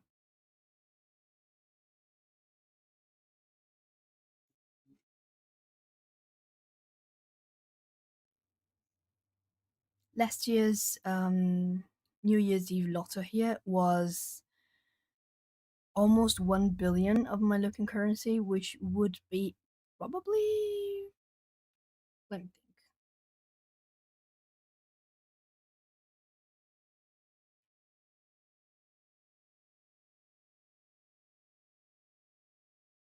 200 million US dollars. So I'm pretty sure that could pay off any debt anyone has.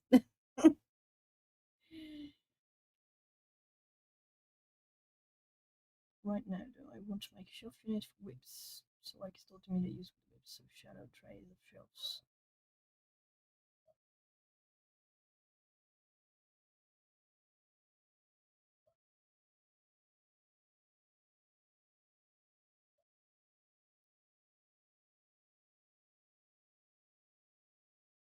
A kiln, ooh, a kiln, ooh, nice. This is one of my dream hobbies to actually make pottery.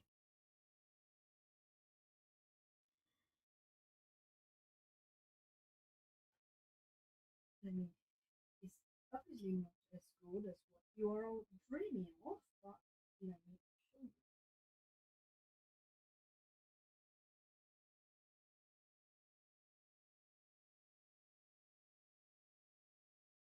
I'll post on the Discord. I would absolutely live in a huge house with all of you. Like if everyone had like their own apartment. It's kind of like Thursday Murder Club, that each one of them has their own little apartment in that retirement home kind of thing, you know?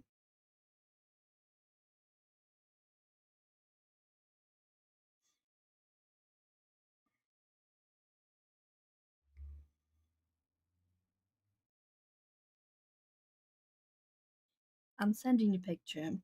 I got a mayo trays, and they are fixed mayo trays. They're not the ones that collapse into, to be small. No, they are fixed ones. So they act like tiny little shelves, and I put them inside my trolley. I can't. When designing a school and putting them on the Oculus and dreaming of having one. Oh, that would be so nice.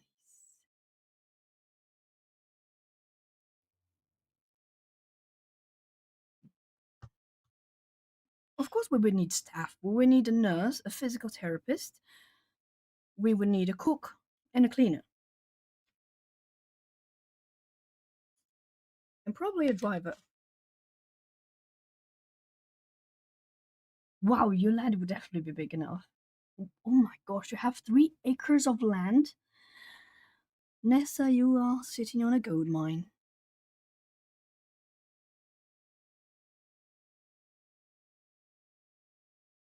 It's alright, Audrey, I'm wrapping up already. I've just finished everything here. I even signed it already. And I finished putting shadows into the trees.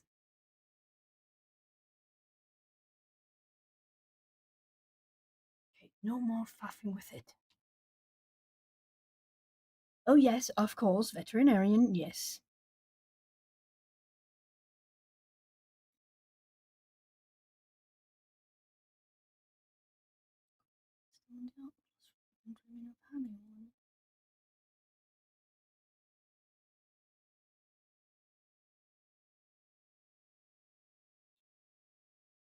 Yes, for a long time, my dream was to buy a piece of land in Canada to retire and plant a bunch of maple trees and live off the income of my maple trees. Until I watched a documentary on Netflix. The reason I thought that it's because a maple tree barrel is worth more than an oil barrel.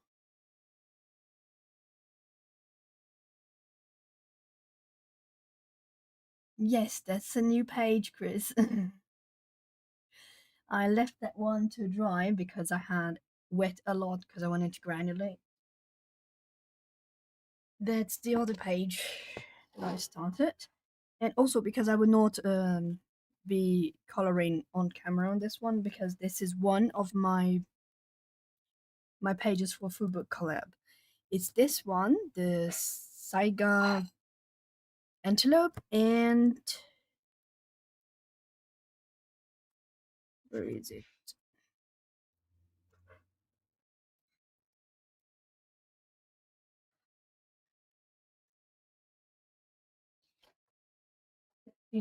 Page 59.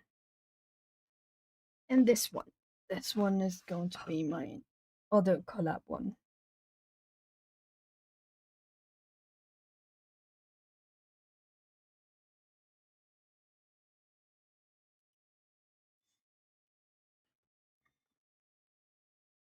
It's only worth 540k. Well, if anyone wins the lottery, we could just buy your neighbor's land.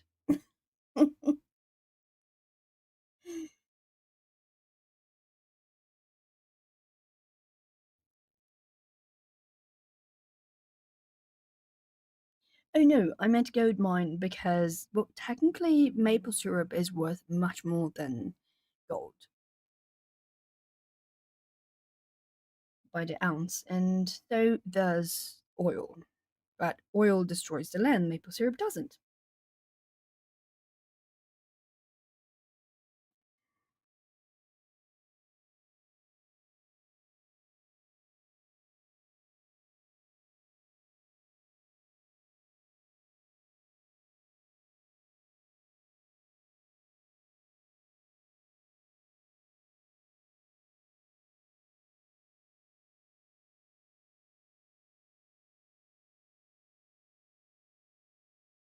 There is a series on Netflix called Dirty Money, Season 1, Episode 6.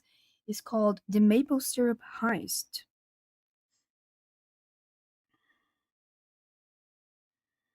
That's the one right here.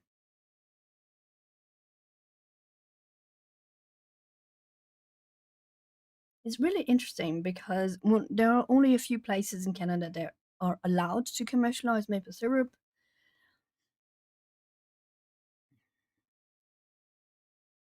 and someone stole $20 million worth of syrup.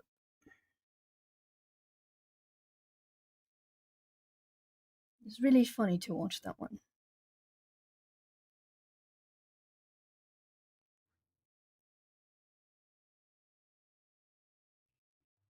I did gave up on that idea after I saw the episode though, but it is a really good episode.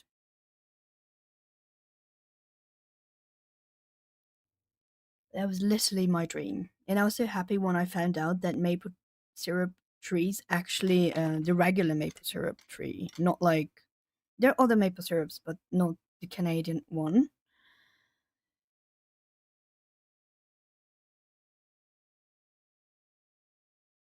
And I found out that they actually grow here in my region in Brazil. They can grow here, and there are plenty of them here.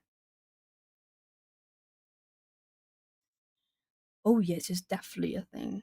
It's a huge thing. And the land of the maple syrup is Quebec, inside Canada, I mean. Yes, yes. But this heist was not just, let's go to a sugar shack and steal it. Nope. There was a millionaire heist. Really funny to watch. And I swear I was actually rooting for the people that stole it. I'm in southern Brazil. It's a state called Paraná in Greater Curitiba. I am in the nearby the airport, the international airport. And they do grow here. See if I can find a small video.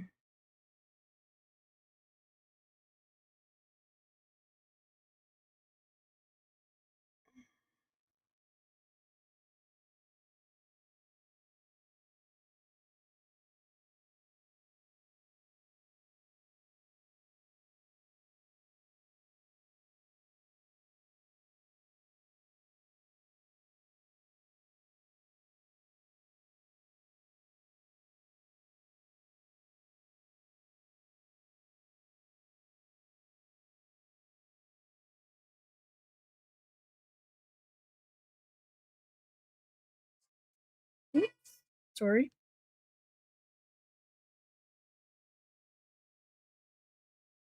Where is it?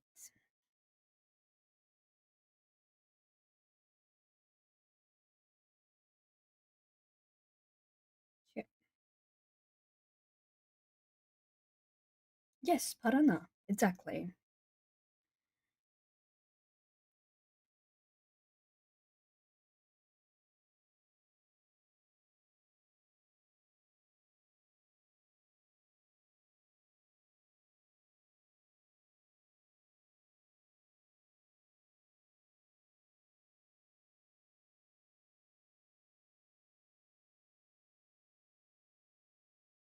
That's a tiny aerial video of my city.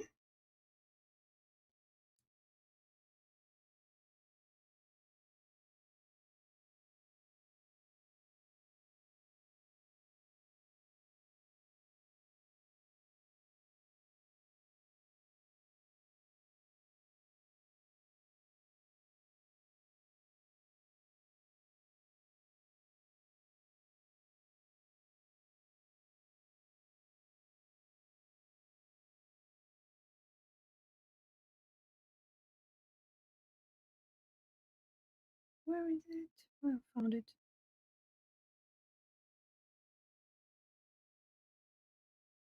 Those are the little tiny videos of how this looks like when it's either winter or autumn here. Like right now, for instance. Not to mention the capybaras, of course.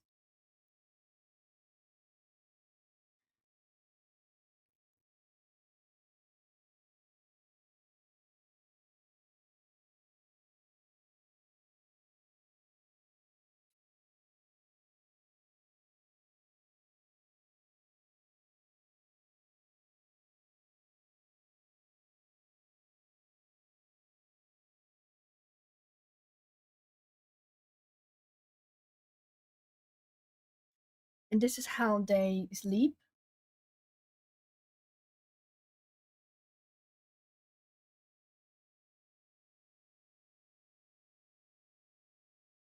When it's really cold.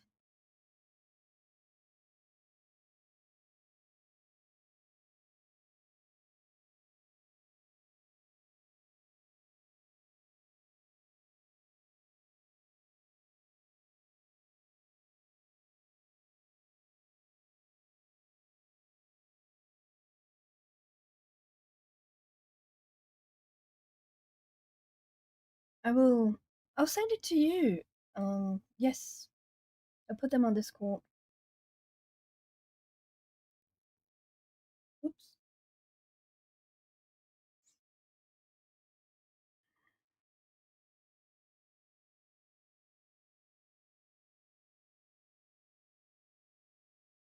I'm putting on Discord.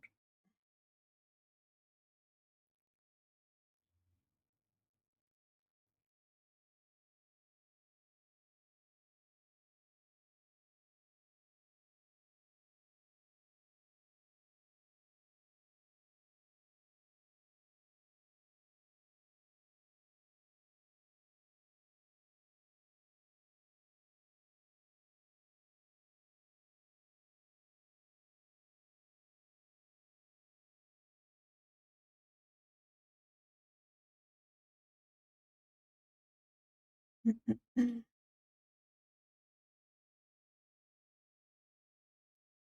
think I put all of them. I don't even know. Hold on. Let me check. Just in case.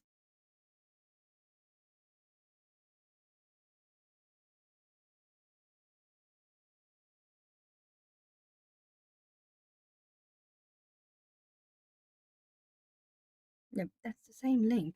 Duh.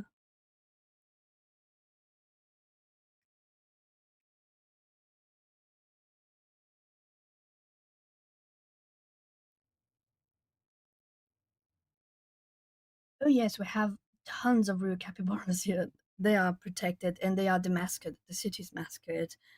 They're very beloved here. We stop them. We hit the brakes so they can cross the street. So because there is one of the parts, and the one that's closest to me is divided in two by a. It's not it's not a highway per se, but it's a very busy urban area, and they do sometimes cross the street to go to one side of the park to the other. But they do like the larger side of the park better, so it's rare that they cross, but sometimes they do.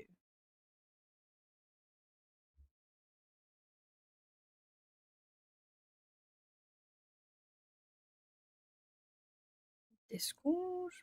Okay, posted another one, and that's it. Yeah, we do that for street dogs, and we do that at sometimes street cats, but they rarely cross the street. They usually just go upwards. And for the capybaras, and they are chill enough that if you can actually rub their bellies if you want, but that's illegal, so don't do that.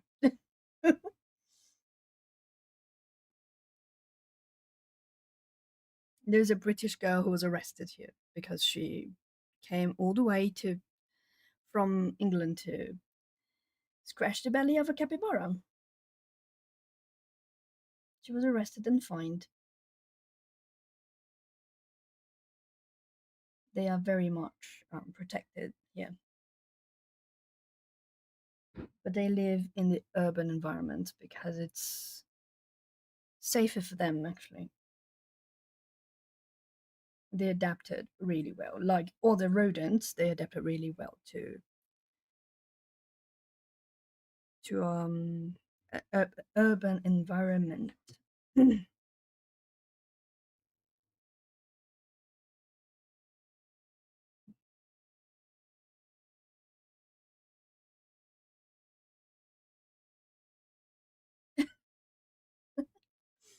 Take a picture of Chris. Show us in the Discord.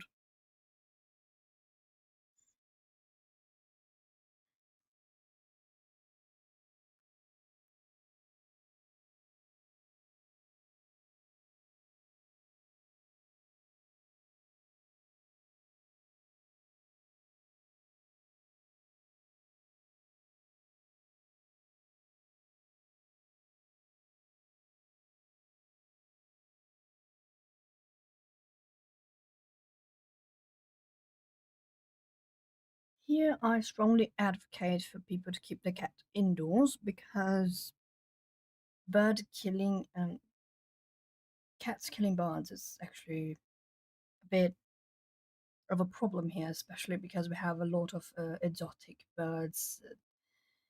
And cats can travel. They can travel 50 miles in one night just to get a snack.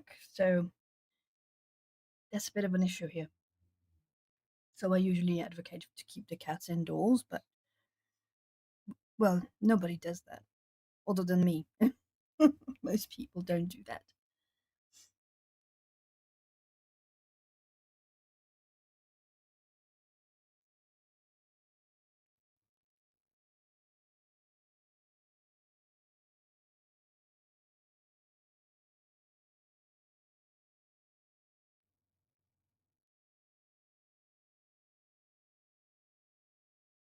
Oh, oh, he's a cutie.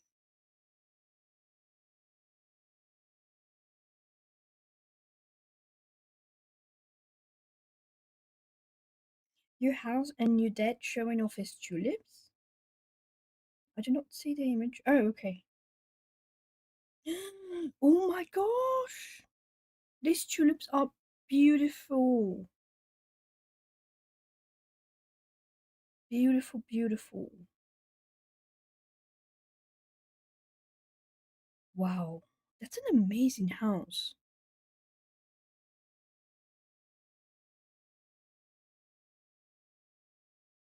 What flower are those? The other ones, not the tulips. Beautiful girl. That's amazing.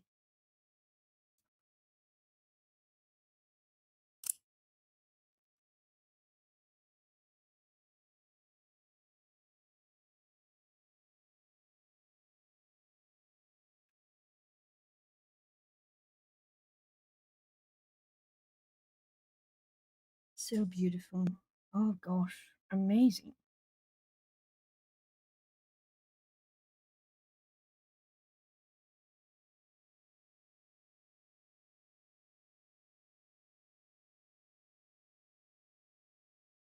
Black eyed Susan or brown eyed Susan?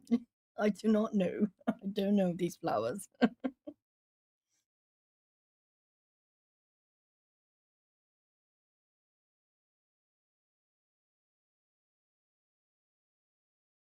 Oh yes, these ones we have, the pink ones we have around here, but not this yellow one. This is a very different one. Two top window dormers, one is your bedroom, and the other one is art room. Oh, well, you have a dedicated art room. I'm so jealous of you. I'm in my living room. Not as fun.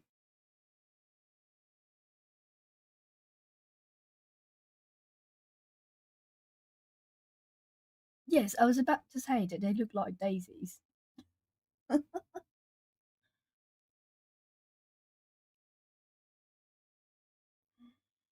That's a lovely home. You got a lovely home.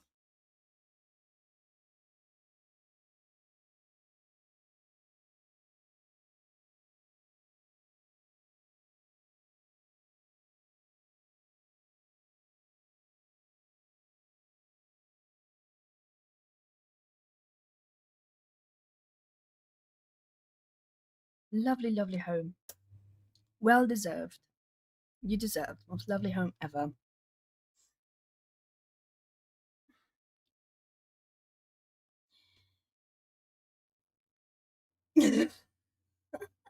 And he says, no idea how that knowledge is in my brain. I do not know either. Sometimes knowledge just pops up in our head.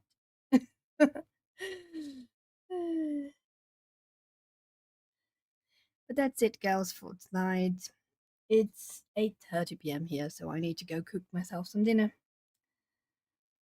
because I don't have lunch leftovers today.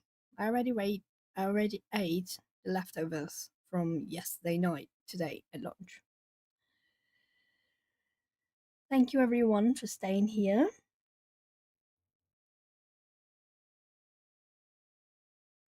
This is it. Sometimes people ask something random, and I know it. I don't even know why. Exactly. Me too. Thank you. Thanks, Adri. Thank you, Nessa. Thank you, Chris. Mwah. Kisses, kisses, and bye bye.